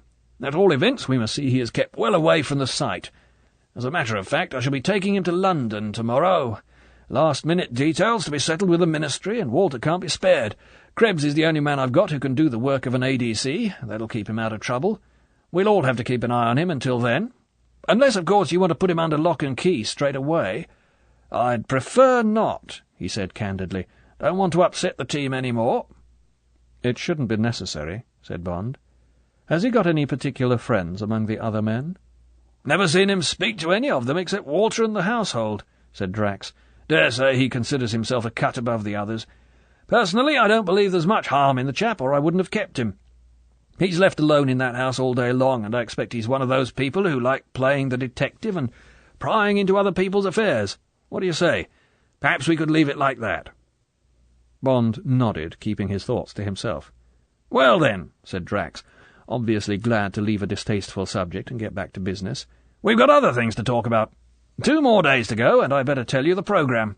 He got up from his chair and paced heavily up and down the room behind his desk. "Today is Wednesday," he said. "At 1 o'clock the site will be closed for fueling. This will be supervised by Dr. Walter and myself and 2 men from the Ministry. Just in case anything goes wrong, a television camera will record everything we do. Then if there is an explosion, our successors will know better next time." He barked a short laugh. "Weather permitting, the roof will be opened tonight to allow the fumes to clear. My men will stand guard in watches at 10-yard intervals, 100 yards from the site. There will be 3 armed men on the beach opposite the exhaust hole in the cliff. Tomorrow morning the site will be opened again until midday for a final check, and from that moment, except for the gyro settings, the Moonraker will be ready to go. The guards will be permanently on duty round the site. On Friday morning I shall personally supervise the gyro settings. The men from the Ministry will take over the firing point, and the RAF will man the radar. The BBC will set up their vans behind the firing point, and will begin their running commentary at 11:45. At midday exactly I shall press the plunger, a radio beam will break an electric circuit, and—" he smiled broadly, "we shall see what we shall see." He paused, fingering his chin. "Now, what else? Well now, shipping will be cleared from the target area from midnight on Thursday.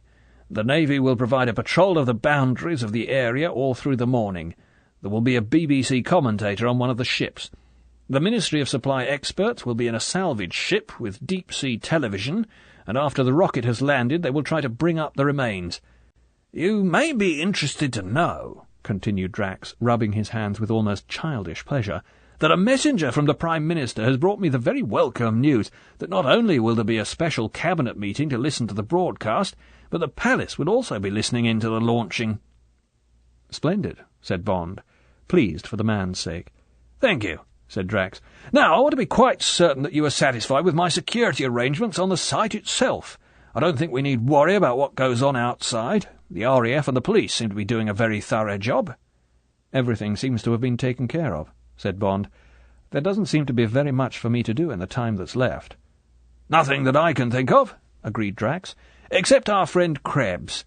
This afternoon he will be in the television van taking notes, so he will be out of trouble.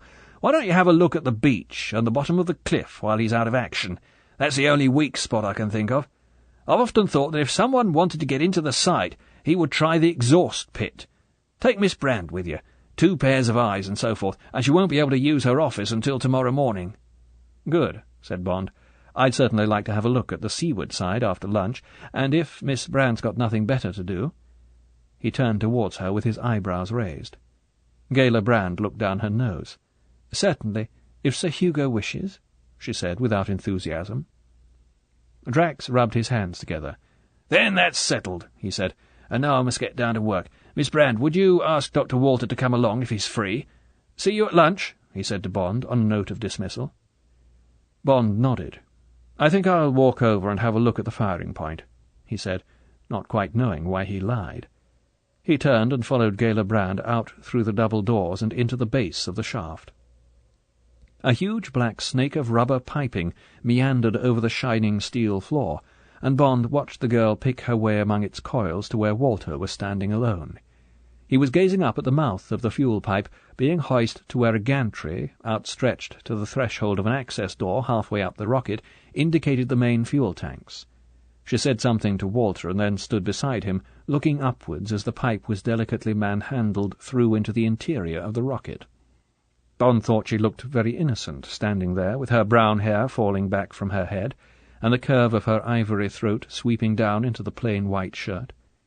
With her hands clasped behind her back, gazing raptly upwards at the glittering 50 feet of the Moonraker, she might have been a schoolgirl looking at a Christmas tree, except for the impudent pride of the jutting breasts swept up by the thrown-back head and shoulders.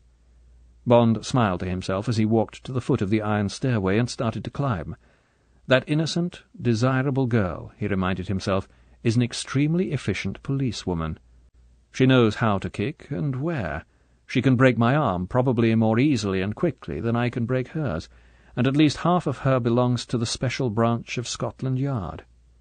Of course, he reflected, looking down just in time to see her follow Dr. Walter into Drax's office, there is always the other half. Outside, the brilliant May sunshine seemed particularly golden after the blue-white of the arcs, and Bond could feel it hot on his back as he walked purposefully across the concrete towards the house. The foghorn from the Goodwins was silent, and the morning was so quiet that he could hear the rhythmic thump of a ship's engines as a coaster negotiated the inner leads between the Goodwins and the shore on its way northwards. He approached the house under cover of the wide blast wall, and then quickly crossed the few yards to the front door, the crepe-rubber soles of his shoes making no noise.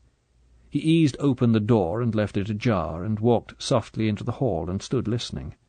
There was the early summer noise of a bumblebee fussing against the pane of one of the windows, and a distant clatter from the barracks behind the house. Otherwise the silence was deep and warm and reassuring. Bond walked carefully across the hall and up the stairs, placing his feet flat on the ground and using the extreme edges of the steps where the boards would be less likely to creak. There was no noise in the corridor, but Bond saw that his door at the far end was wide open. He took his gun from under his armpit and walked swiftly down the carpeted passage. Krebs had his back to him. He was kneeling forward in the middle of the floor with his elbows on the ground. His hands were at the wheels of the combination lock of Bond's leather case. His whole attention was focused on the click of the tumblers in the lock. The target was tempting, and Bond didn't hesitate. His teeth showing in a hard smile, he took 2 quick paces into the room, and his foot lashed out. All his force was behind the point of his shoe, and his balance and timing were perfect. The scream of a jay was driven out of Krebs as, like the caricature of a leaping frog, he hurtled over Bond's case, across a yard or so of carpet, and into the front of the mahogany dressing-table. His head hit the middle of it so hard that the heavy piece of furniture rocked on its base. The scream was abruptly cut off, and he crashed in an inert spread-eagle on the floor and lay still. Bond stood looking at him and listening for the sound of hurrying footsteps, but there was still silence in the house. He walked over to the sprawling figure and bent down and heaved it over on its back. The face around the smudge of yellow moustache was pale, and some blood had oozed down over the forehead from a cut in the top of the skull. The eyes were closed, and the breathing was laboured. Bond knelt down on one knee and went carefully through every pocket of Krebs's neat grey pinstripe suit, laying the disappointingly meagre contents on the carpet beside the body. There was no pocket-book and no papers.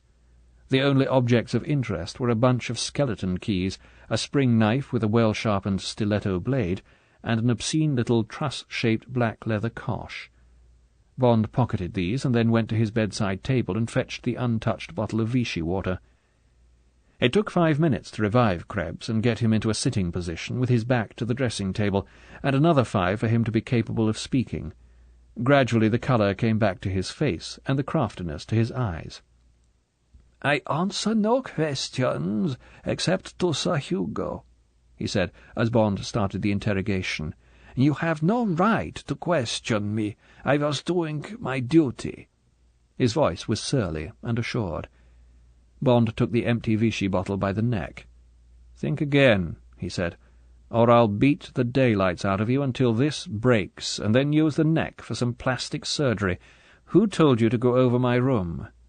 "Leg me hammer ash." Krebs spat the obscene insult at him. Bond bent down and cracked him sharply across the shins.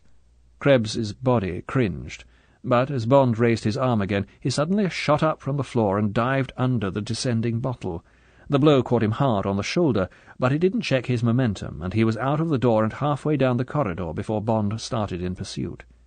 Bond stopped outside the door and watched the flying figure swerve down the stairs and out of sight. Then, as he heard the scurrying squeak of the rubber-soled shoes as they fled down the stairs and across the hall, he laughed abruptly to himself and went back into his room and locked the door. Short of beating the man's brains out, it hadn't looked as if he would get much out of Krebs. He had given him something to think about. Crafty little brute. His injuries couldn't have been so bad after all. Well, it would be up to Drax to punish him. Unless, of course, Krebs had been carrying out Drax's orders. Bond cleaned up the mess in his room and sat down on his bed and gazed at the opposite wall with unseeing eyes. It had not been only instinct that had made him tell Drax he was going to the firing point instead of to the house. It had seriously crossed his mind that the snooping of Krebs was on Drax's orders, and that Drax ran his own security system. And yet how did that tally with the deaths of Talon and Barch? Or had the double killing been a coincidence, unrelated to the marks on the chart and the fingerprints of Krebs? As if summoned by his thoughts, there came a knock on the door, and the butler came in. He was followed by a police sergeant in road patrol uniform, who saluted and handed Bond a telegram. Bond took it over to the window. It was signed Baxter, which meant Valance, and it read, "Firstly, call was from house. Secondly, fog required operation of foghorn, so ship heard, observed nothing. Thirdly, your compass reckoning too near shore, thus out of sight of St. Margaret's or Deal coastguards. Ends." "Thank you," said Bond. "No answer." When the door was closed, Bond put his lighter to the telegram and dropped it in the fireplace, scuffing the charred remains into powder with the sole of his shoe. Nothing much there, except that Talon's call to the ministry might indeed have been heard by someone in the house, which might have resulted in the search of his room, which might have resulted in his death. But what about Barch? If all this was part of something much bigger, how could it be linked up with an attempt to sabotage the rocket? Wasn't it much simpler to conclude that Krebs was a natural snooper, or more likely that he was operating for Drax, who seemed to be meticulously security-conscious, and who might want to be sure of the loyalty of his secretary, of Talon, and certainly, after their encounter at Blades, of Bond? Wasn't he just acting like the chief, and Bond had known many of them who would fit the picture, of some super-secret project during the war, who had reinforced official security with his own private spy system? If that theory was correct, there only remained the double killing. Now that Bond had caught the magic and the tension of the Moonraker, the facts of the hysterical shooting seemed more reasonable. As for the mark on the chart, that might have been made any day in the past year. The night glasses were just night glasses, and the moustaches on the men were just a lot of moustaches. Bond sat on in the silent room, shifting the pieces in the jigsaw so that two entirely different pictures alternated in his mind. In one, the sun shone, and all was clear and innocent as the day outside. The other was a dark confusion of guilty motives, obscure suspicions, and nightmare queries. When the gong sounded for lunch, he still did not know which picture to choose. To shelve a decision, he cleared his mind of everything but the prospect of his afternoon alone with Gela Brand. Chapter 16. A Golden Day. It was a wonderful afternoon of blue and green and gold. When they left the concrete apron through the guard gate near the empty firing point, now connected by a thick cable with the launching site, they stopped for a moment on the edge of the great chalk cliff and stood gazing over the whole corner of England, where Caesar had first landed 2,000 years before. To their left, the carpet of green turf, bright with small wildflowers, sloped gradually down to the long pebble beaches of Walmer and Deal, which curved off towards Sandwich and the bay. Beyond, the cliffs of Ramsgate, showing white through the distant haze that hid the North Foreland, guarded the grey scar of Manston Aerodrome above which American thunderjets wrote their white scribbles in the sky. Then came the Isle of Thanet, and, out of sight, the mouth of the Thames. It was low tide, and the Goodwins were golden and tender in the sparkling blue of the straits, with only the smattering of masts and spars that stretched along their length to tell the true story. The white lettering on the South Goodwin's lightship was easy to read, and even the name of her sister ship to the north showed white against the red of her hull. Between the sands and the coast, along the 12-fathom channel of the inner leads, there were half a dozen ships beating up through the downs, the thud of their engines coming clearly off the quiet sea, and between the evil sands and the sharp outline of the French coast there were ships of all registers going about their business, liners, merchantmen, ungainly Dutch schites, and even a slim corvette hastening down south, perhaps to Portsmouth. As far as the eye could reach, the eastern approaches of England were dotted with traffic plying towards near or distant horizons, towards a home port, or towards the other side of the world. It was a panorama full of colour and excitement and romance, and the two people on the edge of the cliff were silent as they stood for a time and watched it all. The peace was broken by 2 blasts on the siren from the house, and they turned to gaze back at the ugly concrete world that had been cleaned out of their minds. As they watched, a red flag was broken out above the dome of the launching site, and 2 RAF crash wagons with red crosses on their sides rolled out of the trees to the edge of the blast wall and pulled up. "Fueling's going to begin," said Bond. "Let's get on with our walk. There'll be nothing to see, and if there happened to be something, we probably wouldn't survive it at this range." She smiled at him. "Yes," she said, "and I'm sick of the sight of all this concrete." They walked on down the gentle slope and were soon out of sight of the firing point and the high wire fence. The ice of Gala's reserve melted quickly in the sunshine. The exotic gaiety of her clothes, a black and white striped cotton shirt tucked into a wide, hand-stitched black leather belt above a medium-length skirt in shocking pink, seemed to have infected her, and it was impossible for Bond to recognize the chill woman of the night before in the girl who now walked beside him and laughed happily at his ignorance of the names of the wild flowers, the samphire, viper's bugloss, and fumitory round their feet. Triumphantly she found a bee orchis and picked it. "You wouldn't do that if you knew that flowers scream when they're picked," said Bond. Gala looked at him. "What do you mean?" she asked, suspecting a joke. "Didn't you know?" He smiled at her reaction. "There's an Indian called Professor Bosey who has written a treatise on the nervous system of flowers. He measured their reaction to pain. He even recorded the scream of a rose being picked. It must be one of the most heart-rending sounds in the world. I heard something like it as you picked that flower." "I don't believe it," she said, looking suspiciously at the torn root. "Anyway," she said maliciously, "I wouldn't have thought you were a person to get sentimental. Don't people in your section of the service make a business of killing? And not just flowers, either. People." "Flowers can't shoot back," said Bond. She looked at the orchis. "Now you've made me feel like a murderer. It's very unkind of you. But," she admitted reluctantly, "I shall have to find out about this Indian, and if you're right I shall never pick a flower again as long as I live. What am I going to do with this one? You make me feel it's bleeding all over my hands." "Give it to me," said Bond. "According to you, my hands are dripping with blood already. A little more won't hurt." She handed it to him, and their hands touched. "You can stick it in the muzzle of your revolver," she said, to cover the flash of contact. Bond laughed. "So the eyes aren't only for decoration," he said. "Anyway, it's an automatic, and I left it in my room." He drew the stalk of the flower through one of the buttonholes in his blue cotton shirt. "I thought a shoulder holster would look a bit conspicuous without a coat to cover it, and I don't think anyone will be going over my room this afternoon." By tacit agreement they edged away from the moment of warmth. Bond told her of his discovery of Krebs and of the scene in his bedroom. "Serves him right," she said. "I've never trusted him. But what did Sir Hugo say?" "I had a word with him before lunch," said Bond. "Gave him Krebs's knife and keys as proof. He was furious and went straight off to see the man, muttering with rage. When he came back he said that Krebs seemed to be in a pretty bad way, and was I satisfied that he'd been punished enough. All that business about not wanting to upset the team at the last moment and so forth. So I agreed that he'd be sent back to Germany next week, and that meanwhile he would consider himself under open arrest, only allowed out of his room under surveillance. They scrambled down a steep cliff path to the beach, and turned to the right, beside the deserted small-arms range of the Royal Marine garrison at Deal. They walked along in silence until they came to the 2-mile stretch of shingle that runs at low tide beneath the towering white cliffs to St. Margaret's Bay. As they trudged slowly through the deep, smooth pebbles, Bond told her of all that had gone through his mind since the previous day. He held nothing back, and he showed each false hair as it had been started and finally run to earth, leaving nothing but a thin scent of ill-founded suspicions and a muddle of clues that all ended in the same question mark.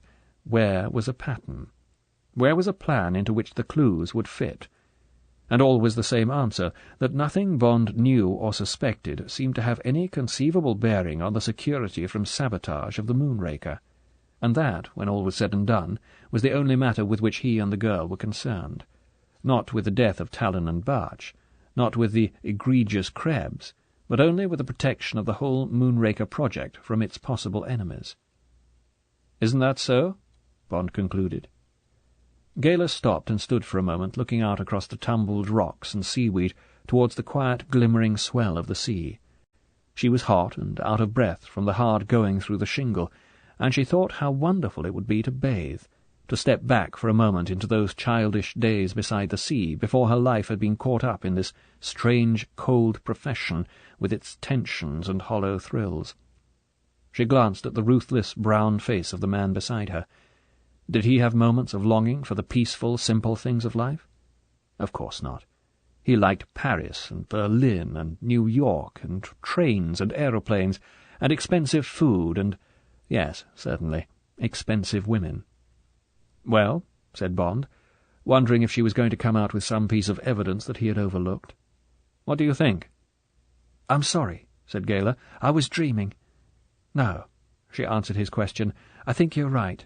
I've been down here since the beginning, and although there have been odd little things from time to time, and of course the shooting, I've seen absolutely nothing wrong. Every one of the team, from Sir Hugo down, is heart and soul behind the rocket. It's all they live for, and it's been wonderful to see the whole thing grow. The Germans are terrific workers, and I can quite believe that Barch broke under the strain. And they love being driven by Sir Hugo, and he loves driving them. They worship him. And as for security, the place is solid with it, and I'm sure that anyone who tried to get near the Moonraker would be torn to pieces. I agree with you about Krebs, and that he was probably working under Drax's orders. It was because I believed that I didn't bother to report him when he went through my things. There was nothing for him to find, of course, just private letters and so on. It would be typical of Sir Hugo to make absolutely sure. And I must say," she said candidly, "that I admire him for it. He's a ruthless man with deplorable manners, and not a very nice face under all that red hair, but I love working for him, and I'm longing for the Moonraker to be a success. Living with it for so long has made me feel just like his men do about it." She looked up to see his reactions. He nodded. "After only a day I can understand that," he said, "and I suppose I agree with you.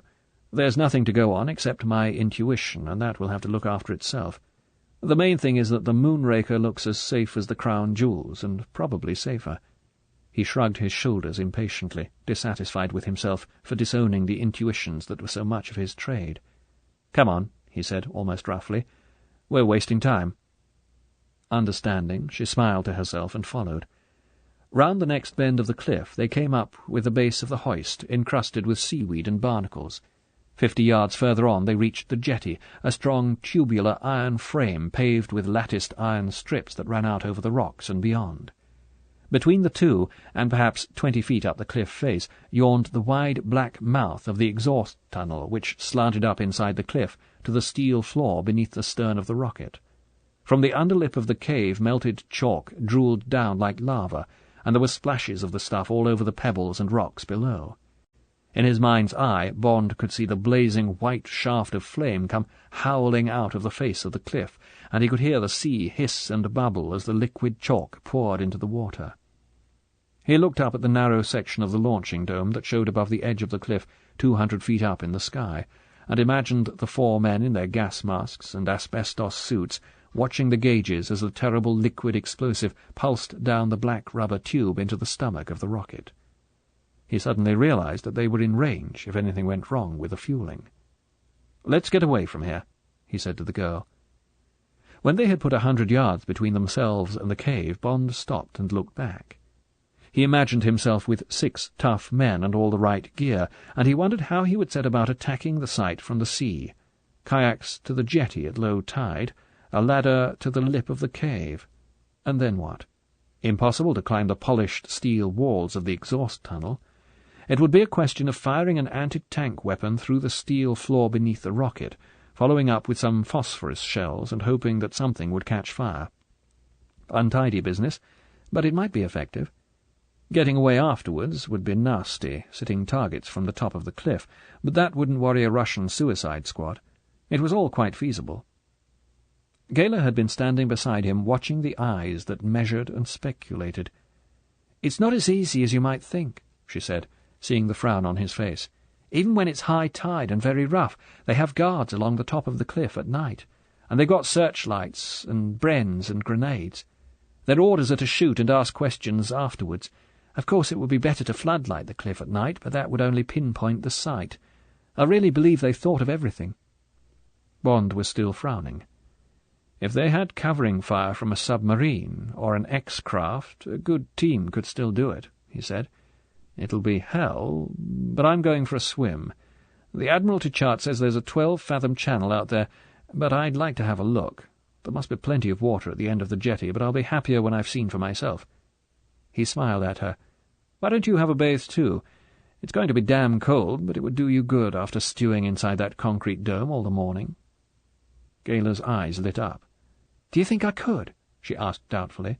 "I'm frightfully hot, but what are we going to wear?" She blushed at the thought of her brief and almost transparent nylon pants and brassiere. "To hell with that," said Bond airily. "You must have got some bits and pieces on underneath, and I've got pants on. We shall be perfectly respectable, and there's no one to see. And I promise not to look." He lied cheerfully, leading the way round the next bend in the cliff.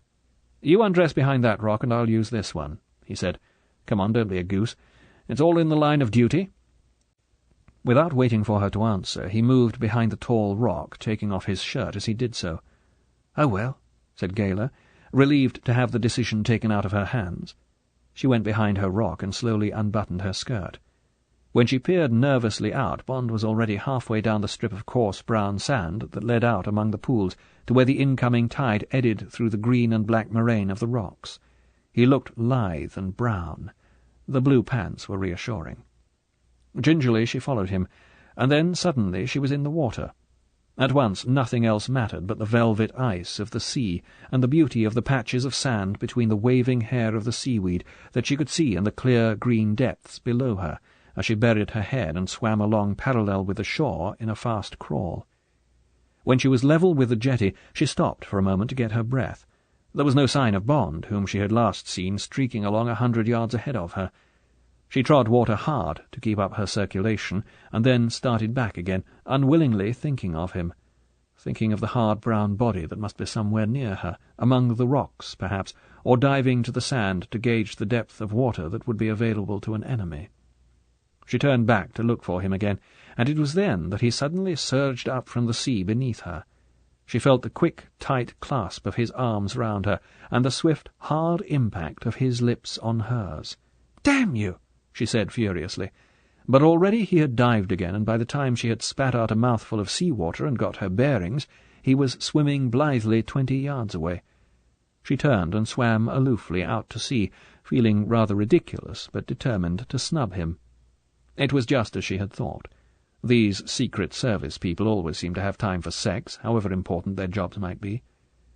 But her body obstinately tingled with the shock of the kiss, and the golden day seemed to have taken on a new beauty.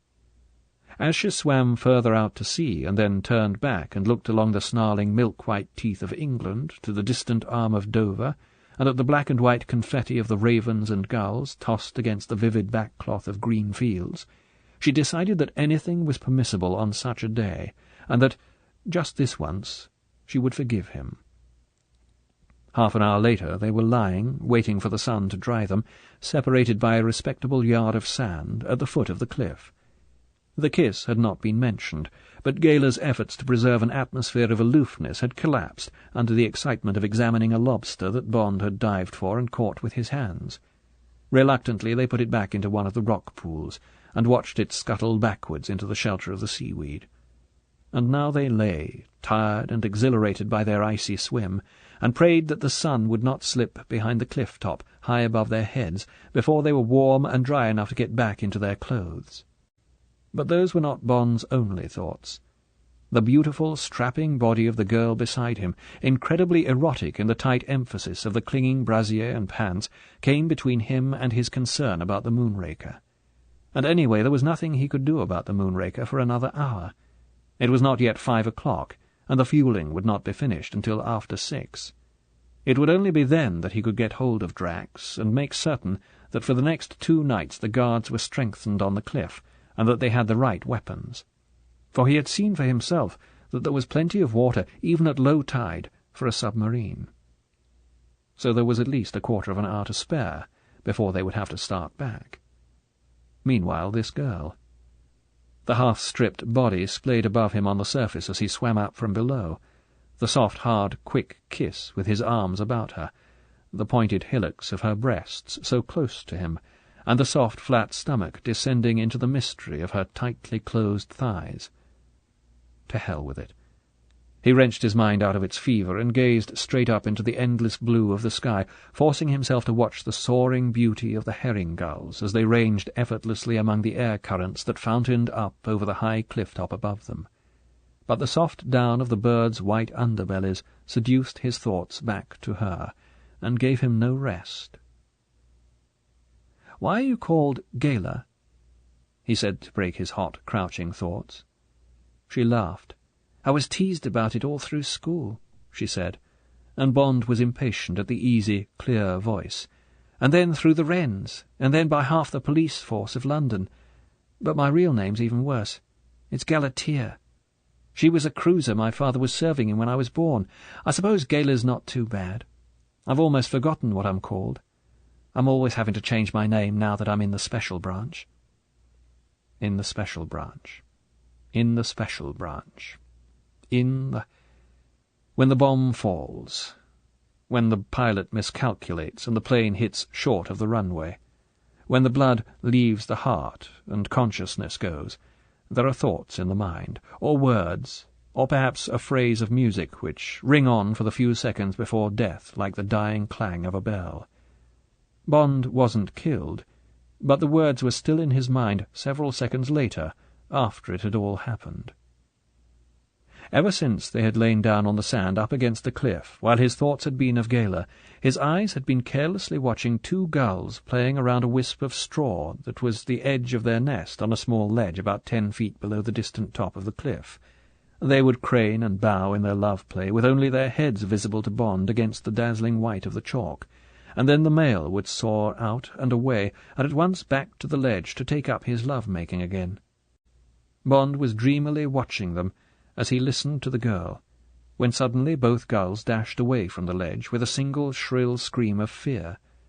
At the same moment there was a puff of black smoke, and a soft boom from the top of the cliff, and a great section of the white chalk directly above Bond and Gala seemed to sway outwards, zigzag cracks snaking down its face. The next thing Bond knew was that he was lying on top of Gala, his face pressed into her cheek, that the air was full of thunder, that his breath was stifled, and that the sun had gone out. His back was numb and aching under a great weight, and in his left ear, besides the echo of the thunder, there was the end of a choking scream. He was barely conscious, and he had to wait until his senses came halfway back to life. The Special Branch. What was it she had said about the Special Branch? He made frantic efforts to move.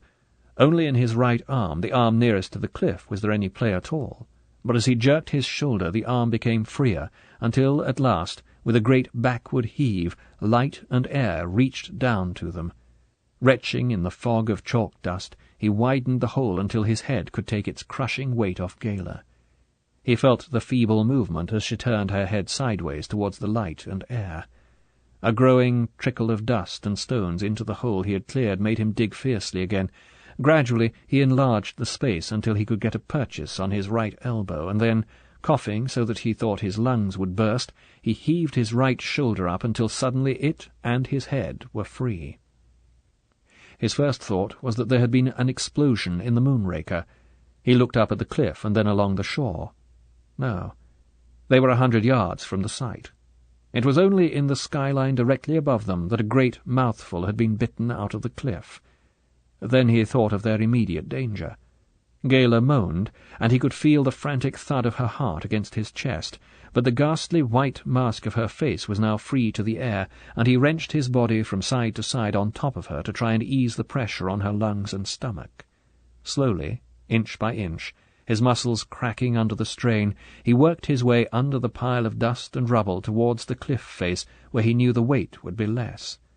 And then at last his chest was free, and he could snake his body into a kneeling position beside her. Blood dripped from his cut back and arms and mingled with the chalk dust that continually poured down the sides of the hole he had made. But he could feel that no bones were broken, and in the rage of the rescue work he felt no pain. Grunting and coughing, and without a pause to take breath, he heaved her up into a sitting position, and with a bleeding hand wiped some of the chalk dust from her face. Then, freeing his legs from the tomb of chalk, he somehow manhandled her up onto the top of the mound, with her back against the cliff. He knelt and looked at her, at the terrible white scarecrow that minutes before had been one of the most beautiful girls he had ever seen. And as he looked at her, and at the streaks of his blood down her face, he prayed that her eyes would open. When, seconds later, they did, the relief was so great that Bond turned away and was rackingly sick. Chapter 17. Wild Surmises. When the paroxysm was over, he felt Gala's hand in his hair. He looked around and saw her wince at the sight of him. She tugged at his hair and pointed up the cliffs. As she did so, a shower of small pieces of chalk rattled down beside them. Weakly he got to his knees and then to his feet, and together they scrambled and slid down off the mountain of chalk and away from the crater against the cliff from which they had escaped. The harsh sand under their feet was like velvet. They both collapsed full length and lay clutching at it with their horrible white hands as if its rough gold would wash the filthy whiteness away. Then Gala, too, was mercifully sick, and Bond crawled a few paces away to leave her alone. He hauled himself to his feet against a single lump of chalk as big as a small motor car, and at last his bloodshot eyes took in the hell that had almost engulfed them. Down to the beginning of the rocks, now lapped by the incoming tide, sprawled the debris of the cliff face, an avalanche of chalk blocks and shapes. The white dust of its collapse covered nearly an acre. Above it a jagged rent had appeared in the cliff, and a wedge of blue sky had been bitten out of the distant top, where before the line of the horizon had been almost straight. There were no longer any seabirds near them, and Bond guessed that the smell of disaster would keep them away from the place for days. The nearness of their bodies to the cliff was what had saved them. That and the slight protection of the overhang below which the sea had bitten into the base of the cliff. They had been buried by the deluge of smaller stuff. The heavier chunks, any one of which would have crushed them, had fallen outwards, the nearest missing them by a few feet, and their nearness to the cliff was the reason for Bond's right arm having been comparatively free, so that they had been able to burrow out of the mound before they were stifled. Bond realized that if some reflex had not hurled him on top of Gala at the moment of the avalanche, they would now both be dead. He felt her hand on his shoulder. Without looking at her, he put his arm round her waist, and together they got down to the blessed sea and let their bodies fall weakly, thankfully, into the shallows. 10 minutes later it was two comparatively human beings who walked back up the sand to the rocks, where their clothes lay, a few yards away from the cliff fall. They were both completely naked.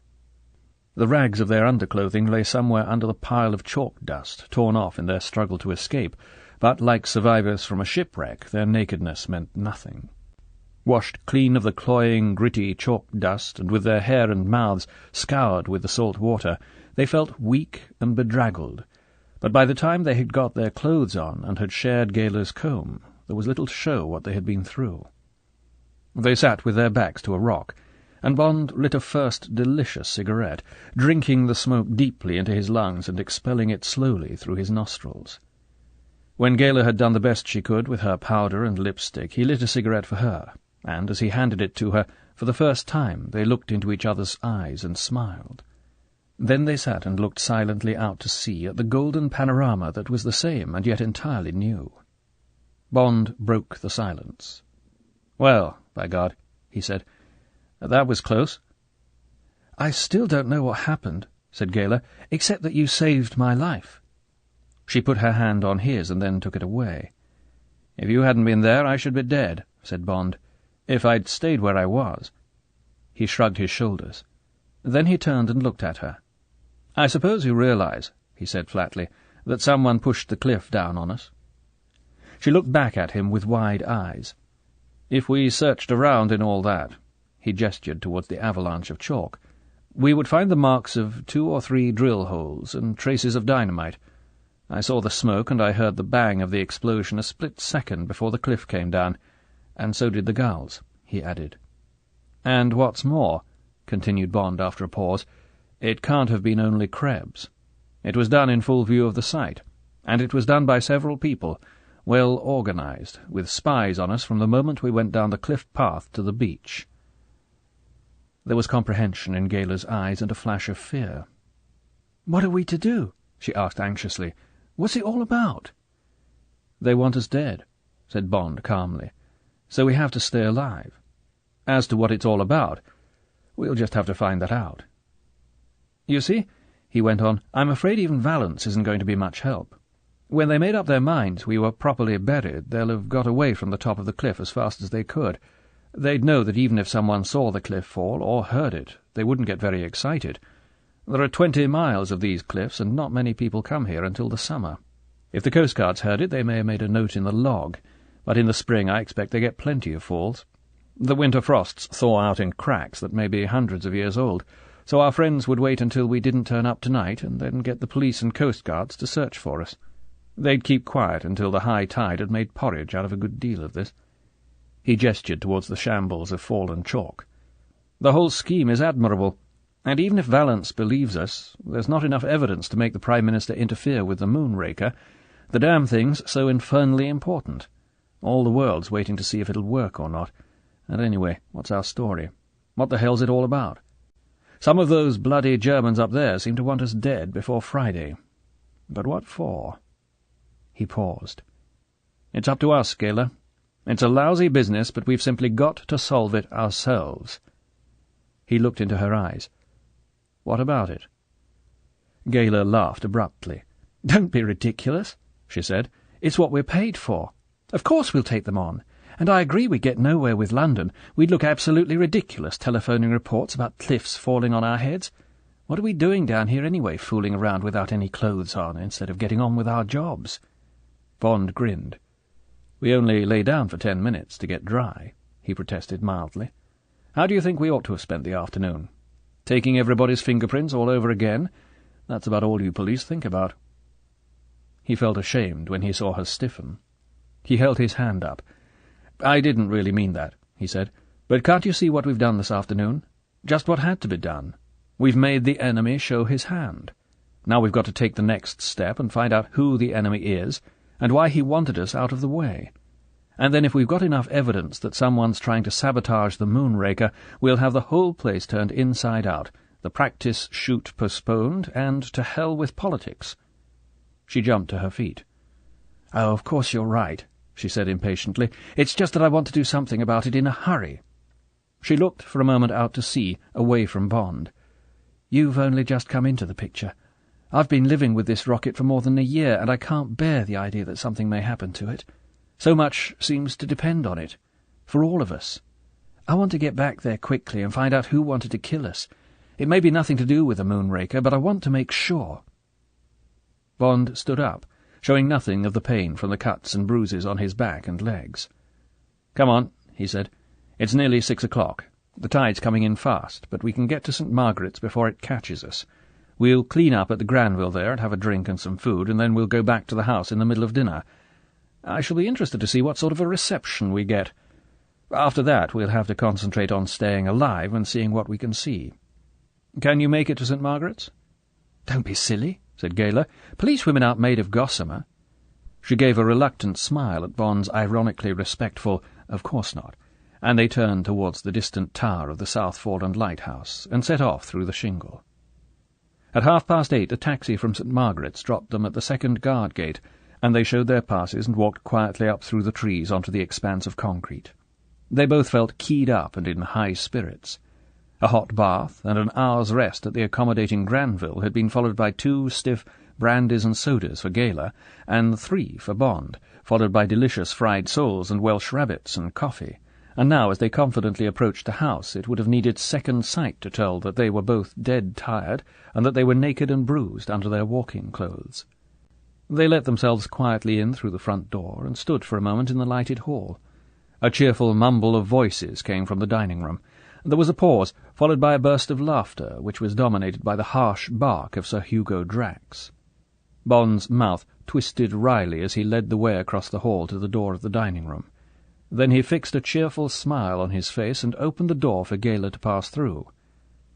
Drax sat at the head of the table, festive in his plum-coloured smoking jacket. A fork full of food, halfway to his open mouth, had stopped in mid-air as they appeared in the doorway.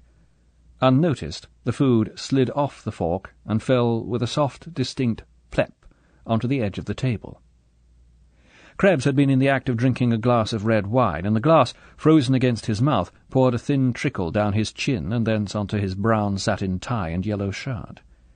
Dr. Walter had had his back to the door, and it was not until he observed the unusual behaviour of the others, the bulging eyes, the gape of the mouths, and the blood-drained faces, that he whipped his head round towards the door. His reactions, thought Bond, were slower than the others, or else his nerves were steadier. "Ach so," he said softly, "the Englander." Drax was on his feet. "My dear chap," he said thickly, "my dear chap, we were really very worried. Just wondering whether to send out a search party. A few minutes ago one of the guards came in and reported there seemed to have been a cliff fall." He came round towards them, his napkin in one hand and the fork, still erect, in the other. With the movement the blood surged back into his face, which became first mottled and then its usual red. "You really might have let me know." He spoke to the girl, anger rising in his voice. "Most extraordinary behaviour." "It was my fault," said Bond, moving forward into the room so that he could keep them all in view. "The walk was longer than I expected. I thought we might get caught by the tide, so we went on to St. Margaret's and had something to eat there and took a taxi. Miss Brand wanted to telephone, but I thought we would be back before 8. You must put the blame on me. But please go ahead with your dinner. Perhaps I might join you for coffee and dessert. I expect Miss Brand would prefer to go to her room. She must be tired after her long day." Bond walked deliberately round the table and took the chair next to Krebs. Those pale eyes, he noticed, after the first shock, had been fixed firmly on his plate. As Bond came up behind him, he was delighted to see a large mound of elastoplast on the crown of Krebs's head. "Yes, go to bed, Miss Brand. I will talk to you in the morning," said Drax testily. Gayler obediently left the room, and Drax went to his chair and sat heavily down. "Most remarkable, those cliffs," said Bond blithely. "Quite awe-inspiring walking along, wondering if they're going to choose just that moment to collapse on one. Reminded me of Russian roulette. And yet one never reads of people being killed by cliffs falling on them. The odds against getting hurt must be terrific." He paused. "By the way, what was that you were saying about a cliff fall just now?" There was a faint groan on Bond's right, followed by a crash of glass and china, as Krebs's head fell forward onto the table. Bond looked at him with polite curiosity. "Walter," said Drax sharply, "can't you see that Krebs is ill? Take the man out and put him to bed, and don't be too soft with him. The man drinks too much. Hurry up." Walter, his face crumpled and angry, strode round the table and jerked Krebs's head out of the debris. He took him by his coat collar and hauled him to his feet and away from his chair. "Du Scheißkerl," hissed Walter at the mottled, vacant face. "Marsch!" He turned him round and hustled him to the swing door into the pantry and rammed him through. There were muffled sounds of stumbling and cursing, and then a door banged and there was silence. "He must have had a heavy day," said Bond, looking at Drax. The big man was sweating freely. He wiped his face with a circular sweep of his napkin. "Nonsense," he said shortly. "He drinks." The butler, erect and unperturbed by the apparition of Krebs and Walter in his pantry, brought in the coffee. Bond took some and sipped it. He waited for the pantry door to close again. Another German, he thought. He'll already have passed the news back to the barracks. Or perhaps all the team weren't involved. Perhaps there was a team within a team. And if so, did Drax know about it? His behaviour when Bond and Gala had come through the door had been inconclusive. Had part of his astonishment been affronted dignity, the shock of a vain man whose programme has been upset by a chit of a secretary? He had certainly covered up well, and all the afternoon he had been down the shaft supervising the fuelling. Bond decided to probe a little. "How did the fuelling go?" he asked, his eyes fixed on the other man. Drax was lighting a long cigar. He glanced up at Bond through the smoke and the flame of his match. "Excellently." He puffed at the cigar to get it going. "Everything is ready now. The guards are out. An hour or two clearing up down there in the morning, and then the site will be closed. By the way," he added, "I shall be taking Miss Brand up to London in the car tomorrow afternoon. I shall need a secretary as well as Krebs. Have you got any plans?" "I have to go to London too," said Bond on an impulse. "I have my final report to make to the Ministry." "Oh, really?" said Drax casually. "What about? I thought you were satisfied with the arrangements." "Yes," said Bond non-committally. "That's all right, then," said Drax breezily. "And now, if you don't mind—" He got up from the table. "I've got some papers waiting for me in my study, so I'll say good night." "Good night," said Bond, to the already retreating back. Bond finished his coffee and went out into the hall and up to his bedroom. It was obvious that it had been searched again. He shrugged his shoulders. There was only the leather case. Its contents would show nothing except that he had come equipped with the tools of his trade. His Beretta in its shoulder holster was still where he had hidden it, in the empty leather case that belonged to Talon's night-glasses. He took the gun out and slipped it under his pillow. He took a hot bath and used half a bottle of iodine on the cuts and bruises he could reach. Then he got into bed and turned out the light. His body hurt, and he was exhausted. For a moment he thought of Gala. He had told her to take a sleeping pill and lock her door, but otherwise not to worry about anything until the morning. Before he emptied his mind for sleep, he wondered uneasily about her trip with Drax the next day to London. Uneasily, but not desperately. In due course, many questions would have to be answered, and many mysteries probed, but the basic facts seemed solid and unanswerable. This extraordinary millionaire had built this great weapon. The Ministry of Supply were pleased with it, and considered it sound. The Prime Minister and Parliament thought so too. The rocket was to be fired in less than 36 hours, under full supervision, and the security arrangements were as strict as they could possibly be. Somebody, and probably several people, wanted him and the girl out of the way. Nerves were stretched down here. There was a lot of tension about. Perhaps there was jealousy. Perhaps some people actually suspected them of being saboteurs. But what would that matter so long as he and Gala kept their eyes open? Not much more than a day to go. They were right out in the open here, in May, in England, in peacetime. It was crazy to worry about a few lunatics so long as the Moonraker was out of danger. And as for tomorrow, reflected Bond as sleep reached out for him, he would arrange to meet Gala in London and bring her back with him. Or she could even stay up in London for the night. Either way, he would look after her until the Moonraker was safely fired, and then, before work began on the Mark II weapon, there would have to be a very thorough clean-up indeed. But these were treacherously comforting thoughts. There was danger about, and Bond knew it. He finally drifted into sleep with one small scene firmly fixed in his mind. There had been something very disquieting about the dinner table downstairs. It had been laid for only 3 people. 3.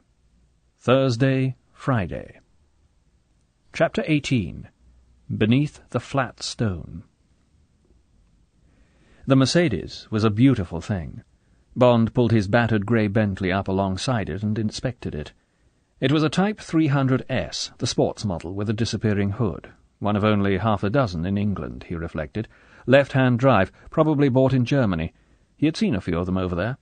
One had hissed by him on the Munich Autobahn the year before when he was doing a solid 90 in the Bentley. The body, too short and heavy to be graceful, was painted white with red leather upholstery. Garish for England, but Bond guessed that Drax had chosen white in honour of the famous Mercedes-Benz racing colours that had already swept the board again since the war at Le Mans and the Nürburgring.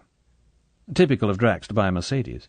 There was something ruthless and majestic about the cars, he decided, remembering the years from 1934 to 1939 when they had completely dominated the Grand Prix scene, children of the famous Blitzen-Benz that had captured the world speed record at 142 miles per hour back in 1911.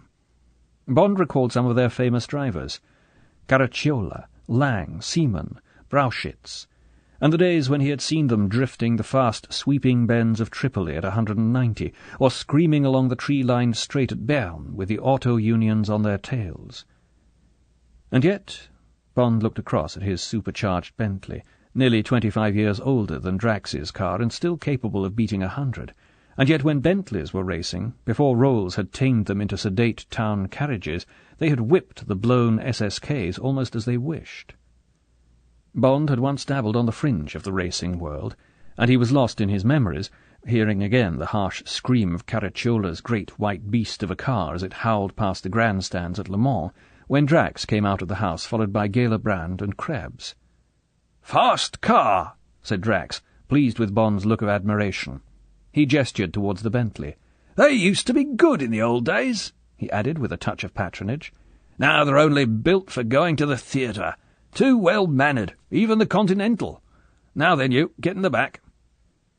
Krebs obediently climbed into the narrow back seat behind the driver. He sat sideways, his mackintosh up round his ears, his eyes fixed enigmatically on Bond. Gela Brand, smart in a dark grey tailor-made and black beret, and carrying a lightweight black raincoat and gloves, climbed into the right half of the divided front seat. The wide door closed with the rich double click of a Fabergé box. No sign passed between Bond and Gela. They had made their plans at a whispered meeting in his room before lunch, dinner in London at 7:30, and then back to the house in Bond's car. She sat demurely, her hands in her lap and her eyes to the front, as Drax climbed in, pressed the starter, and pulled the gleaming lever on the steering wheel back into third. The car surged away with hardly a purr from the exhaust, and Bond watched it disappear into the trees before he climbed into the Bentley and moved off in leisurely pursuit. In the hastening Mercedes, Gela busied herself with her thoughts. The night had been uneventful, and the morning had been devoted to clearing the launching site of everything that might possibly burn when the Moonraker was fired. Drax had not referred to the events of the previous day, and there had been no change in his usual manner. She had prepared her last firing plan. Drax himself was to do it on the morrow, and as usual Walter had been sent for, and through her spy-hole she had seen the figures being entered in Drax's black book. It was a hot, sunny day, and Drax was driving in his shirt-sleeves. She glanced down and to the left, at the top of the little book protruding from his hip pocket. This drive might be her last chance. Since the evening before she had felt a different person. Perhaps Bond had aroused her competitive spirit. Perhaps it was revulsion from playing the secretary too long. Perhaps it was the shock of the cliff fall, and the zest of realizing, after so many quiet months, that she was playing a dangerous game. But now she felt the time had come to take risks. Discovery of the Moonraker's flight plan was a routine affair, and it would give her personal satisfaction to find out the secret of the black notebook. It would be easy. Casually she laid her folded coat over the space between herself and Drax. At the same time she made a show of arranging herself comfortably, during the course of which she drew an inch or two nearer Drax, and her hand came to rest in the folds of the coat between them. Then she settled herself to wait. Her chance came, as she had thought it might, in the congested traffic of Maidstone. Drax's intent was trying to beat the traffic lights at the corner of King Street and Gabriel's Hill, but the line of traffic was too slow, and he was checked behind a battered family saloon. Gela could see that when the lights changed he was determined to cut in front of the car in front and teach it a lesson. He was a brilliant driver, but a vindictive and impatient one who was always anxious for any car that held him up to be given something to remember. As the lights went green, he gave a blast on his triple horns, pulled out to the right at the intersection, accelerated brutally, and got by, shaking his head angrily at the driver of the saloon as he passed it. In the middle of this harsh manoeuvre it was natural for Gala to allow herself to be thrown towards him. At the same time her left hand dived under the coat, and her fingers touched, felt, and extracted the book in one flow of motion. Then the hand was back in the folds of the coat again, and Drax, all his feeling in his feet and his hands, was seeing nothing but the traffic ahead, and the chances of getting across the zebra outside the Royal Star without hitting 2 women and a boy who were nearly halfway across it. Now it was a question of facing Drax's growl of rage, as with a maidenly but urgent voice she asked if she could possibly stop for a moment to powder her nose. A garage would be dangerous. He might decide to fill up with petrol. And perhaps he also carried his money in his hip pocket. But was there an hotel? Yes, she remembered, the Thomas Wyatt just outside Maidstone, and it had no petrol pumps. She started to fidget slightly. She pulled the coat back onto her lap. She cleared her throat. "Oh, excuse me, Sir Hugo," she said in a strangled voice. "Yes, what is it?" "I'm terribly sorry, Sir Hugo, but could you possibly stop for just a moment? I'm terribly sorry, but I'd like to powder my nose. It's terribly stupid of me. I'm so sorry." "Christ," said Drax. "Why the hell didn't you—" "Oh, yes. Well, all right. Find a place." He grumbled on into his moustache, but brought the big car down into the 50s. "There's a hotel just around this bend," said Gala nervously. "Thank you so much, Sir Hugo. It was stupid of me. I won't be a moment. Yes, here it is." The car swerved up to the front of the inn and stopped with a jerk. "Hurry up! Hurry up!" said Drax, as Gala, leaving the door of the car open, sped obediently across the gravel, her coat with its precious secret held tightly in front of her body. She locked the door of the lavatory and snatched open the notebook. There they were, just as she had thought. On each page, under the date, the neat columns of figures, the atmospheric pressure, the wind velocity, the temperature, just as she had recorded them from the Air Ministry figures, and at the foot of each page the estimated settings for the gyro compasses. Gala frowned. At a glance she could see that they were entirely different from hers. Drax's figures simply bore no relation to hers whatsoever. She turned to the last completed page containing the figures for that day. Why, she was wrong by nearly 90 degrees on the estimated course. If the rocket were fired on her flight plan, it would land somewhere in France. She looked wildly at her face in the mirror over the wash-basin. How could she have gone so monstrously wrong? And why hadn't Drax ever told her? Why, she ran quickly through the book again. Every day she had been 90 degrees out, firing the Moonraker at right angles to its true course. And yet she simply couldn't have made such a mistake. Did the Ministry know these secret figures?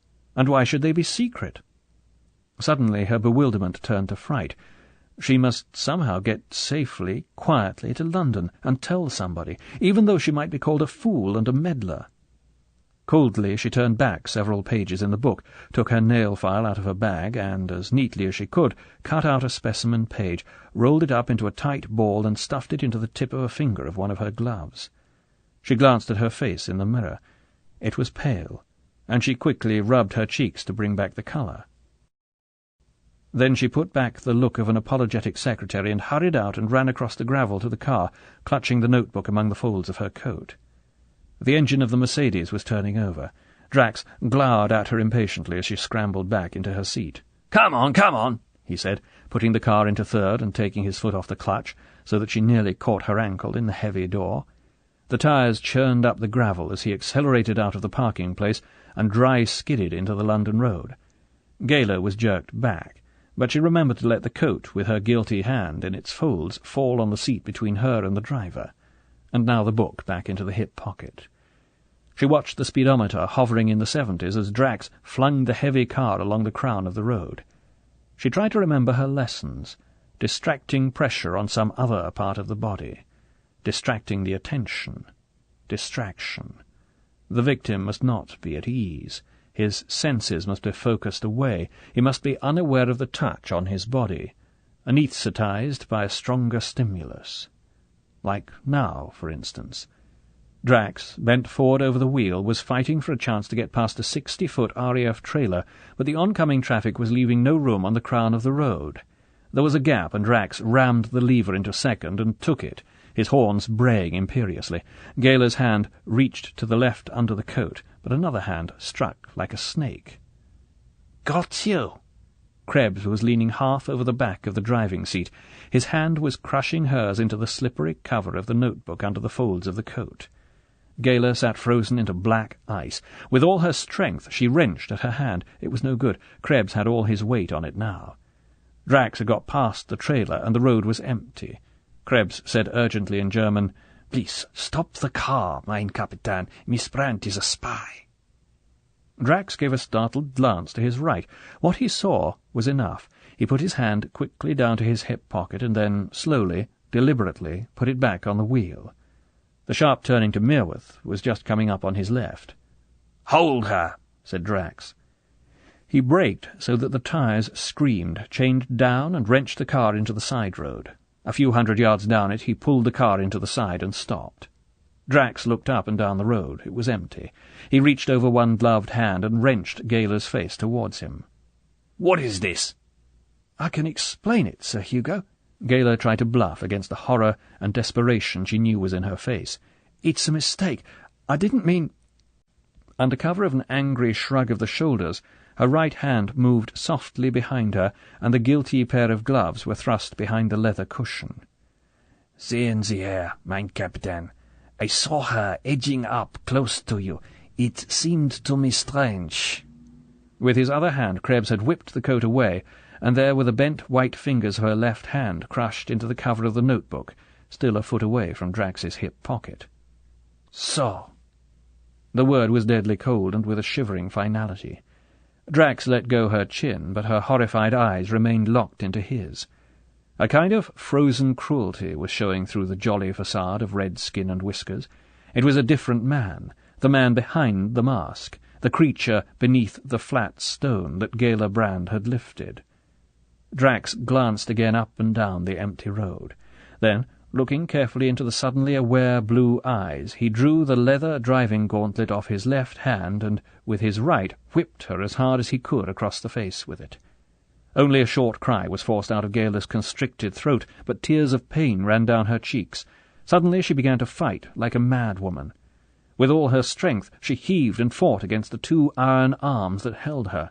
With her free right hand she tried to reach the face that leant over her and get at the eyes, but Krebs easily moved his head out of her reach and quietly increased the pressure across her throat, hissing murderously to himself as her nails tore strips of skin off the backs of his hands, but noting with a scientist's eye as her struggles became weaker. Drax watched carefully, with one eye on the road, as Krebs brought her under control, and then he started the car and drove cautiously on along the wooded road. He grunted with satisfaction as he came upon a cart track into the woods, and he turned up it and only stopped when he was well out of sight of the road. Gala had just realized that there was no noise from the engine when she heard Drax say, "There!" A finger touched her skull behind the left ear. Krebs's arm came away from her throat, and she slumped gratefully forward, gasping for air. Then something crashed into the back of her head where the finger had touched it, and there was a flash of wonderfully releasing pain and blackness. An hour later, passers-by saw a white Mercedes draw up outside a small house at the Buckingham Palace end of Ebury Street, and two kind gentlemen help a sick girl out and through the front door. Those who were near could see that the poor girl's face was very pale, and that her eyes were shut, and that the kind gentleman almost had to carry her up the steps. The big gentleman with the red face and whiskers was heard to say quite distinctly to the other man that poor Mildred had promised she wouldn't go out until she was quite well again. Very sad. Gala came to herself in a large top-floor room that seemed to be full of machinery. She was tied very securely to a chair, and apart from the searing pain in her head, she could feel that her lips and cheek were bruised and swollen. Heavy curtains were drawn across the window, and there was a musty smell in the room as if it was rarely used. There was dust on the few pieces of conventional furniture, and only the chromium and ebonite dials on the machines looked clean and new. She thought she was probably in hospital. She closed her eyes and wondered.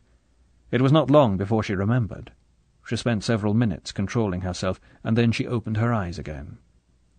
Drax, his back to her, was watching the dials on a machine that looked like a very large radio set. There were 3 more similar machines in her line of sight, and from one of them a thin steel aerial reached up to a rough hole that had been cut for it in the plaster of the ceiling.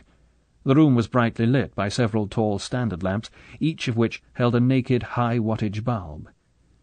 To her left there was a noise of tinkering, and by swivelling her half-closed eyes in their sockets, which made the pain in her head much worse, she saw the figure of Krebs bent over an electric generator on the floor.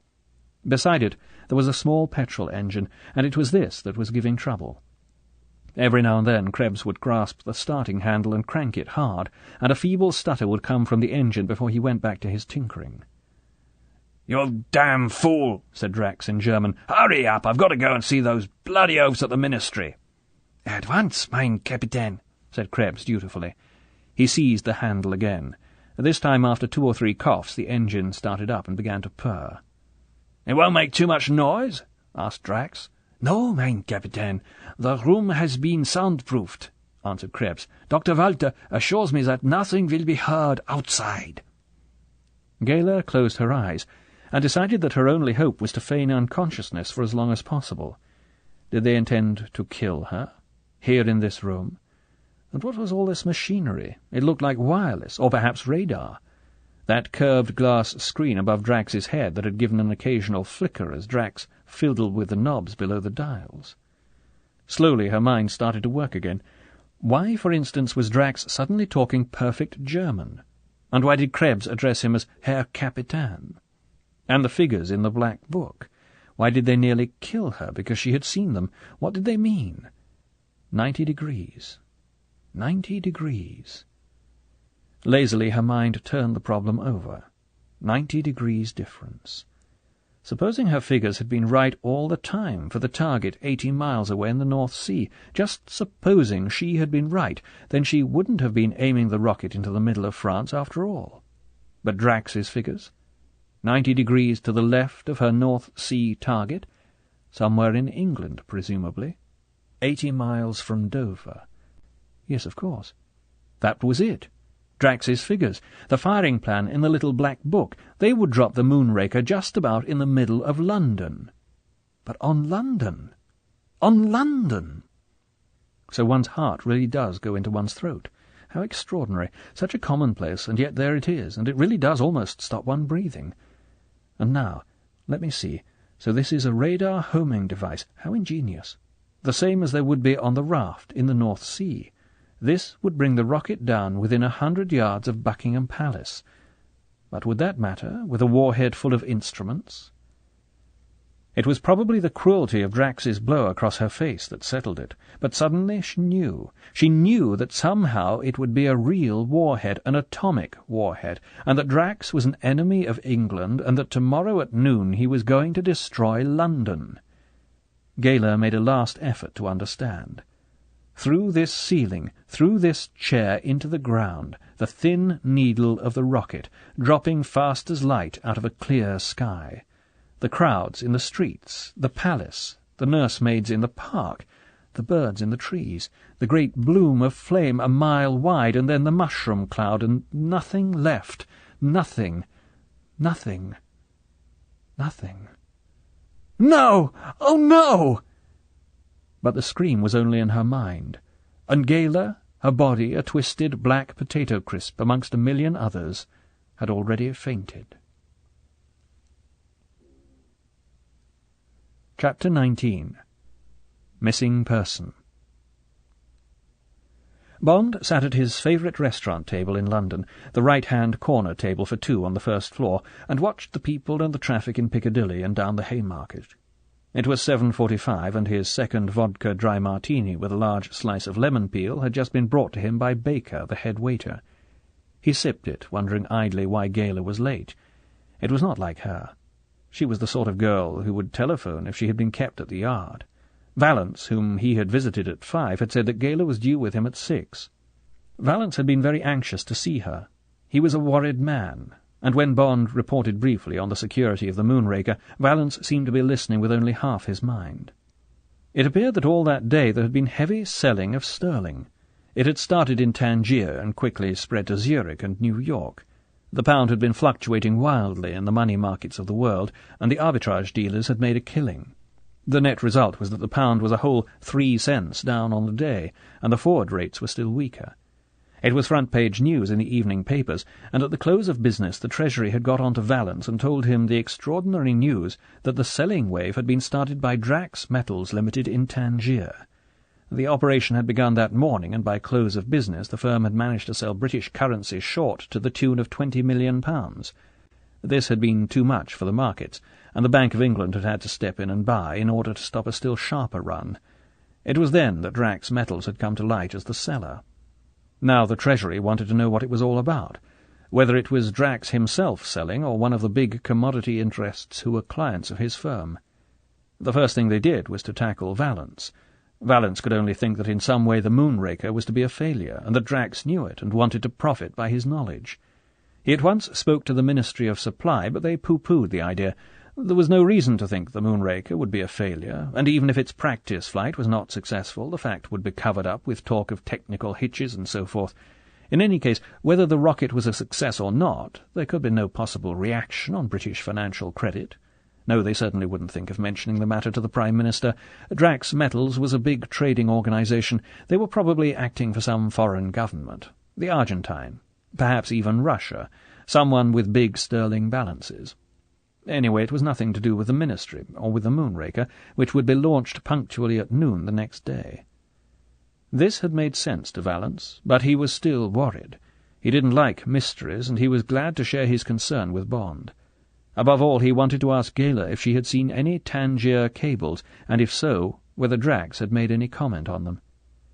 Bond was sure Gayla would have mentioned anything of the sort to him, and he said so to Valence. They had talked some more, and then Bond had left for his headquarters, where M was expecting him. M had been interested in everything, even the shaven heads and moustaches of the men. He questioned Bond minutely, and when Bond finished his story with the gist of his last conversation with Valence, M sat for a long time lost in thought. 007, he said at last. I don't like any part of this. There's something going on down there, but I can't for the life of me make any sense out of it. And I don't see where I can possibly interfere. All the facts are known to the Special Branch and to the Ministry, and God knows I've got nothing to add to them. Even if I had a word with the PM, which would be damned unfair on Valence, what am I to tell him? What facts? What's it all about? There's nothing but the smell of it all, and it's a bad smell, and, he added, a very big one, if I'm not mistaken. No. He looked across at Bond, and his eyes held an unusual note of urgency. It looks as if it's all up to you, and that girl. You're lucky she's a good one. Anything you want? Anything I can do to help? No, thank you, sir, Bond had said, and he had walked out through the familiar corridors and down in the lift to his own office, where he had terrified Louisa Ponsonby by giving her a kiss as he said good night. The only times he ever did that were at Christmas, on her birthday, and just before there was something dangerous to be done. Bond drank down the rest of his martini and looked at his watch. Now it was 8 o'clock, and suddenly he shivered. He got straight up from his table and walked out to the telephone. The switchboard at the Yard said that the Assistant Commissioner had been trying to reach him. He had had to go to a dinner at the Mansion House. Could Commander Bond please stay by the telephone? Bond waited impatiently. All his fears surged up at him from the chunk of black bakelite. He could see the rows of polite faces, the uniformed waiter slowly edging his way round to Valence, the quickly pulled-back chair, the unobtrusive exit, those echoing stone lobbies, the discreet booth. The telephone screamed at him. "That you, Bond? Valence here. Seen anything of Miss Brand?" Bond's heart went cold. "No," he said sharply. "She's half an hour late for dinner. Didn't she turn up at 6? "No. And I've had a trace sent out, and there's no sign of her at the usual address she stays at when she comes to London. None of her friends has seen her. If she left in Drax's car at 2:30, she should have been in London by 4:30. There's been no crash on the Dover Road during the afternoon, and the AA and the RAC are negative." There was a pause. "Now listen." There was urgent appeal in Valence's voice. "She's a good girl, that, and I don't want anything to happen to her. Can you handle it for me? I can't put out a general call for her. The killing down there has made her news, and we'd have the whole press round our ears. It will be even worse after 10 tonight. Downing Street are issuing a communique about the practice shoot, and tomorrow's papers are going to be nothing but Moonraker'. The PM's going to broadcast. Her disappearance would turn the whole thing into a crime story. Tomorrow's too important for that, and anyway the girl may have had a fainting fit or something, but I want her found. Well, what do you say? Can you handle it? You can have all the help you want. I'll tell the duty officer that he's to accept your orders." "Don't worry," said Bond. "Of course I'll look after it." He paused, his mind racing. "Just tell me something. What do you know about Drax's movements?" "He wasn't expected at the Ministry until 7, said Valance. "I left word." There was a confused noise on the line, and Bond heard Valance say, "Thanks." He came back on the line. "Just got a report passed on by the City Police," he said. "The Yard couldn't get me on the phone. Talking to you. Let's see." He read. "Sir Hugo Drax arrived Ministry 1900, left at 2000. Left message dining at Blades if wanted. Back at site 2300. Valance commented. "That means he'll be leaving London about 9. Just a moment." He read on. "Sir Hugo stated Miss Brand felt unwell on arrival in London, and at her request he left her at Victoria Station bus terminal at 16:45. Miss Brand stated she would rest with some friends, address unknown, and contact Sir Hugo at Ministry at 1900. She had not done so. And that's all," said Valance. "Oh, by the way, we made the inquiry about Miss Brand on your behalf. Said you had arranged to meet her at 6, and she hadn't turned up." "Yes," said Bond, his thoughts elsewhere. "That doesn't seem to get us anywhere. I'll have to get busy. Just one more thing. Has Drax got a place in London? Flat or anything like that?" "He always stays at the Ritz nowadays," said Valance. "Sold his house in Grosvenor Square when he moved down to Dover. But we happen to know he's got some sort of an establishment in Ebury Street. We checked there, but there was no answer to the bell, and my man said the house looked unoccupied. Just behind Buckingham Palace, some sort of hideout of his. Keeps it very quiet. Probably takes his women there. Anything else? I ought to be getting back, or all this big brass will think the crown jewels have been stolen." "You go ahead," said Bond. "I'll do my best, and if I get stuck I'll call on your men to help. Don't worry if you don't hear from me. So long." "So long," said Valance, with a note of relief in his voice. "And thanks. Best of luck." Bond rang off. He picked up the receiver again and called Blades. "This is the Ministry of Supply," he said. "Is Sir Hugo Drax in the club?" Yes, sir." It was the friendly voice of Brevet. "He's in the dining-room. Do you wish to speak to him?" "No, it's all right," said Bond. "I just wanted to make certain he hadn't left yet." Without noticing what he was eating, Bond wolfed down some food and left the restaurant at 8:45. His car was outside waiting for him, and he said good-night to the driver from headquarters and drove to St. James's Street. He parked under cover of the central row of taxis opposite Boodle's, and settled himself behind an evening paper over which he could keep his eyes on a section of Drax's Mercedes which he was relieved to see standing in Park Street unattended. He had not long to wait. Suddenly a broad shaft of yellow light shone out from the doorway of Blades, and the big figure of Drax appeared. He wore a heavy ulster up round his ears and a cap pulled down over his eyes. He walked quickly to the white Mercedes, slammed the door, and was away across to the left-hand side of St. James's Street, and braking to turn opposite St. James's Palace, while Bond was still in third. "God, the man moves quickly," thought Bond, doing a racing change round the island in the Mall, with Drax already passing the statue in front of the palace. He kept the Bentley in third and thundered in pursuit. Buckingham Palace Gate. So it looked like Ebury Street. Keeping the white car just in view, Bond made hurried plans. The lights at the corner of Lower Grosvenor Place were green for Drax and red for Bond. Bond jumped them and was just in time to see Drax swing left into the beginning of Ebury Street. Gambling on Drax making a stop at his house, Bond accelerated to the corner and pulled up just short of it. As he jumped out of the Bentley, leaving the engine ticking over, and took the few steps towards Ebury Street, he heard 2 short blasts on the Mercedes horn, and as he carefully edged round the corner he was in time to see Krebs helping the muffled figure of a girl across the pavement. Then the door of the Mercedes slammed and Drax was off again. Bond ran back to his car, whipped into third, and went after him. Thank God the Mercedes was white. There it went, its stop-lights blazing briefly at the intersections, the headlamps full on, and the horn blaring at any hint of a check in the sparse traffic. Bond set his teeth and rode his car as if she was a Lipizzaner at the Spanish riding school in Vienna. He could not use headlights or horn for fear of betraying his presence to the car in front. He just had to play on his brakes and gears and hope for the best. The deep note of his 2-inch exhaust thundered back at him from the houses on either side, and his tyres screamed on the tarmac. He thanked heavens for the new set of racing Michelins that were only a week old. If only the lights would be kind. He seemed to be getting nothing but amber and red, while Drax was always being swept on by the green. Chelsea Bridge. So it did look like the Dover Road by the South Circular. Could he hope to keep up with the Mercedes on A20? Drax had 2 passengers. His car might not be tuned, but with that independent springing he could corner better than Bond. The old Bentley was a bit high off the ground for this sort of work. Bond stamped on his brakes and risked a howl on his triple klaxons as a homeward-bound taxi started to weave over to the right. It jerked back to the left, and Bond heard a 4-letter yell as he shot past. Clapham Common and the flicker of the white car through the trees. Bond ran the Bentley up to 80 along the safe bit of road and saw the lights go red just in time to stop Drax at the end of it. He put the Bentley into neutral and coasted up silently. 50 yards away. 40. 30. 20. The lights changed, and Drax was over the crossing and away again, but not before Bond had seen that Krebs was beside the driver, and that there was no sign of Gala except the hump of a rug over the narrow back seat. So there was no question.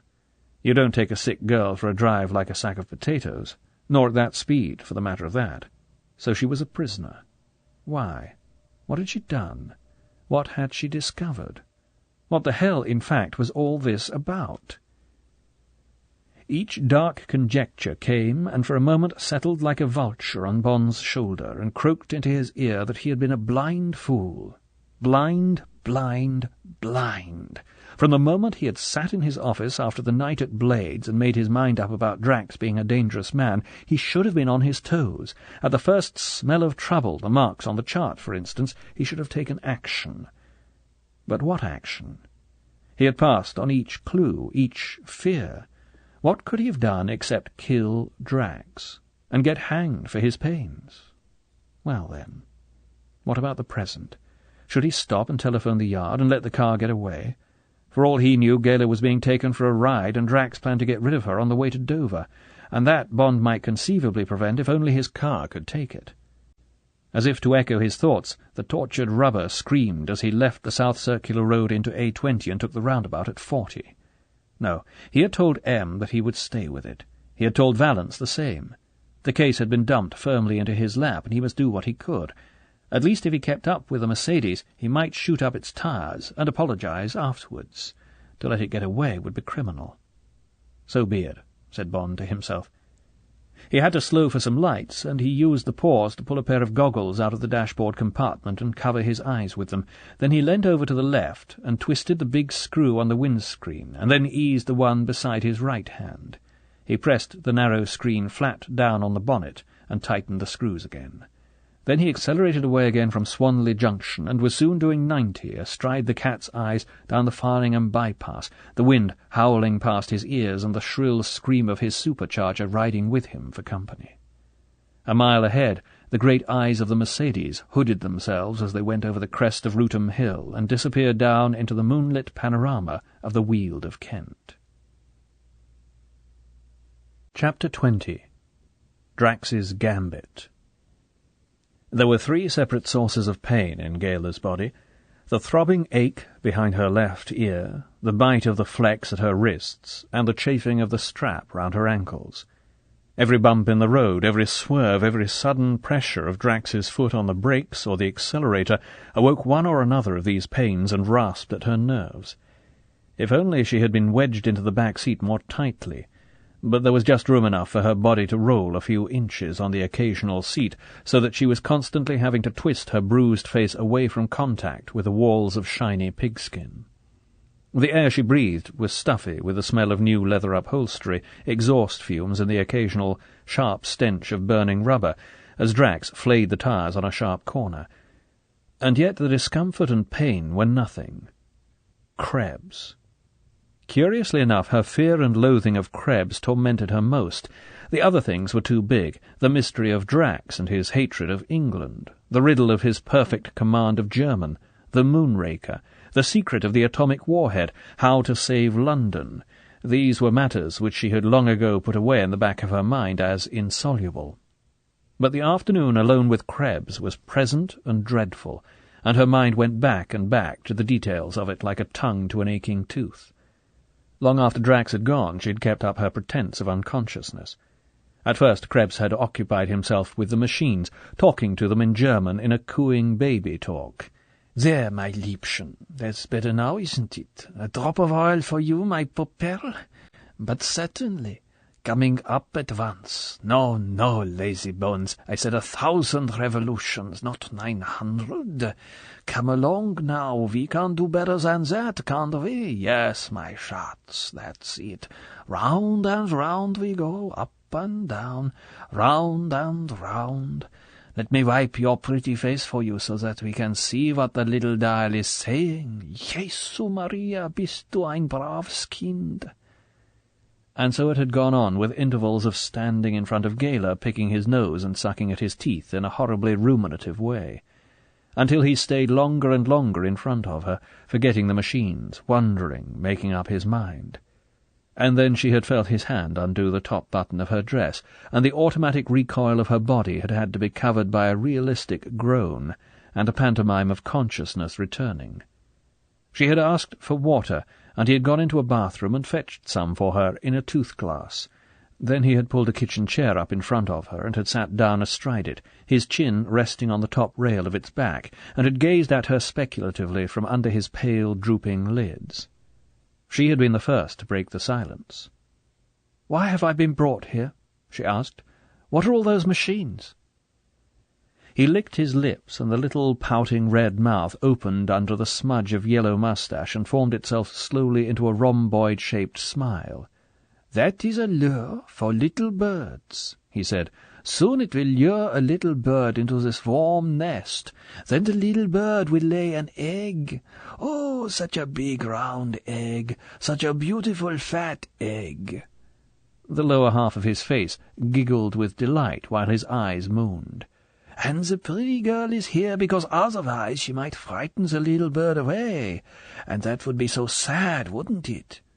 He spat out the next 3 words. "Filthy English bitch." His eyes became intent and purposeful. He hitched his chair nearer so that his face was only a foot away from hers, and she was enveloped in the miasma of his breath. "Now, English bitch, who are you working for?" He waited. "You must answer me, you know," he said softly. "We are all alone here. There is no one to hear you scream." "Don't be stupid," said Gala desperately. "How could I be working for anyone except Sir Hugo?" Krebs smiled at the name. "I was just curious about the flight plan." She went into a rambling explanation about her figures and Drax's figures, and how she had wanted to share in the success of the Moonraker. "Try again," whispered Krebs when she had finished. "You must do better than that." And suddenly his eyes had turned hot with cruelty, and his hands had reached towards her from behind the back of his chair. In the rear of the hurtling Mercedes, Gala ground her teeth together and whimpered at the memory of the soft, crawling fingers on her body, probing, pinching, pulling, while all the time the hot, vacant eyes gazed curiously into hers, until finally she gathered the saliva in her mouth and spat full in his face. He hadn't even paused to wipe his face, but suddenly he had really hurt her, and she had screamed once and then mercifully fainted. And then she had found herself being pushed into the back of the car. A rug was thrown over her, and they were hurtling through the streets of London, and she could hear other cars near them, the frantic ringing of a bicycle bell, an occasional shout, the animal growl of an old klaxon, the whirring putter of a motor scooter, a scream of brakes, and she had realized that she was back in the real world, that English people, friends, were all around her. She had struggled to get to her knees and scream, but Krebs must have felt her movement, because his hands were suddenly at her ankles, strapping them to the footrail along the floor, and she knew that she was lost. And suddenly the tears were pouring down her cheeks, and she was praying that somehow somebody would be in time. That had been less than an hour ago, and now she could tell from the slow pace of the car and the noise of other traffic that they had reached a large town, Maidstone, if she was being taken back to the site. In the comparative silence of their progress through the town, she suddenly heard Krebs's voice. There was a note of urgency in it. "Mein Kapitän," he said. "I have been watching a car for some time. It is certainly following us. It has seldom been using its lights. It is only 100 meters behind us now. I think it is the car of Commander Bond." Drax grunted with surprise, and she could hear his big body shift round to get a quick look. He swore sharply, and then there was silence, and she could feel the big car weaving and straining in the thin traffic. "Ja, sowas," said Drax finally. His voice was thoughtful. "So that old museum piece of his can still move. So much the better, my dear Krebs. He seems to be alone." He laughed harshly. "So we will give him a run for his money, and if he survives it, we will get him in the bag with the woman. Turn on the radio. Home service. We will soon find out if there is a hitch." There was a short crackle of static, and then Gala could hear the voice of the Prime Minister, the voice of all the great occasions in her life, coming through in broken fragments, as Drax put the car into third and accelerated out of the town. "Weapon devised by the ingenuity of man, 1,000 miles into the firmament, area patrolled by Her Majesty's ships, designed exclusively for the defence of our beloved island. A long era of peace. Development for man's great journey away from the confines of this planet. Sir Hugo Drax, that great patriot and benefactor of our country." Gala heard Drax's roar of laughter above the howling of the wind, a great scornful bray of triumph, and then the set was switched off. "James," whispered Gala to herself, "there's only you left. Be careful, but make haste." Bond's face was a mask of dust and filthy with the blood of flies and moths that had smashed against it. Often he had had to take a cramped hand off the wheel to clear his goggles, but the Bentley was going beautifully, and he felt sure of holding the Mercedes. He was touching 95 on the straight just before the entrance to Leeds Castle, when great lights were suddenly switched on behind him, and a 4-tone wind horn sounded its impudent pom-pim-pom-pam almost in his ear. The apparition of a third car in the race was almost unbelievable. Bond had hardly troubled to look in his driving mirror since he left London. No one but a racing driver or a desperate man could have kept up with them, and his mind was in a turmoil as he automatically pulled over to the left and saw out of the corner of his eye a low, fire-engine-red car come up level with him and draw away with a good 10 miles an hour extra on its clock. He caught a glimpse of the famous Alpha radiator, and along the edge of the bonnet in bold white script the words "Attaboy 2." Then there was the grinning face of a youth in shirt-sleeves, who stuck 2 rude fingers in the air before he pulled away in the welter of sound which an Alpha at speed compounds from the whine of its supercharger, the gatling crackle of its exhaust, and the thunderous howl of its transmission. Bond grinned in admiration as he raised a hand to the driver. Alfa Romeo supercharged straight 8, he thought to himself, must be nearly as old as mine, 32 or 33 probably, and only half my CC. Targa Florio in 1931, and did well everywhere after that. Probably a hot rod type from one of the RAF stations round here, trying to get back from a party in time to sign in before he's put on the report. He watched affectionately as the Alpha wagged its tail in the S-bend abreast of Leeds Castle, and then howled off on the long wide road towards the distant Charing Fork. Bond could imagine the grin of delight as the boy came up with Drax. Oh, boy, it's a Merc! And the rage of Drax at the impudent music of the wind horn. Must be doing 105, reflected Bond. Hope the damn fool doesn't run out of road. He watched the 2 sets of tail lights closing up, the boy in the Alpha preparing for his trick of coming up behind and suddenly switching everything on when he could see a chance to get by. There, 400 yards away, the Mercedes showed white in the sudden twin shafts from the Alpha. There was a mile of clear road ahead, straight as a die. Bond could almost feel the boy's feet stamping the pedal still further into the floorboards. "Attaboy!" Up front in the Mercedes, Krebs had his mouth close to Drax's ear. "Another of them!" he shouted urgently. "Can't see his face. Coming up to pass now." Drax let out a harsh obscenity. His bared teeth showed white in the pale glimmer from the dashboard. "Teach the swine a lesson," he said, setting his shoulders and gripping the wheel tightly in the great leather gauntlets. Out of the corner of his eye he watched the nose of the Alpha creep up to starboard. "Pom-pim-pom-pam," chirped the wind horn. Softly, delicately, Drax inched the wheel of the Mercedes to the right, and, at the horrible crash of metal, whipped it back again to correct the slew of his tail. "Bravo! Bravo!" screamed Krebs, beside himself with excitement as he knelt on the seat and looked back. "Double somersault! Jumped the hedge upside down. I think he's burning already. Yes, there are flames." "That'll give our fine Mr. Bond something to think about," snarled Drax, breathing heavily. But Bond, his face a tight mask, had hardly checked his speed, and there was nothing but revenge in his mind as he hurtled on after the flying Mercedes. He had seen it all. The grotesque flight of the red car as it turned over and over, the flying figure of the driver, his arms and legs spread-eagled as he soared out of the driving seat, and the final thunder as the car hurdled the hedge upside down and crashed into the field. As he flashed by, noting the horrible graffiti of the black skid marks across the tarmac, his mind recorded one final macabre touch.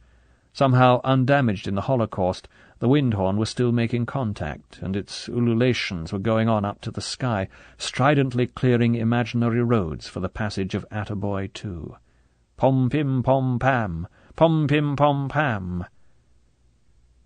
So a murder had taken place in front of his eyes. Or at any rate an attempted murder. So, whatever his motives, Sir Hugo Drax had declared war, and didn't mind Bond knowing it. This made a lot of things easier. It meant that Drax was a criminal and probably a maniac. Above all, it meant certain danger for the Moonraker. That was enough for Bond. He reached under the dashboard and from its concealed holster drew out the long-barreled .45 Colt Army Special and laid it on the seat beside him. The battle was now in the open, and somehow the Mercedes must be stopped. Using the road as if it was Donington, Bond rammed his foot down and kept it there. Gradually, with the needle twitching either side of the 100 mark, he began to narrow the gap. Drax took the left-hand fork at Charing and hissed up the long hill. Ahead, in the giant beam of his headlights, one of Bowater's huge 8-wheeled AEC diesel carriers was just grinding into the first bend of the hairpin, labouring under the 14 tons of newsprint it was taking on a night run to one of the East Kent newspapers. Drax cursed under his breath as he saw the long carrier with the 20 gigantic rolls, each containing 5 miles of newsprint roped to its platform, right in the middle of the tricky S-bend, at the top of the hill. He looked in the driving mirror and saw the Bentley coming into the fork. And then Drax had his idea. "Krebs!" The word was a pistol shot. "Get out your knife!" There was a sharp click, and the stiletto was in Krebs's hand. One didn't dawdle when there was that note in the master's voice. "I'm going to slow down behind this lorry. Take your shoes and socks off and climb out onto the bonnet, and when I come up behind the lorry, jump onto it. I shall be going at walking pace. It'll be safe. Cut the ropes that hold the rolls of paper. The left ones first, then the right. I shall have pulled up level with the lorry, and when you have cut the second lot, jump into the car. Be careful you're not swept off with the paper. Verstanden? Also, Hals- und Beinbruch." Drax doused his headlights and swept round the bend at 80. The lorry was 20 yards ahead, and Drax had to brake hard to avoid crashing into its tail. The Mercedes executed a dry skid until its radiator was almost underneath the platform of the carrier. Drax changed down to second. "Now!" He held the car steady as a rock as Krebs, with bare feet, went over the windscreen and scrambled along the shining bonnet, his knife in his hand. With a leap he was up and hacking at the left-hand ropes. Drax pulled away to the right and crawled up level with the rear wheels of the diesel, the oily smoke from its exhaust in his eyes and nostrils. Bond's lights were just showing round the bend. There was a series of huge thuds as the left-hand rolls poured off the back of the lorry into the road and went hurtling off into the darkness, and more thuds as the right-hand ropes parted.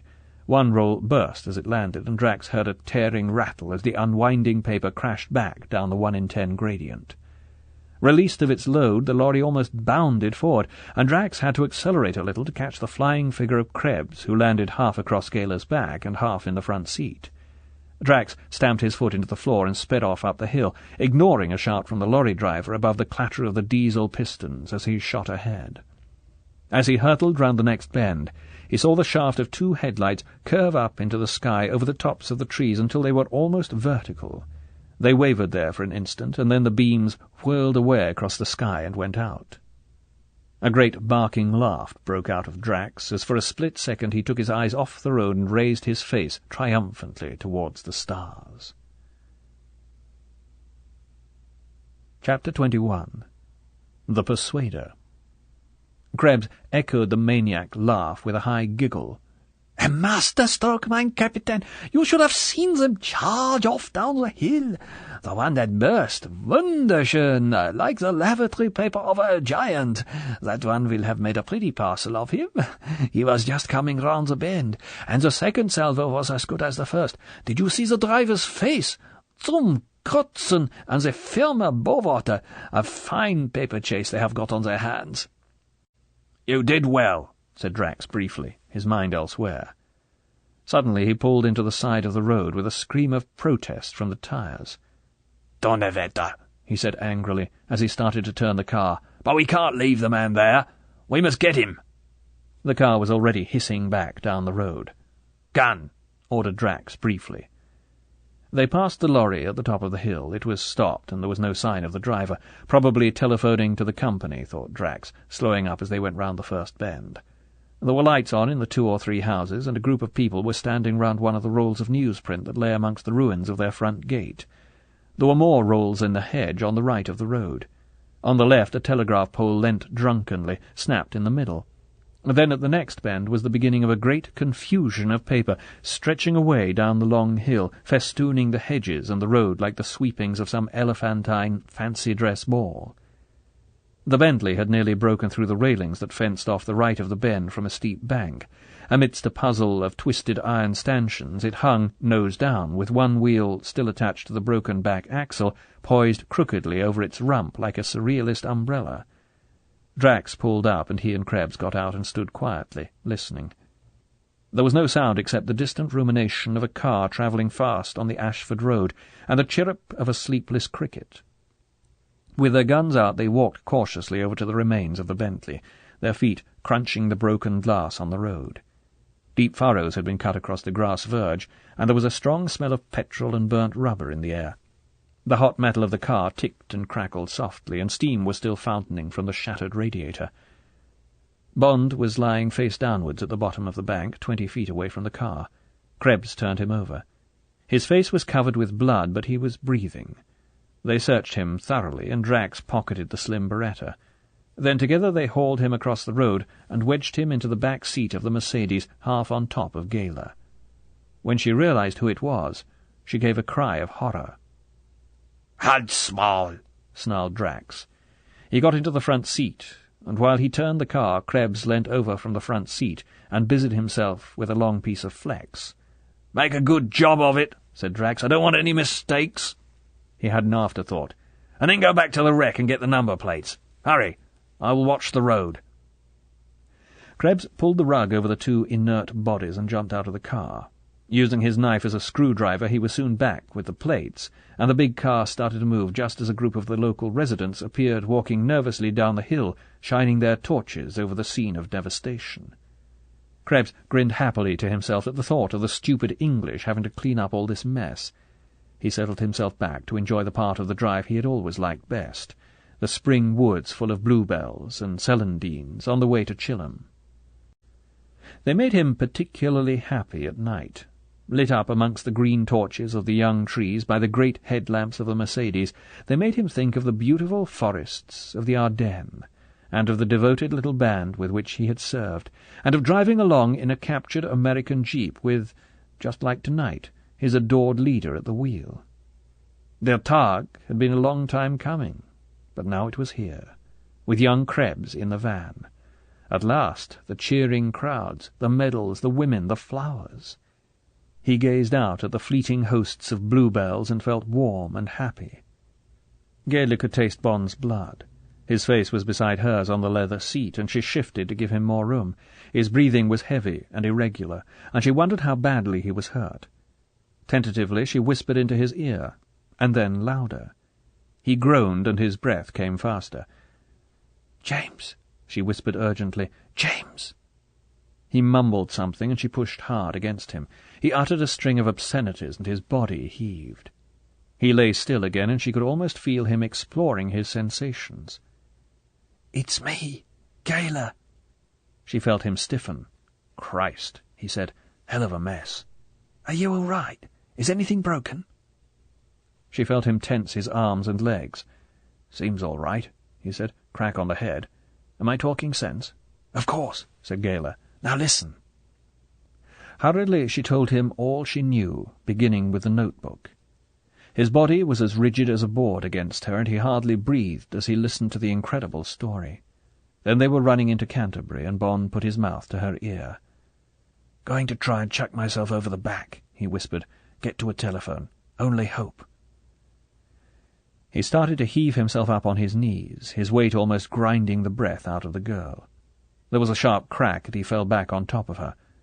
"Another move out of you, and you're dead," said the voice of Krebs, coming softly between the front seats. Only another 20 minutes to the sight. Gayler gritted her teeth and set about bringing Bond back to consciousness again. She had only just succeeded when the car drew up at the door of the launching dome, and Krebs, a gun in his hand, was undoing the bonds round their ankles. They had a glimpse of the familiar moonlit cement and of the semicircle of guards some distance away before they were hustled through the door, and, when their shoes had been torn off by Krebs, out onto the iron catwalk inside the launching dome. There the gleaming rocket stood, beautiful, innocent, like a new toy for Cyclops. But there was a horrible smell of chemicals in the air, and to Bond the Moonraker was a giant hypodermic needle ready to be plunged into the heart of England. Despite a growl from Krebs, he paused on the stairway and looked up at its glittering nose. 1,000,000 deaths. 1,000,000. 1,000,000. 1,000,000. On his hands? For God's sake, on his hands! With Krebs's gun prodding him, he went slowly down the steps on the heels of Gayler. As he turned through the doors of Drax's office, he pulled himself together. Suddenly his mind was clear, and all the lethargy and pain had left his body. Something, anything, must be done. Somehow he would find a way. His whole body and mind became focused and sharp as a blade. His eyes were alive again, and defeat sloughed off him like the skin of a snake. Drax had gone ahead and was sitting at his desk. He had a Luger in his hand. It was pointing at a spot halfway between Bond and Gayler, and it was steady as a rock. Behind him, Bond heard the double doors thud shut. "I was one of the best shots in the Brandenburg Division," said Drax conversationally. "Tire to that chair, Krebs." Then the man. Gayler looked desperately at Bond. "You won't shoot," said Bond. "You'd be afraid of touching off the fuel." He walked slowly towards the desk. Drax smiled cheerfully and looked along the barrel at Bond's stomach. "Your memory is bad, Englishman," he said flatly. "I told you this room is cut off from the shaft by the double doors. Another step and you will have no stomach." Bond looked at the confident, narrowed eyes and stopped. "Go ahead, Krebs." When they were both tied securely and painfully to the arms and legs of two tubular steel chairs a few feet apart beneath the glass wall map, Krebs left the room. He came back in a moment with a mechanic's blowtorch. He set the ugly machine on the desk, pumped air into it with a few brisk strokes of the plunger, and set a match to it. A blue flame hissed out a couple of inches into the room. He picked up the instrument and walked towards Gayler. He stopped a few feet to one side of her. "Now then," said Drax grimly, "let's get this over without any fuss. The good Krebs is an artist with one of those things. We used to call him the Schwanksmann, the Persuader. I shall never forget the way he went over the last spy we caught together. Just south of the Rhine, wasn't it, Krebs?" Bond pricked up his ears. "Yes, mein Kapitän," Krebs chuckled reminiscently. "It was a pig of a Belgian." "All right, then," said Drax. "Just remember, you two, there's no fair play down here, no jolly good sports and all that. This is business." The voice cracked like a whip on the word. "You," he looked at Gayler Brand. "Who are you working for?" Gayler was silent. "Anywhere you like, Krebs." Krebs's mouth was half open. His tongue ran up and down his lower lip. He seemed to be having difficulty with his breathing as he took a step towards the girl. The little flame roared greedily. "Stop," said Bond coldly. "She works for Scotland Yard. So do I." These things were pointless now. They were of no conceivable use to Drax. In any case, by tomorrow afternoon there might be no Scotland Yard. "That's better," said Drax. "Now, does anybody know you're prisoners? Did you stop and telephone anyone?" "If I say yes," thought Bond, "he will shoot us both and get rid of the bodies, and the last chance of stopping the Moonraker will be gone. And if the Yard knows, why aren't they here already? No. Our chance may come. The Bentley will be found. Valence may get worried when he doesn't hear from me." "No," he said. "If I had, they'd be here by now." "True," said Drax reflectively. "In that case, I'm no longer interested in you, and I congratulate you on making the interview so harmonious. It might have been more difficult if you had been alone. A girl is always useful on these occasions. Krebs, put that down. You may go. Tell the others what is necessary. They will be wondering. I shall entertain our guests for a while, and then I shall come up to the house, see the car gets properly washed down, the back seat, and get rid of the marks on the right-hand side. Tell them to take the whole panel off if necessary, or they can set fire to the damn thing. We shan't be needing it any more."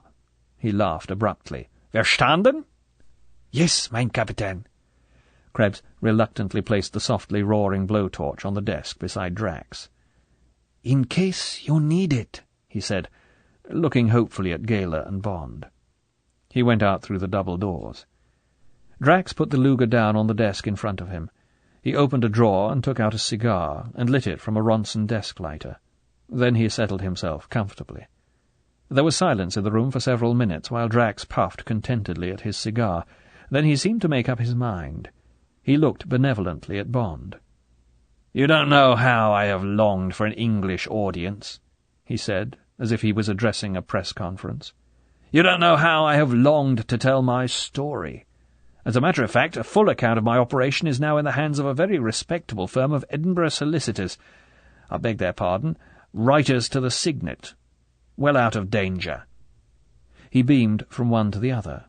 "And these good folk have instructions to open the envelope on the completion of the first successful flight of the Moonraker'. But you lucky people shall have a preview of what I have written, and then, when tomorrow at noon you see through those open doors," he gestured to his right, "the first wisp of steam from the turbines, and know that you are to be burnt alive in about half a second, you will have the momentary satisfaction of knowing what it is all in aid of, as," he grinned wolfishly, "we Englishmen say." "You can spare us the jokes," said Bond roughly. "Get on with your story, Kraut." Drax's eyes blazed momentarily. "A Kraut! Yes, I am indeed a Reichdeutscher." The mouth beneath the red moustache savoured the fine word. "And even England will soon agree that they have been licked by just one single German, and then perhaps they'll stop calling us Krauts. By order!" The words were yelled out, and the whole of Prussian militarism was in the parade ground bellow. Drax glowered across the desk at Bond, the great splayed teeth under the red moustache tearing nervously at one fingernail, then another. Then, with an effort, he crammed his right hand into his trouser pocket as if to put it out of temptation, and picked up his cigar with his left. He puffed at it for a moment, and then, his voice still taut, he began.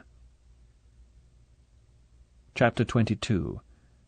Pandora's Box.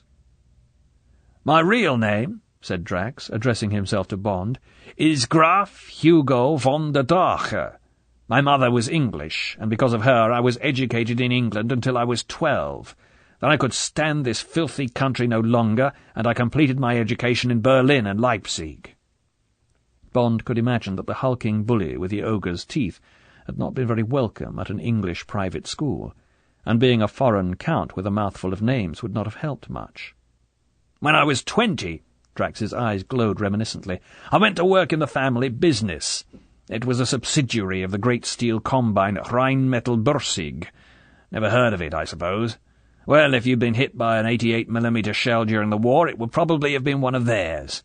Our subsidiary were experts in special steels, and I learned all about them, and a lot about the aircraft industry, our most exacting customers. That's when I first heard about columbite, worth diamonds in those days.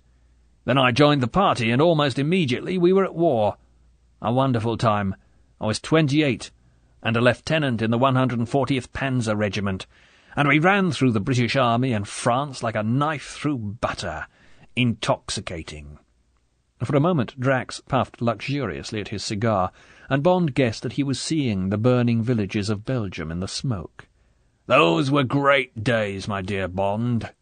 Drax reached out a long arm and tapped the ash of his cigar off onto the floor. "But then I was picked out for the Brandenburg Division, and I had to leave the girls and the champagne and go back to Germany and start training for the big water jump to England. My English was needed in the division. We were all going to be in English uniforms. It would have been fun. But the damned general said it couldn't be done, and I was transferred to the Foreign Intelligence Service of the SS, the RSHA, it was called, and SS Obergruppenführer Kaltenbrunner had just taken over the command after Heydrich was assassinated in 42. He was a good man, and I was under the direct orders of a still better one, Obersturmbannführer. He rolled out the delicious title with relish, Otto Skorzeny. His job in the RSHA was terrorism and sabotage. A pleasant interlude, my dear Bond, during which I was able to bring many an Englishman to book with.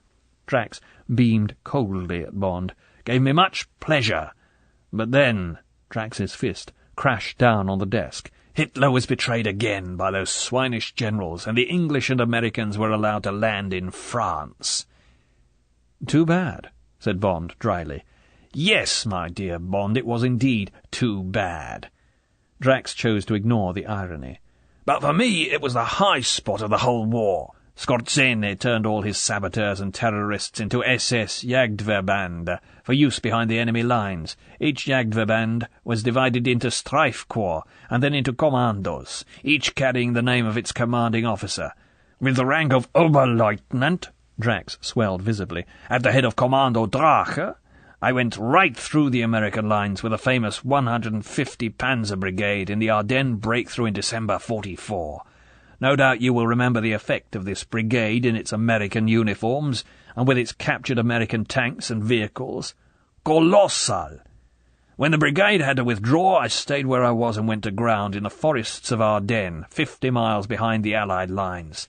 There were 20 of us, 10 good men and 10 Hitlerjugend werewolves. In their teens, but good lads, all of them.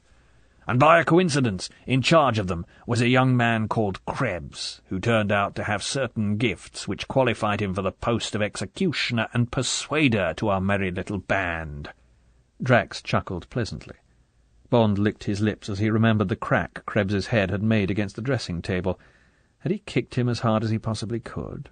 Yes, his memory reassured him, with every ounce of strength he could put into his shoe. "We stayed in those woods for 6 months," continued Drax proudly, "and all the time we reported back to the fatherland by radio. The location vans never spotted us. Then one day, disaster came." Drax shook his head at the memory. "There was a big farmhouse a mile away from our hideout in the forest. A lot of Nissen huts had been built round it, and it was used as a rear headquarters for some sort of liaison group, English and Americans. A hopeless place. No discipline, no security, and full of hangers-on and shirkers from all over the place. We had kept an eye on it for some time, and one day I decided to blow it up. It was a simple plan. In the evening, 2 of my men, one in American uniform and one in British, were to drive up in a captured scout car containing 2 tons of explosive. There was a car park. No sentries, of course, near the mess hall, and they were to run the car in as close to the mess hall as possible, time the fuse for the 7 o'clock dinner hour, and then get away. All quite easy. And I went off that morning on my own business and left the job to my second-in-command. I was dressed in the uniform of your signal corps, and I set off on a captured British motorcycle to shoot a dispatch rider from the same unit, who made a daily run along a nearby road. Sure enough, he came along dead on time, and I went after him out of a side road. I caught up with him," said Drax conversationally, "and shot him in the back, took his papers and put him on top of his machine in the woods and set fire to him." Drax saw the fury in Bond's eyes and held up his hand. "Not very sporting? My dear chap, the man was already dead. However, to continue, I went on my way, and then what should happen? One of our own planes, coming back from a reconnaissance, came after me down the road with his cannon. One of our own planes! Blasted me right off the road. God knows how long I lay in the ditch. Sometime in the afternoon I came to for a bit and had the sense to hide my cap and jacket and the dispatches. In the hedge. They're probably still there. I must go and collect them one day. Interesting souvenirs. Then I set fire to the remains of the motorcycle, and I must have fainted again, because the next thing I knew I'd been picked up by a British vehicle and we were driving into that damned liaison headquarters. Believe it or not. And there was the scout car right up alongside the mess hall. It was too much for me. I was full of shell splinters and my leg was broken. Well, I fainted, and when I came round there was half the hospital on top of me, and I only had half a face." He put up his hand and stroked the shiny skin on his left temple and cheek. "After that it was just a question of acting a part. They had no idea who I was. The car that had picked me up had gone or been blown to pieces. I was just an Englishman in an English shirt and trousers who was nearly dead." Drax paused and took out another cigar and lit it. There was silence in the room, save for the soft, diminished roar of the blowtorch. Its threatening voice was quieter. Pressure running out, reflected Bond. He turned his head and looked at Gala. For the first time he saw the ugly bruise behind her left ear. He gave her a smile of encouragement, and she smiled wryly back. Drax spoke through the cigar smoke. "There is not much more to tell," he said. "During the year that I was being pushed from one hospital to the next, I made my plans down to the smallest detail.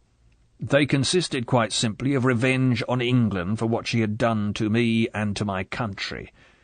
It gradually became an obsession, I admit it. Every day during that year of the rape and destruction of my country, my hatred and scorn for the English grew bitter." The veins on Drax's face started to swell, and suddenly he pounded on the desk and shouted across at them, looking with bulging eyes from one to the other. "I loathe and despise you all, you swine! Useless, idle, decadent fools, hiding behind your bloody white cliffs while other people fight your battles. Too weak to defend your colonies, toadying to America with your hats in your hands. Stinking snobs will do anything for money. Ha!" He was triumphant. "I knew that all I needed was money and the facade of a gentleman. Gentleman! Pfui Teufel! To me a gentleman is just someone I can take advantage of. Those bloody fools in Blades, for instance. Moneyed oafs. For months I took thousands of pounds off them, swindled them right under their noses until you came along and upset the apple cart." Drax's eyes narrowed. "What put you onto the cigarette case?" he asked sharply. Bond shrugged his shoulders. "My eyes," he said indifferently. "Ah, well," said Drax. "Perhaps I was a bit careless that night. But where was I? Ah, yes, in hospital, and the good doctors were so anxious to help me find out who I really was." He let out a roar of laughter. "It was easy, so easy." His eyes became cunning. "From the identities they offered me so helpfully, I came upon the name of Hugo Drax. What a coincidence. From Drache to Drax. Tentatively I thought it might be me. They were very proud. Yes, they said, 'Of course it is you.' The doctors triumphantly forced me into his shoes. I put them on and walked out of the hospital in them, and I walked round London looking for someone to kill and rob. And one day, in a little office high above Piccadilly, a Jewish moneylender." Now Drax was talking faster. The words poured excitedly from his lips. Bond watched a fleck of foam gather at one corner of his mouth and grow. "Ha! It was easy. Crack on his bald skull, £15,000 in the safe, and then away and out of the country. Tangier, where you could do anything, buy anything, fix anything. Columbite, rarer than platinum, and everyone would want it. The jet age. I knew about these things. I had not forgotten my own profession. And then, by God, I worked. For 5 years I lived for money, and I was brave as a lion. I took terrible risks. And suddenly the first million was there. Then the second, then the 5th, then the 20th. I came back to England. I spent 1 million of it, and London was in my pocket. And then I went back to Germany. I found Krebs. I found 50 of them. Loyal Germans, brilliant technicians, all living under false names like so many others of my old comrades. I gave them their orders, and they waited peacefully, innocently. And where was I?" Drax stared across at Bond, his eyes wide. "I was in Moscow. Moscow! A man with Columbite to sell can go anywhere. I got to the right people. They listened to my plans. They gave me Walter, the new genius of their guided missile station at Peenemünde, and the good Russians started to build the atomic warhead." He gestured up to the ceiling. "That is now waiting up there. Then I came back to London." A pause. "The coronation, my letter to the palace. Triumph. Hooray for Drax!" He burst into a roar of laughter. "England at my feet. Every bloody fool in the country. And then my men come over, and we start, under the very skirts of Britannia, on top of her famous cliffs. We work like devils. We built a jetty into your English Channel, for supplies. for supplies from my good friends the Russians that came in dead on time last Monday night. But then Talon has to hear something, the old fool. He talks to the ministry, but Krebs is listening. There were 50 volunteers to kill the man. Lots are drawn, and Barch dies a hero's death." Drax paused. "He will not be forgotten." Then he went on. "The new warhead is hoisted into place. It fits, a perfect piece of design. The same weight, everything perfect. And the old one, the tin can full of the ministry's cherished instruments, is now in Stettin, behind the Iron Curtain. And the faithful submarine is on her way back here, and will soon," he looked at his watch, "be creeping under the waters of the English Channel to take us all off at 1 minute past midday tomorrow." Drax wiped his mouth with the back of his hand and lay back in his chair and gazed up at the ceiling, his eyes full of visions. Suddenly he chuckled and squinted quizzically down his nose at Bond. "And you know what we shall do first when we go on board? We shall shave off these famous moustaches you were so interested in. You smelt a mouse, my dear Bond, when you ought to have smelt a rat. Those shaven heads and those moustaches we all cultivated so assiduously. Just a precaution, my dear fellow. Try shaving your own head and growing a big black moustache. Even your mother wouldn't recognize you. It's the combination that counts. Just a tiny refinement. Precision, my dear fellow, precision in every detail. That has been my watchword." He chuckled fatly and puffed away at his cigar. Suddenly he looked sharply, suspiciously up at Bond. "Well, say something. Don't sit there like a dummy. What do you think of my story? Don't you think it's extraordinary, remarkable, for one man to have done all that? Come on, come on!" A hand came up to his mouth, and he started tearing furiously at his nails. Then it was plunged back into his pocket, and his eyes became cruel and cold. "Or do you want me to have to send for Krebs?" He made a gesture towards the house telephone on his desk. "The Persuader. Poor Krebs. He's like a child who's had his toys taken away from him. Or perhaps Walter. He will give you both something to remember. There's no softness in that one. Well?" "Yes," said Bond. He looked levelly at the great red face across the desk. "It's a remarkable case history. Galloping paranoia, delusions of jealousy and persecution, megalomaniac hatred and desire for revenge. Curiously enough," he went on conversationally, "it may have something to do with your teeth. Diastema, they call it. Comes from sucking your thumb when you're a child. Yes, I expect that's what the psychologists will say when they get you into the lunatic asylum. Ogre's teeth, being bullied at school and so on. Extraordinary the effect it has on a child. Then Nazism helped to fan the flames, and then came the crack on your ugly head, the crack you engineered yourself. I expect that settled it. From then on you were really mad. Same sort of thing as people who think they're God. Extraordinary. What tenacity they have. Absolute fanatics. You're almost a genius. Lombroso would have been delighted with you. As it is, you're just a mad dog that'll have to be shot. Or else you'll commit suicide. Paranoiacs generally do. Too bad. Sad business." Bond paused and put all the scorn he could summon into his voice. "And now let's get on with this farce, you great hairy-faced lunatic." It worked. With every word, Drax's face had become more contorted with rage. His eyes were red with it. The sweat of fury was dripping off his jowls onto his shirt. The lips were drawn back from the gaping teeth, and a string of saliva had crept out of his mouth and was hanging down from his chin. Now, at the last private school insult that must have awoken God knows what stinging memories, he leapt up from his chair and lunged round the desk at Bond, his hairy fists flailing. Bond gritted his teeth and took it. When Drax had twice had to pick the chair up with Bond in it, the tornado of rage suddenly passed. He took out his silk handkerchief and wiped his face and hands. Then he walked quietly to the door and spoke across the lolling head of Bond to the girl. "I don't think you two will give me any more trouble," he said, and his voice was quite calm and certain. "Krebs never makes a mistake with his knots." He gesticulated towards the bloody figure in the other chair.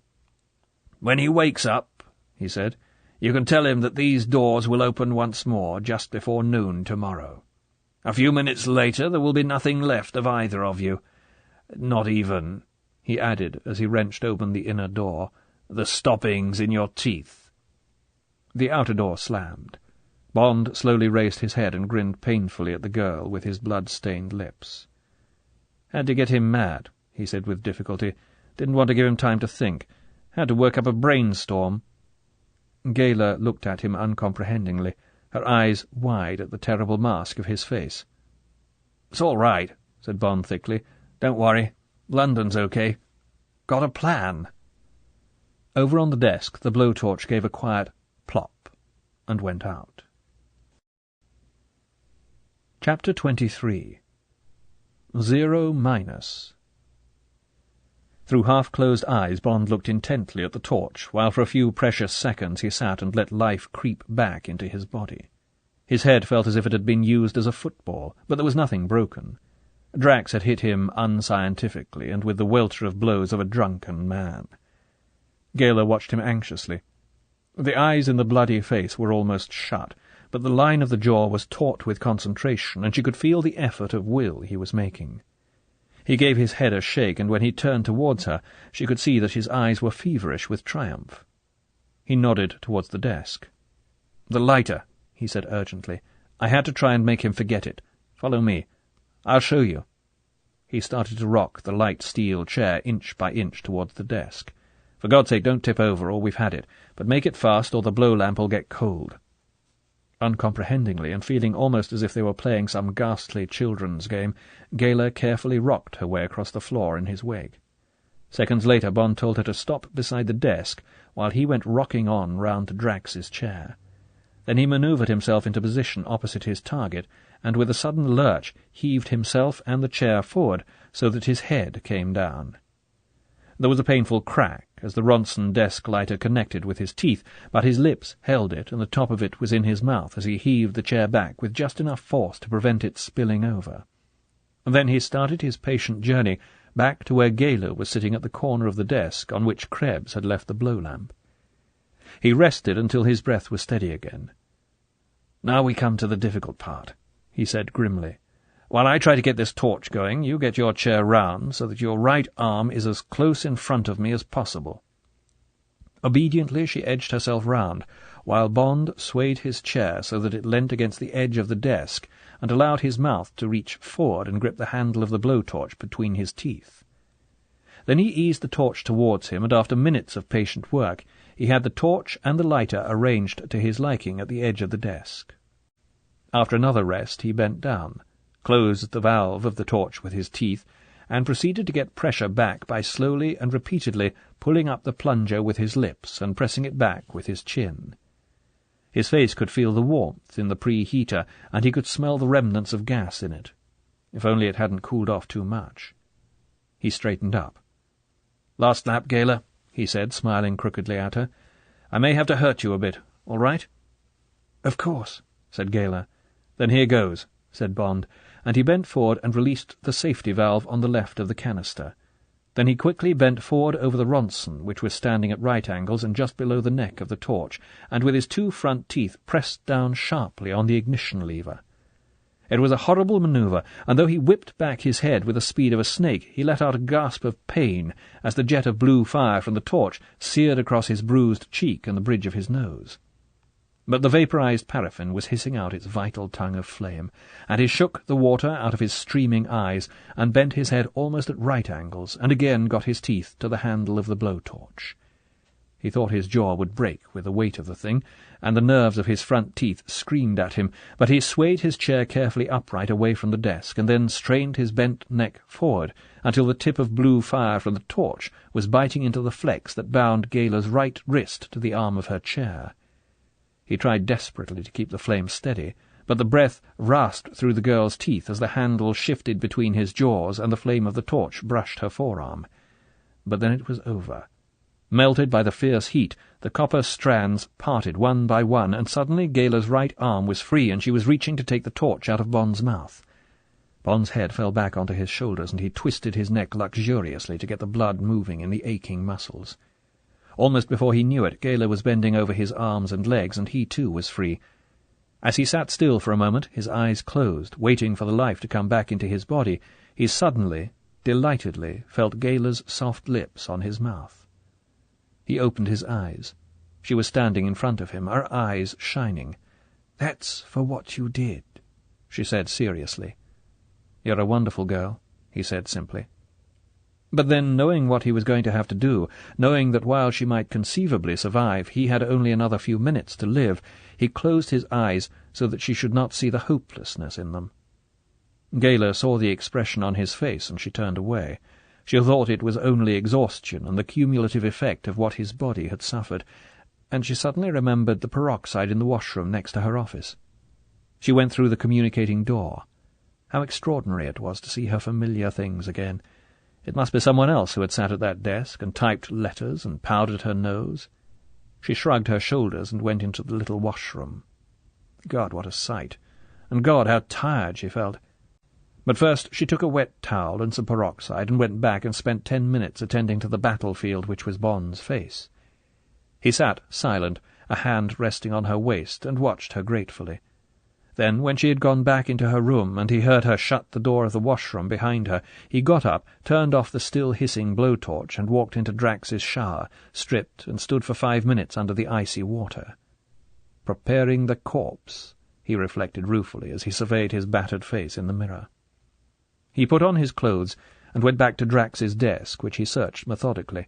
It yielded only one prize, the office bottle, a half-full bottle of Haig and Haig. He fetched 2 glasses and some water and called to Gala. He heard the door of the washroom open. "What is it?" "Whiskey." "You drink. I'll be ready in a minute." Bond looked at the bottle and poured himself 3/4 of a toothed glass and drank it straight down in 2 gulps. Then he gingerly lit a blessed cigarette and sat on the edge of the desk and felt the liquor burn down through his stomach into his legs. He picked up the bottle again and looked at it. Plenty for Gala, and a whole full glass for himself before he walked out through the door. Better than nothing. It wouldn't be too bad with that inside him, so long as he walked quickly out and shut the doors behind him. No looking back. Gala came in, a transformed Gala, looking as beautiful as the night he had first seen her, except for the lines of exhaustion under the eyes that the powder could not quite conceal, and the angry welts at her wrists and ankles. Bond gave her a drink and took another one himself, and their eyes smiled at each other over the rims of their glasses. Then Bond stood up. "Listen, Gala," he said in a matter-of-fact voice, "we've got to face it and get it over, so I'll make it short and then we'll have another drink." He heard her catch her breath, but he went on.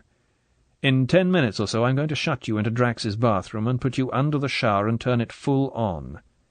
"James!" she cried. She stepped close to him. "Don't go on. I know you're going to say something dreadful. Please stop, James." "Come on, Gala," said Bond roughly. "What the hell does it matter? It's a bloody miracle we've got the chance." He moved away from her. He walked to the doors leading out into the shaft. "And then," he said, and he held up the precious lighter in his right hand, "I shall walk out of here and shut the doors and go and light a last cigarette under the tail of the Moonraker." "God," she whispered, "what are you saying? You're mad." She looked at him through eyes wide with horror. "Don't be ridiculous," said Bond impatiently. "What the hell else is there to do? The explosion will be so terrific that one won't feel anything. And it's bound to work with all that fuel vapour hanging around. It's me or 1,000,000 people in London. The warhead won't go off. Atom bombs don't explode like that. It'll be melted, probably. There's just a chance you may get away.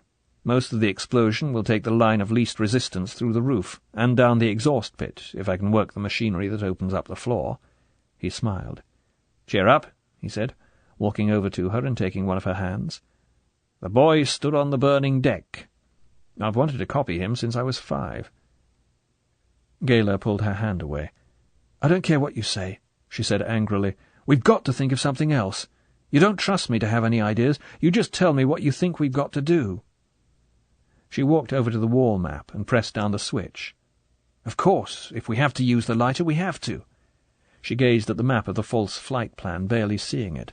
"But the idea of you walking in there alone and standing in the middle of all those ghastly fumes from the fuel and calmly flicking that thing and then being blown to dust. And anyway, if we have to do it, we'll do it together. I'd rather that than be burnt to death in here. And anyway," she paused, "I'd like to go with you. We're in this together. Bond's eyes were tender as he walked towards her and put an arm round her waist and hugged her to him.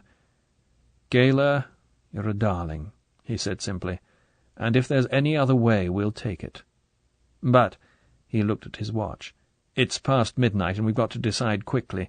At any moment it may occur to Drax to send guards down to see that we're all right, and God knows what time he'll be coming down to set the gyros." Gayla twisted her body round like a cat. She gazed at him with her mouth open, her face taut with excitement. "The gyros," she whispered, "to set the gyros." She leant weakly back against the wall, her eyes searching Bond's face. "Don't you see?" Her voice was on the edge of hysteria.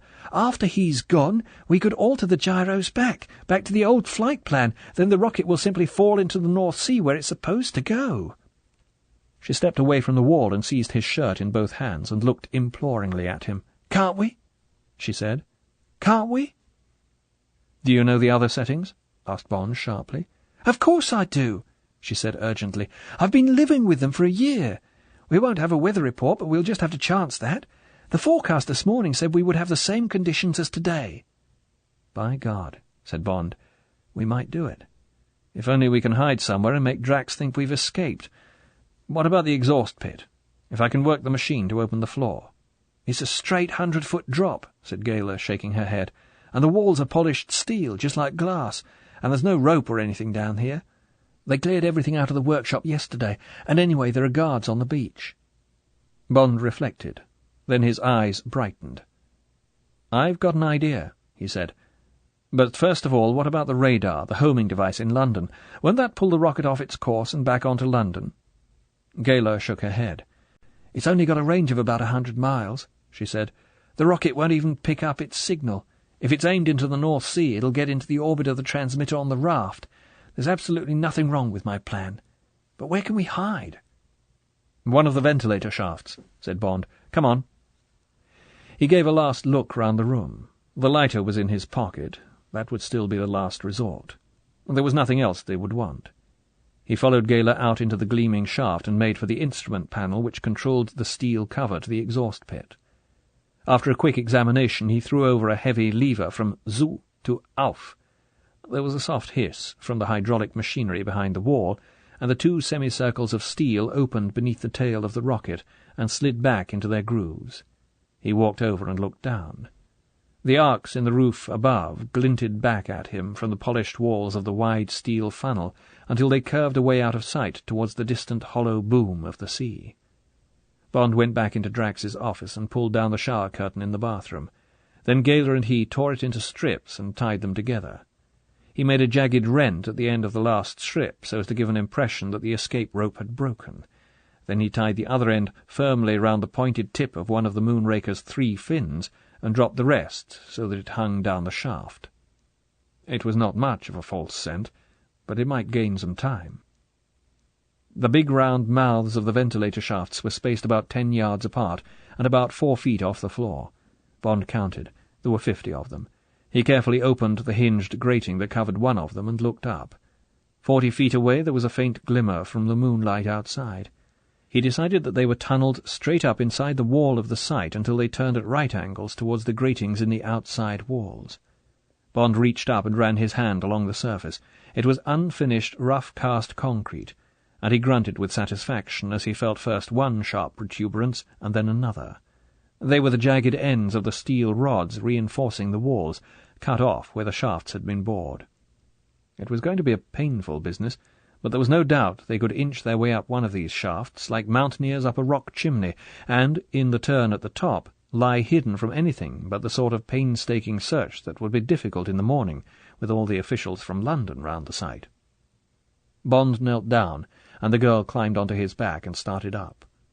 An hour later, their feet and shoulders bruised and cut, they lay exhausted, squeezed tight in each other's arms, their heads inches away from the circular grating directly above the outside door, and listened to the guards restlessly shifting their feet in the darkness 100 yards away.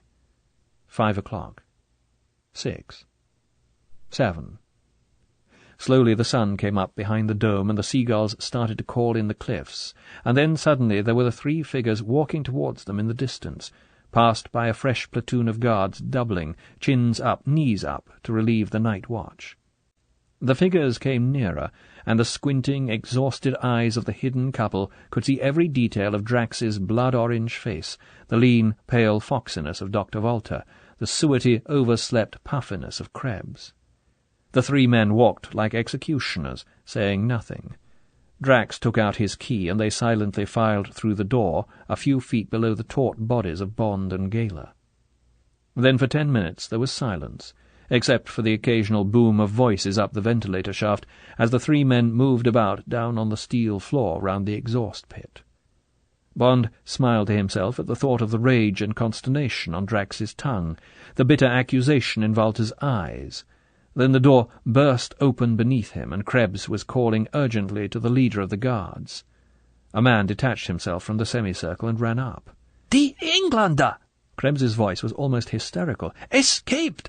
The Herr Captain thinks they may be in one of the ventilator shafts. We are going to take a chance. The dome will be opened again, and we will clear out the fumes from the fuel. And then the Herr Doctor will put the steam hose up each shaft. If they're there, it will finish them. Choose 4 men. The rubber gloves and fire suits are down there. We'll take the pressure off the heating. Tell the others to listen for the screams. Verstanden? The Befehl. The man doubled smartly back to his troop, and Krebs, the sweat of anxiety on his face, turned and disappeared back through the door. For a moment Bond lay motionless.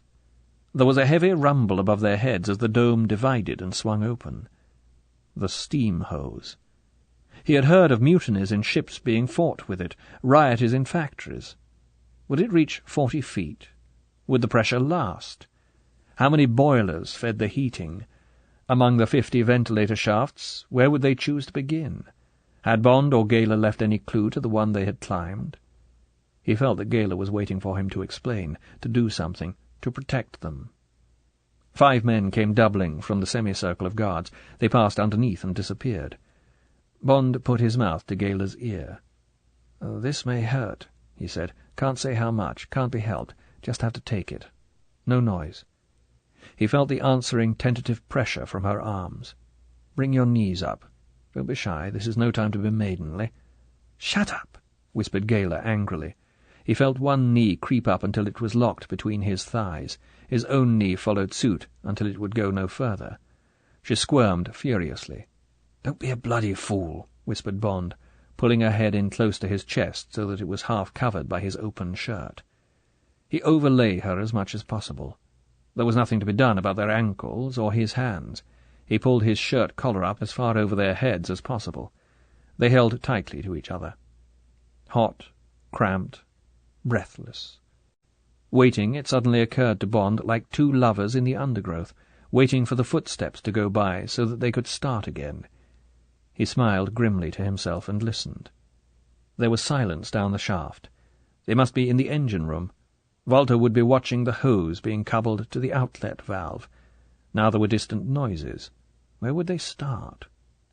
Somewhere, not far away, there was a soft, long-drawn-out whisper like the inefficient whistle of a distant train. He drew his shirt-collar back and stole a look out through the grating at the guards. Those he could see were looking straight at the launching dome, somewhere to his left. Again the long, harsh whisper. And again. It was getting louder. He could see the heads of the guards pivoting towards the grating in the wall which hid him and Gala. They must be watching, fascinated, as the thick white jets of steam shot out through the gratings high up in the cement wall, wondering if this one, or that one, or that one, would be accompanied by a double scream. He could feel Gala's heart beating against his. She didn't know what was coming. She trusted him. "It may hurt," he whispered to her again. "It may burn. It won't kill us. Be brave. Don't make a sound." "I'm all right," she whispered angrily. But he could feel her body press closer in to his. Whoosh! It was getting closer. Whoosh! 2 away. Whoosh! Next door. A suspicion of the wet smell of steam came to him. "Hold tight," Bond said to himself. He smothered her in towards him and held his breath. "Now, quick, get it over, damn you." And suddenly there was a great pressure and heat, and a roaring in the ears, and a moment of blazing pain. Then dead silence. a mixture of sharp cold and fire on the ankles and hands, a feeling of soaking wet, and a desperate, choking effort to get pure air into the lungs. Their bodies automatically fought to withdraw from each other, to capture some inches of space and air for the areas of skin that were already blistering. The breath rattled in their throats, and the water poured off the cement into their open mouths until they bent sideways and choked the water out to join the trickle that was oozing under their soaking bodies and along past their scalded ankles and then down the vertical walls of the shaft up which they had come. And the howl of the steam pipe drew away from them until it became a whisper and finally stopped, and there was silence in their narrow cement prison except for their stubborn breathing and the ticking of Bond's watch. And the two bodies lay and waited, nursing their pain. Half an hour, half a year later, Walter and Krebs and Drax filed out below them. But, as a precaution, the guards had been left behind in the launching dome. Chapter 24. Zero. "Then we're all agreed?" Yes, Sir Hugo." It was the Minister of Supply speaking. Bond recognized the dapper, assured figure. "Those are the settings. My people have checked them independently with the Air Ministry this morning." "Then, if you'll allow me the privilege—" Drax held up the slip of paper and made to turn towards the launching dome. "Hold it, Sir Hugo. Just like that, please. Arm in the air." The bulbs flashed, and the bank of cameras whirred and clicked for the last time, and Drax turned and walked the few yards towards the dome, almost, it seemed to Bond, looking him straight in the eye through the grating above the door of the site. The small crowd of reporters and cameramen dissolved and straggled off across the concrete apron, leaving only a nervously chatting group of officials to wait for Drax to emerge. Bond looked at his watch. 11:45. "Hurry up, damn you," he thought. For the 100th time he repeated to himself the figures Gala had taught him during the hours of cramped pain that had followed their ordeal by steam, and for the 100th time he shifted his limbs to keep the circulation going. "Get ready," he whispered into Gala's ear. "Are you all right?" He could feel the girl smile. "Fine." She shut her mind to the thought of her blistered legs and the quick, rasping descent back down the ventilator shaft. The door clanged shut beneath them, followed by the click of the lock, and, preceded by the 5 guards, the figure of Drax appeared below, striding masterfully towards the group of officials, the slip of lying figures in his hand. Bond looked at his watch. 11:47. "Now," he whispered. "Good luck," she whispered back. Slither, scrape, rip, his shoulders carefully expanding and contracting, blistered, blood-stained feet scrabbling for the sharp knobs of iron. Bond, his lacerated body tearing its way down the 40 feet of shaft, prayed that the girl would have strength to stand it when she followed. A last 10-foot drop that jarred his spine. A kick at the grating, and he was out on the steel floor and running for the stairs, leaving a trail of red footprints and a spray of blood drops from his raw shoulders. The arcs had been extinguished, but the daylight streamed down through the open roof, and the blue from the sky mingling with the fierce glitter of the sunshine gave Bond the impression that he was running up inside a huge sapphire. The great deadly needle in the centre might have been made of glass. Looking above him as he sweated and panted up the endless sweep of the iron stairway, it was difficult for him to see where its tapering nose ended and the sky began. Behind the crouching silence that enveloped the shimmering bullet, Bond could hear a quick, deadly ticking, the hasty tripping of tiny metal feet somewhere in the body of the Moonraker. It filled the great steel chamber like the beating heart in Poe's story, and Bond knew that directly Drax at the firing point pressed the switch that sent the radio beam zinging over the 200 yards to the waiting rocket, the ticking would suddenly cease. There would be the soft whine of the lighted pinwheel, a wisp of steam from the turbines, and then the howling jet of flame on which the rocket would slowly rise and sweep majestically out on the start of its gigantic acceleration curve. And then, in front of him, there was the spidery arm of the gantry, folded back against the wall, and Bond's hand was at the lever, and the arm was slowly stretching down and out towards the square hairline on the glittering skin of the rocket that was the door of the gyro chamber. Bond, on hands and knees, was along it even before the rubber pads came to rest against the polished chrome. There was the flush disc the size of a shilling, just as Gala had described. Press, click, and the tiny door had flicked open on its hard spring. Inside, careful not to cut your head, the gleaming handles beneath the staring compass roses. Turn, twist, steady. That's for the roll. Now the pitch and yaw. Turn, twist ever so gently, and steady. A last look, a glance at his watch. 4 minutes to go. Don't panic. Back out. Door click. A cat-like scurry. Don't look down. Gantry up. Clang against the wall. And now for the stairs. Tick, tick, tick, tick. As Bond shot down, he caught a glimpse of Gala's tense, white face as she stood holding open the outer door of Drax's office. God, how his body hurt. A final leap and a clumsy swerve to the right. Clang as Gala slammed the outer door. Another clang, and they were across the room and into the shower, and the water was hissing down on their clinging, panting bodies. Through the noise of it, above the beating of his heart, Bond heard a sudden crackle of static, and then the voice of the BBC announcer coming from the big set in Drax's room a few inches away through the thin wall of the bathroom. It had been Gala again who had remembered Drax's wireless, and who had found time to throw the switches while Bond was working on the gyros. "Be 5 minutes delay," said the breezy, excited voice. "Sir Hugo has been persuaded to say a few words into the microphone." Bond turned off the shower, and the voice came to them more clearly. "He looks very confident, just saying something into the minister's ear. They're both laughing. Wonder what it was. Ah, here's my colleague with the latest weather report from the Air Ministry. What's that? Perfect at all altitudes. Good show. It certainly is a wonderful day down below here. Ha ha! Those crowds in the distance by the Coast Guard station will be getting quite a sunburn. There must be thousands. What's that you say? 20,000? Well, it certainly looks like it. And Walmer Beach is black with them, too. The whole of Kent seems to be out. Terrible crick in the neck we're all going to get, I'm afraid. Worse than Wimbledon. Ha ha! Hello, what's going on down there by the jetty? By Jove, there's a submarine just surfaced alongside. I say, what a sight. One of our biggest, I should say. And Sir Hugo's team is down there, too, lined up on the jetty as if they were on parade. Magnificent body of men. Now they're filing on board. Perfect discipline. Must be an idea of the Admiralty's. Give them a special grandstand out in the Channel. Splendid show. Wish you could be here to see it. Now, Sir Hugo is coming towards us. In a moment he'll be speaking to you. Fine figure of a man. Everyone in the firing point is giving him a cheer. I'm sure we all feel like cheering him today. He's coming into the firing point. I can see the sun glinting on the nose of the Moonraker way over there behind him. Just showing out of the top of the launching dome. Hope somebody's got a camera. Now, here he is." A pause. "Sir Hugo Drax." Bond looked into Gala's dripping face. Soaked and bleeding, they stood in each other's arms, speechless and trembling slightly with the storm of their emotions. Their eyes were blank and fathomless as they met and held each other's gaze. "Your Majesty, men and women of England," the voice was a velvet snarl, "I'm about to change the course of England's history." A pause.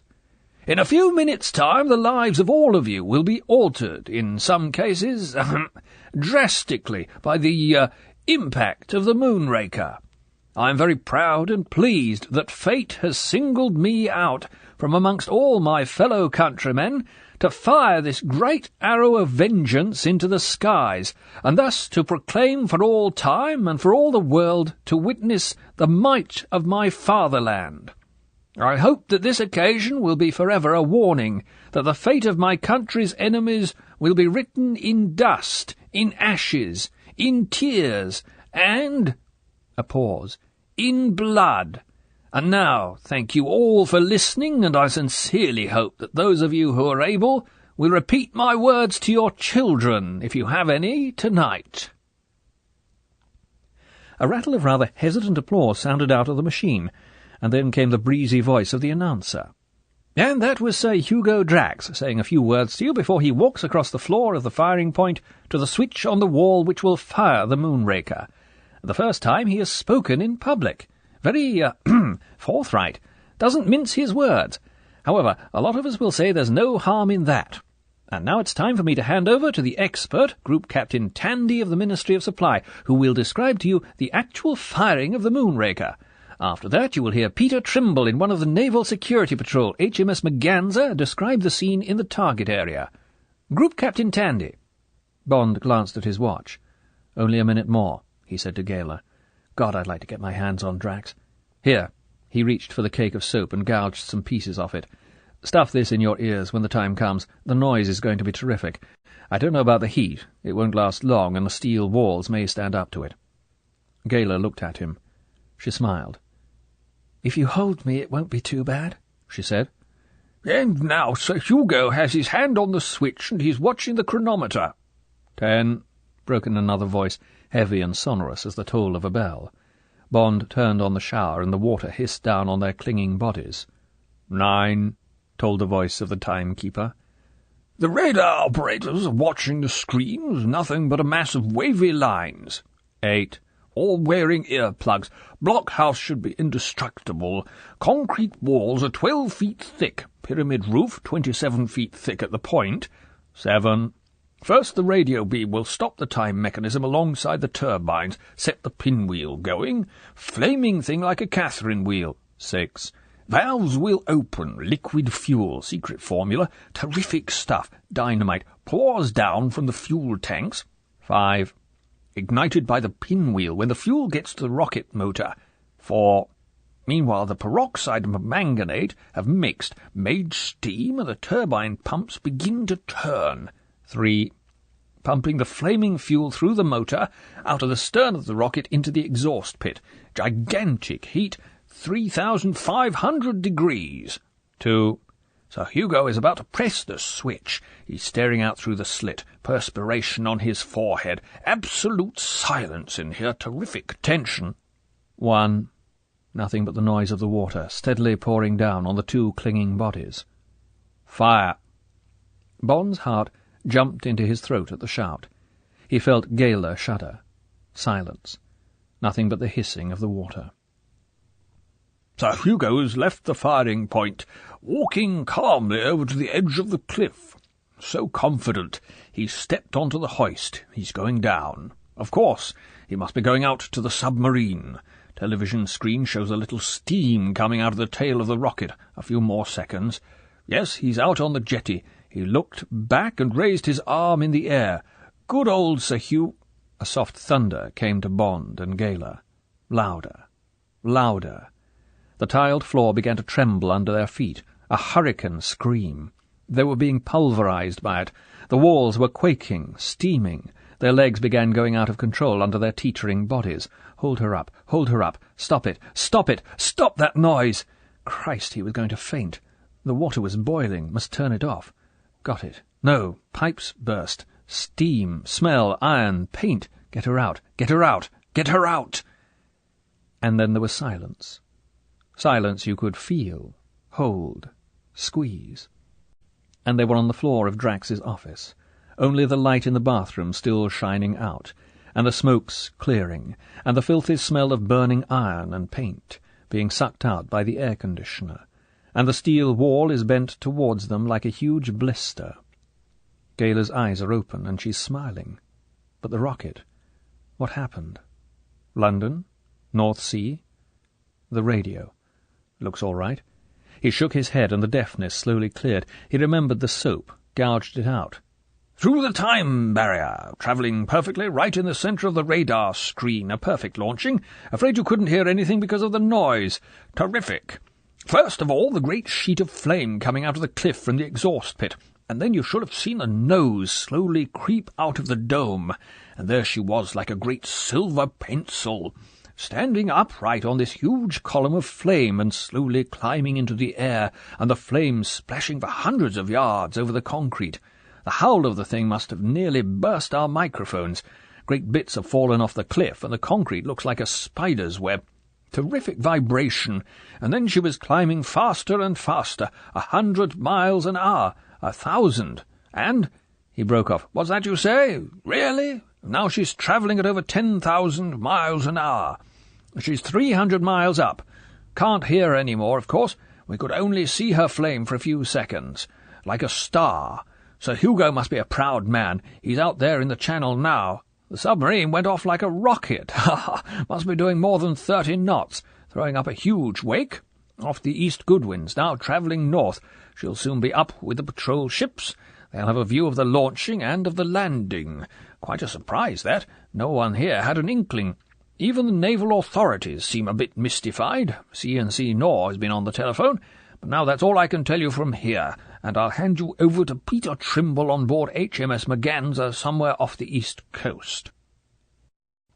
Nothing but the pumping lungs showed that the two limp bodies in the creeping pool of water on the floor were still alive, but their battered eardrums were desperately clinging to the crackle of static that came briefly from the blistered metal cabinet. Now for the verdict on their work. "And this is Peter Trimble speaking. It's a beautiful morning, afternoon here, just north of the Goodwin Sands, calm as a mill pond, no wind, bright sunshine, and the target area is reported clear of shipping. Is that right, Commander Edwards?" "Yes, the captain says it's quite clear. Nothing on the radar screens yet. I'm not allowed to tell you the range we shall pick her up at, security and all that, but we shall only catch the rocket for a split second. Isn't that right, Captain? But the target's just showing on the screen, out of sight from the bridge, of course. Must be 70 miles north of here. We could see the Moonraker going up. Terrific sight. Noise like thunder. Long flame coming out of the tail. Must have been 10 miles away, but you couldn't miss the light. Yes, Captain? Oh, yes, I see. Well, that's very interesting. Big submarine coming up fast. Only about a mile away. Suppose it's the one they say Sir Hugo's aboard with his men. None of us here were told anything about her. Captain Edwards says she doesn't answer the Aldous lamp. Not flying colours. Very mysterious. I've got her now quite clear in my glasses. We've changed course to intercept her. The captain says she isn't one of ours. Thinks she must be a foreigner. Hello, she's broken out her colours. What's that? Good heavens, the captain says she's a Russian. I say, and now she's hauled down her colours and she's submerging. Bang! Did you hear that? We fired a shot across her bows, but she's disappeared. What's that? The ASDIC operator says she's going even faster underwater, 25 knots. Terrific. Well, she can't see much underwater, but she's right in the target area now. 12 minutes past noon. The Moonraker must have turned and be on her way down. 1,000 miles up, coming down at 10,000 miles an hour. She'll be here any second now. Hope there's not going to be a tragedy. The Russian's well inside the danger zone. The radar operator's holding up his hand. That means she's due. She's coming. She's coming. Phew, not even a whisper. God, what's that? Look out, terrific explosion. Black cloud going up into the air. There's a tidal wave coming at us. Great wall of water tearing down. There goes the submarine. God, thrown out of the water upside down. It's coming. It's coming. Chapter 25. The last chapter. 0+. 200 dead so far, and about the same number missing, said M. Reports still coming in from the east coast, and there's bad news from Holland. Breached miles of their sea defences.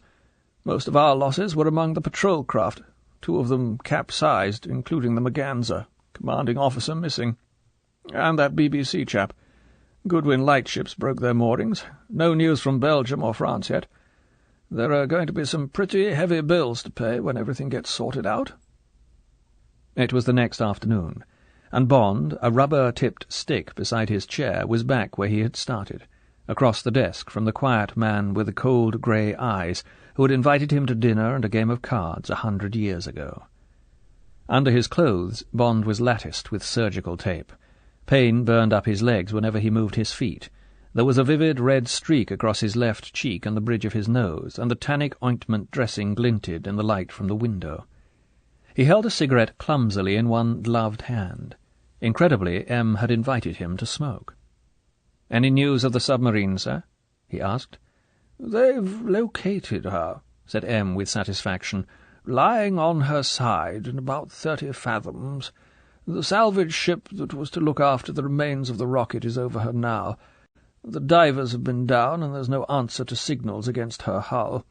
The Soviet ambassador has been round at the Foreign Office this morning. I gather he says a salvage ship is on her way down from the Baltic, but we've said that we can't wait, as the wreck's a danger to navigation." M chuckled. "So she would be, I dare say, if anyone happened to be navigating at 30 fathoms in the Channel. But I'm glad I'm not a member of the Cabinet," he added dryly.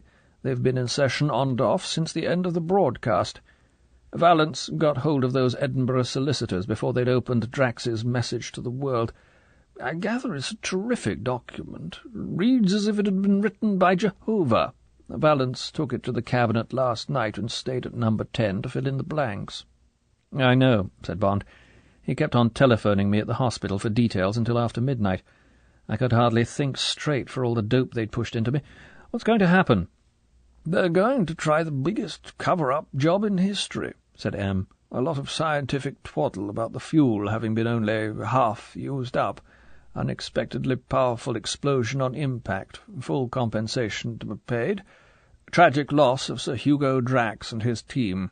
A great patriot. Tragic loss of one of H.M.'s submarines. Latest experimental model.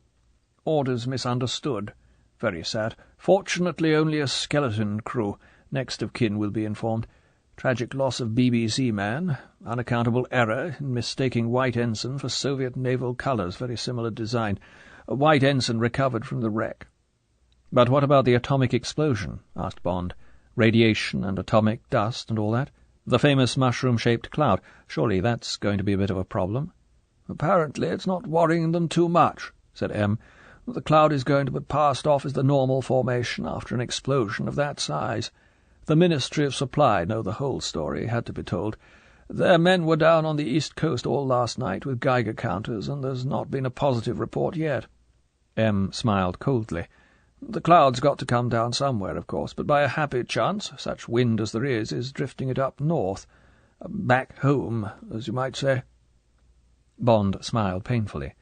"I see," he said. "How very appropriate." "Oh, of course," continued M., picking up his pipe and starting to fill it.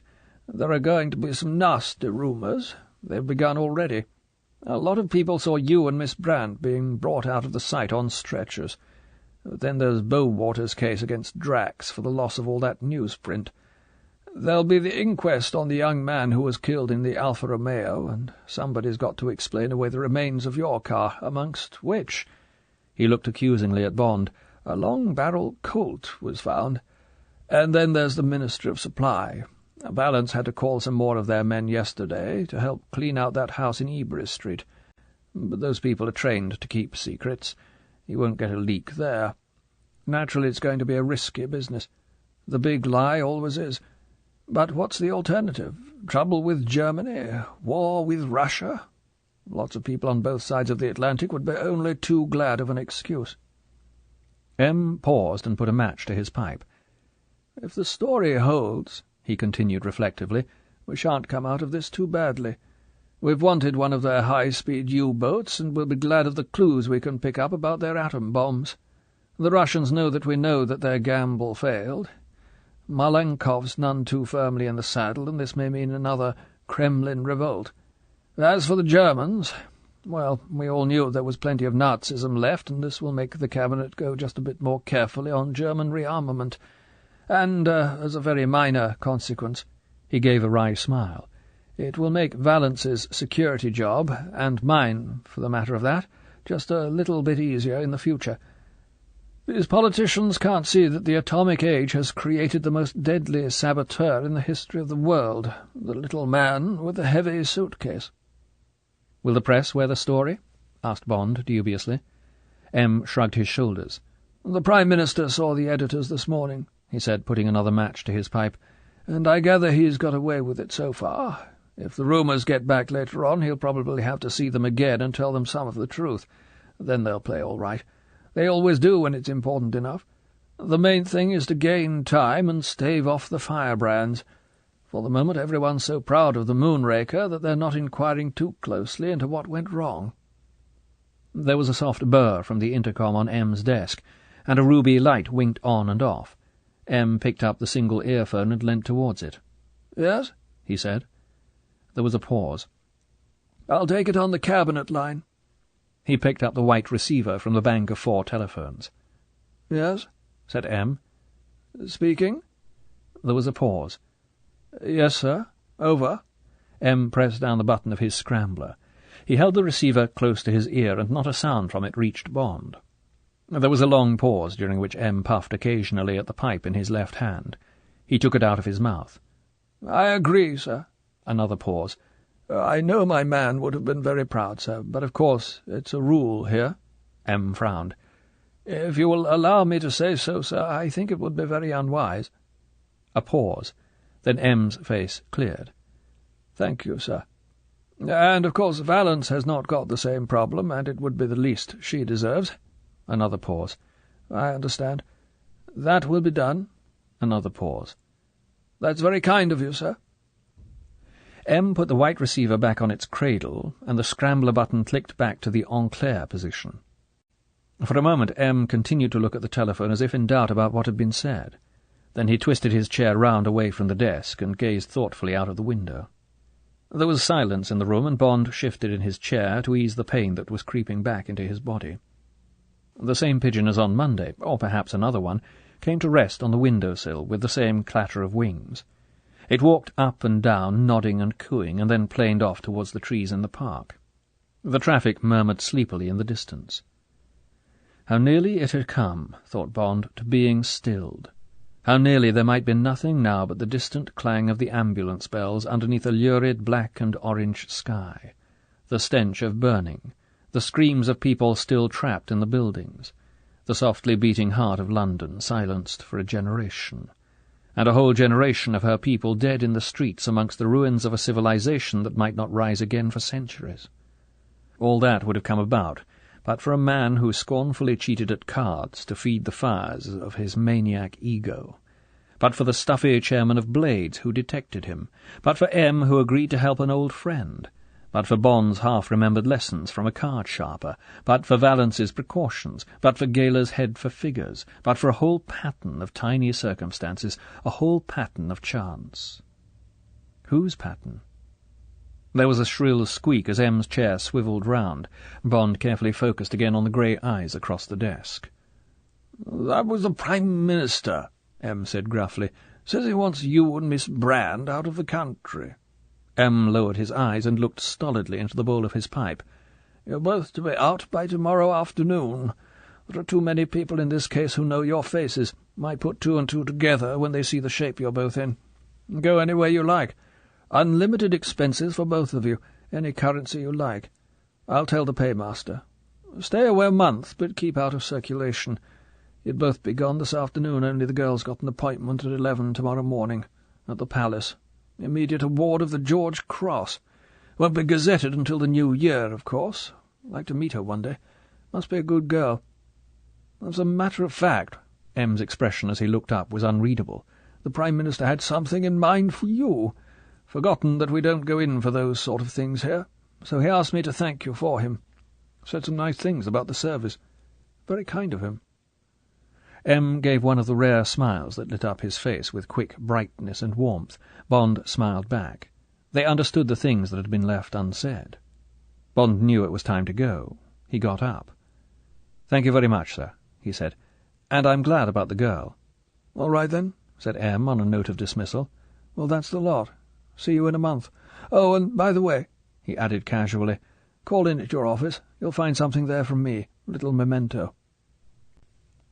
James Bond went down in the lift and limped along the familiar corridor to his office. When he walked through the inner door he found his secretary arranging some papers on the next desk to his. 008 coming back?" he asked. "Yes," she smiled happily. "He's being flown out tonight." "Well, I'm glad you'll have company," said Bond. "I'm going off again." "Oh?" she said. She looked quickly at his face and then away. "You look as if you needed a bit of a rest." "I'm going to get one," said Bond. "A month's exile." He thought of Gayler. "It's going to be pure holiday. Anything for me?" "Your new car's downstairs. I've inspected it. The man said you'd ordered it on trial this morning. It looks lovely. Oh, and there's a parcel from M's office. Shall I unpack it?" "Yes, do," said Bond. He sat down at his desk and looked at his watch. 5 o'clock. He was feeling tired. He knew he was going to feel tired for several days. He always got these reactions at the end of an ugly assignment, the aftermath of days of taut nerves, tension, fear. His secretary came back into the room with 2 heavy-looking cardboard boxes. She put them on his desk, and he opened the top one. When he saw the grease paper, he knew what to expect. There was a card in the box. He took it out and read it. In M's green ink it said, "You may be needing these." There was no signature. Bond unwrapped the grease paper and cradled the shining new Beretta in his hand. A memento. No, a reminder. He shrugged his shoulders and slipped the gun under his coat into the empty holster. He got clumsily to his feet. "There'll be a long-barreled Colt in the other box," he said to his secretary. Keep it until I get back, then I'll take it down to the range and fire it in. He walked to the door. "So long, Lil," he said. "Regards to 008, and tell him to be careful of you. I'll be in France. Station F will have the address, but only in an emergency." She smiled at him. "How much of an emergency?" she asked. Bond gave a short laugh. "Any invitation to a quiet game of bridge," he said. He limped out and shut the door behind him. The 1953 Mark VI had an open, touring body. It was battleship grey, like the old 4.5-litre that had gone to its grave in a Maidstone garage, and the dark blue leather upholstery gave a luxurious hiss as he climbed awkwardly in beside the test driver. Half an hour later the driver helped him out at the corner of Birdcage Walk and Queen Anne's Gate. "We could get more speed out of her if you want it, sir," he said. "If we could have her back for a fortnight, we could tune her to do well over the 100. "Later," said Bond. "She's sold. On one condition, that you get her over to the ferry terminal at Calais by tomorrow evening." The test driver grinned. "Roger," he said. "I'll take her over myself. See you on the pier, sir." "Fine," said Bond. "Go easy on A20. The Dover road's a dangerous place these days." "Don't worry, sir," said the driver, thinking that this man must be a bit of a sissy, for all that he seemed to know plenty about motor cars. "Piece of cake." "Not every day," said Bond with a smile. "See you at Calais." Without waiting for a reply, he limped off with his stick through the dusty bars of evening sunlight that filtered down through the trees in the park. Bond sat down on one of the seats opposite the island in the lake and took out his cigarette case and lit a cigarette. He looked at his watch. 5 minutes to 6. He reminded himself that she was the sort of girl who would be punctual. He had reserved the corner table for dinner. And then? But first there would be the long, luxurious planning. What would she like? Where would she like to go? Where had she ever been? Germany, of course. France? Miss out Paris. They could do that on their way back. Get as far as they could the first night, away from the Pas-de-Calais.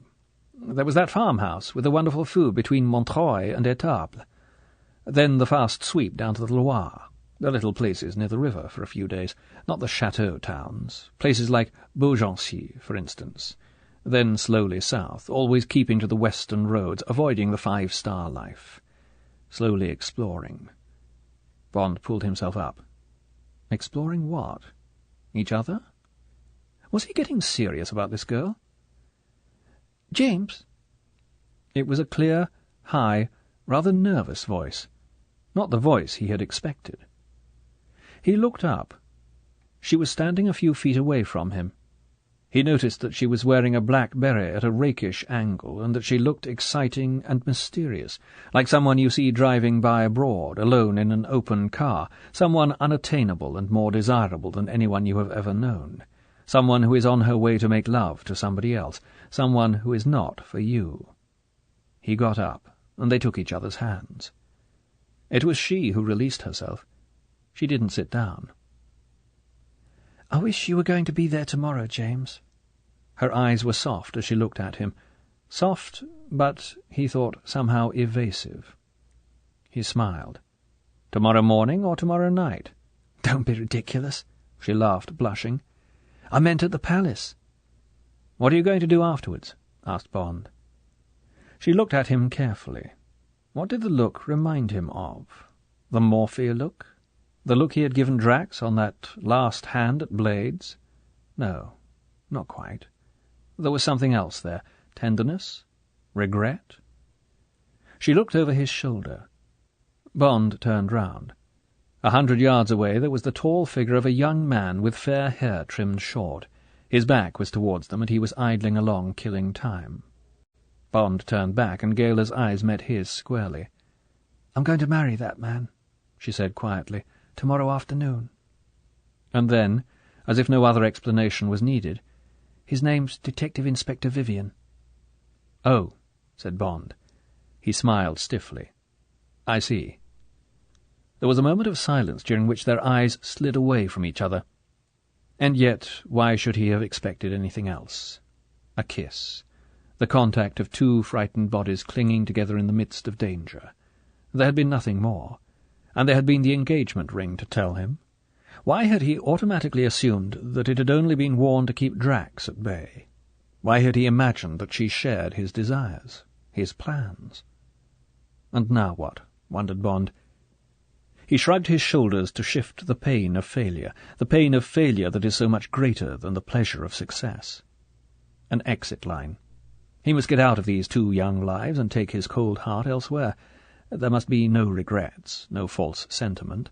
He must play the role which she expected of him, the tough man of the world, the secret agent, the man who was only a silhouette. She was looking at him rather nervously, waiting to be relieved of the stranger who had tried to get his foot in the door of her heart. Bond smiled warmly at her. "I'm jealous," he said. "I had other plans for you tomorrow night." She smiled back at him, grateful that the silence had been broken. "What were they?" she asked. "I was going to take you off to a farmhouse in France," he said, "and after a wonderful dinner I was going to see if it's true what they say about the scream of a rose." She laughed. "I'm sorry I can't oblige, but there are plenty of others waiting to be picked." "Yes, I suppose so," said Bond. "Well, goodbye, Gayla." He held out his hand. "Goodbye, James." He touched her for the last time, and then they turned away from each other and walked off into their different lives. This concludes the reading of Moonraker by Ian Fleming.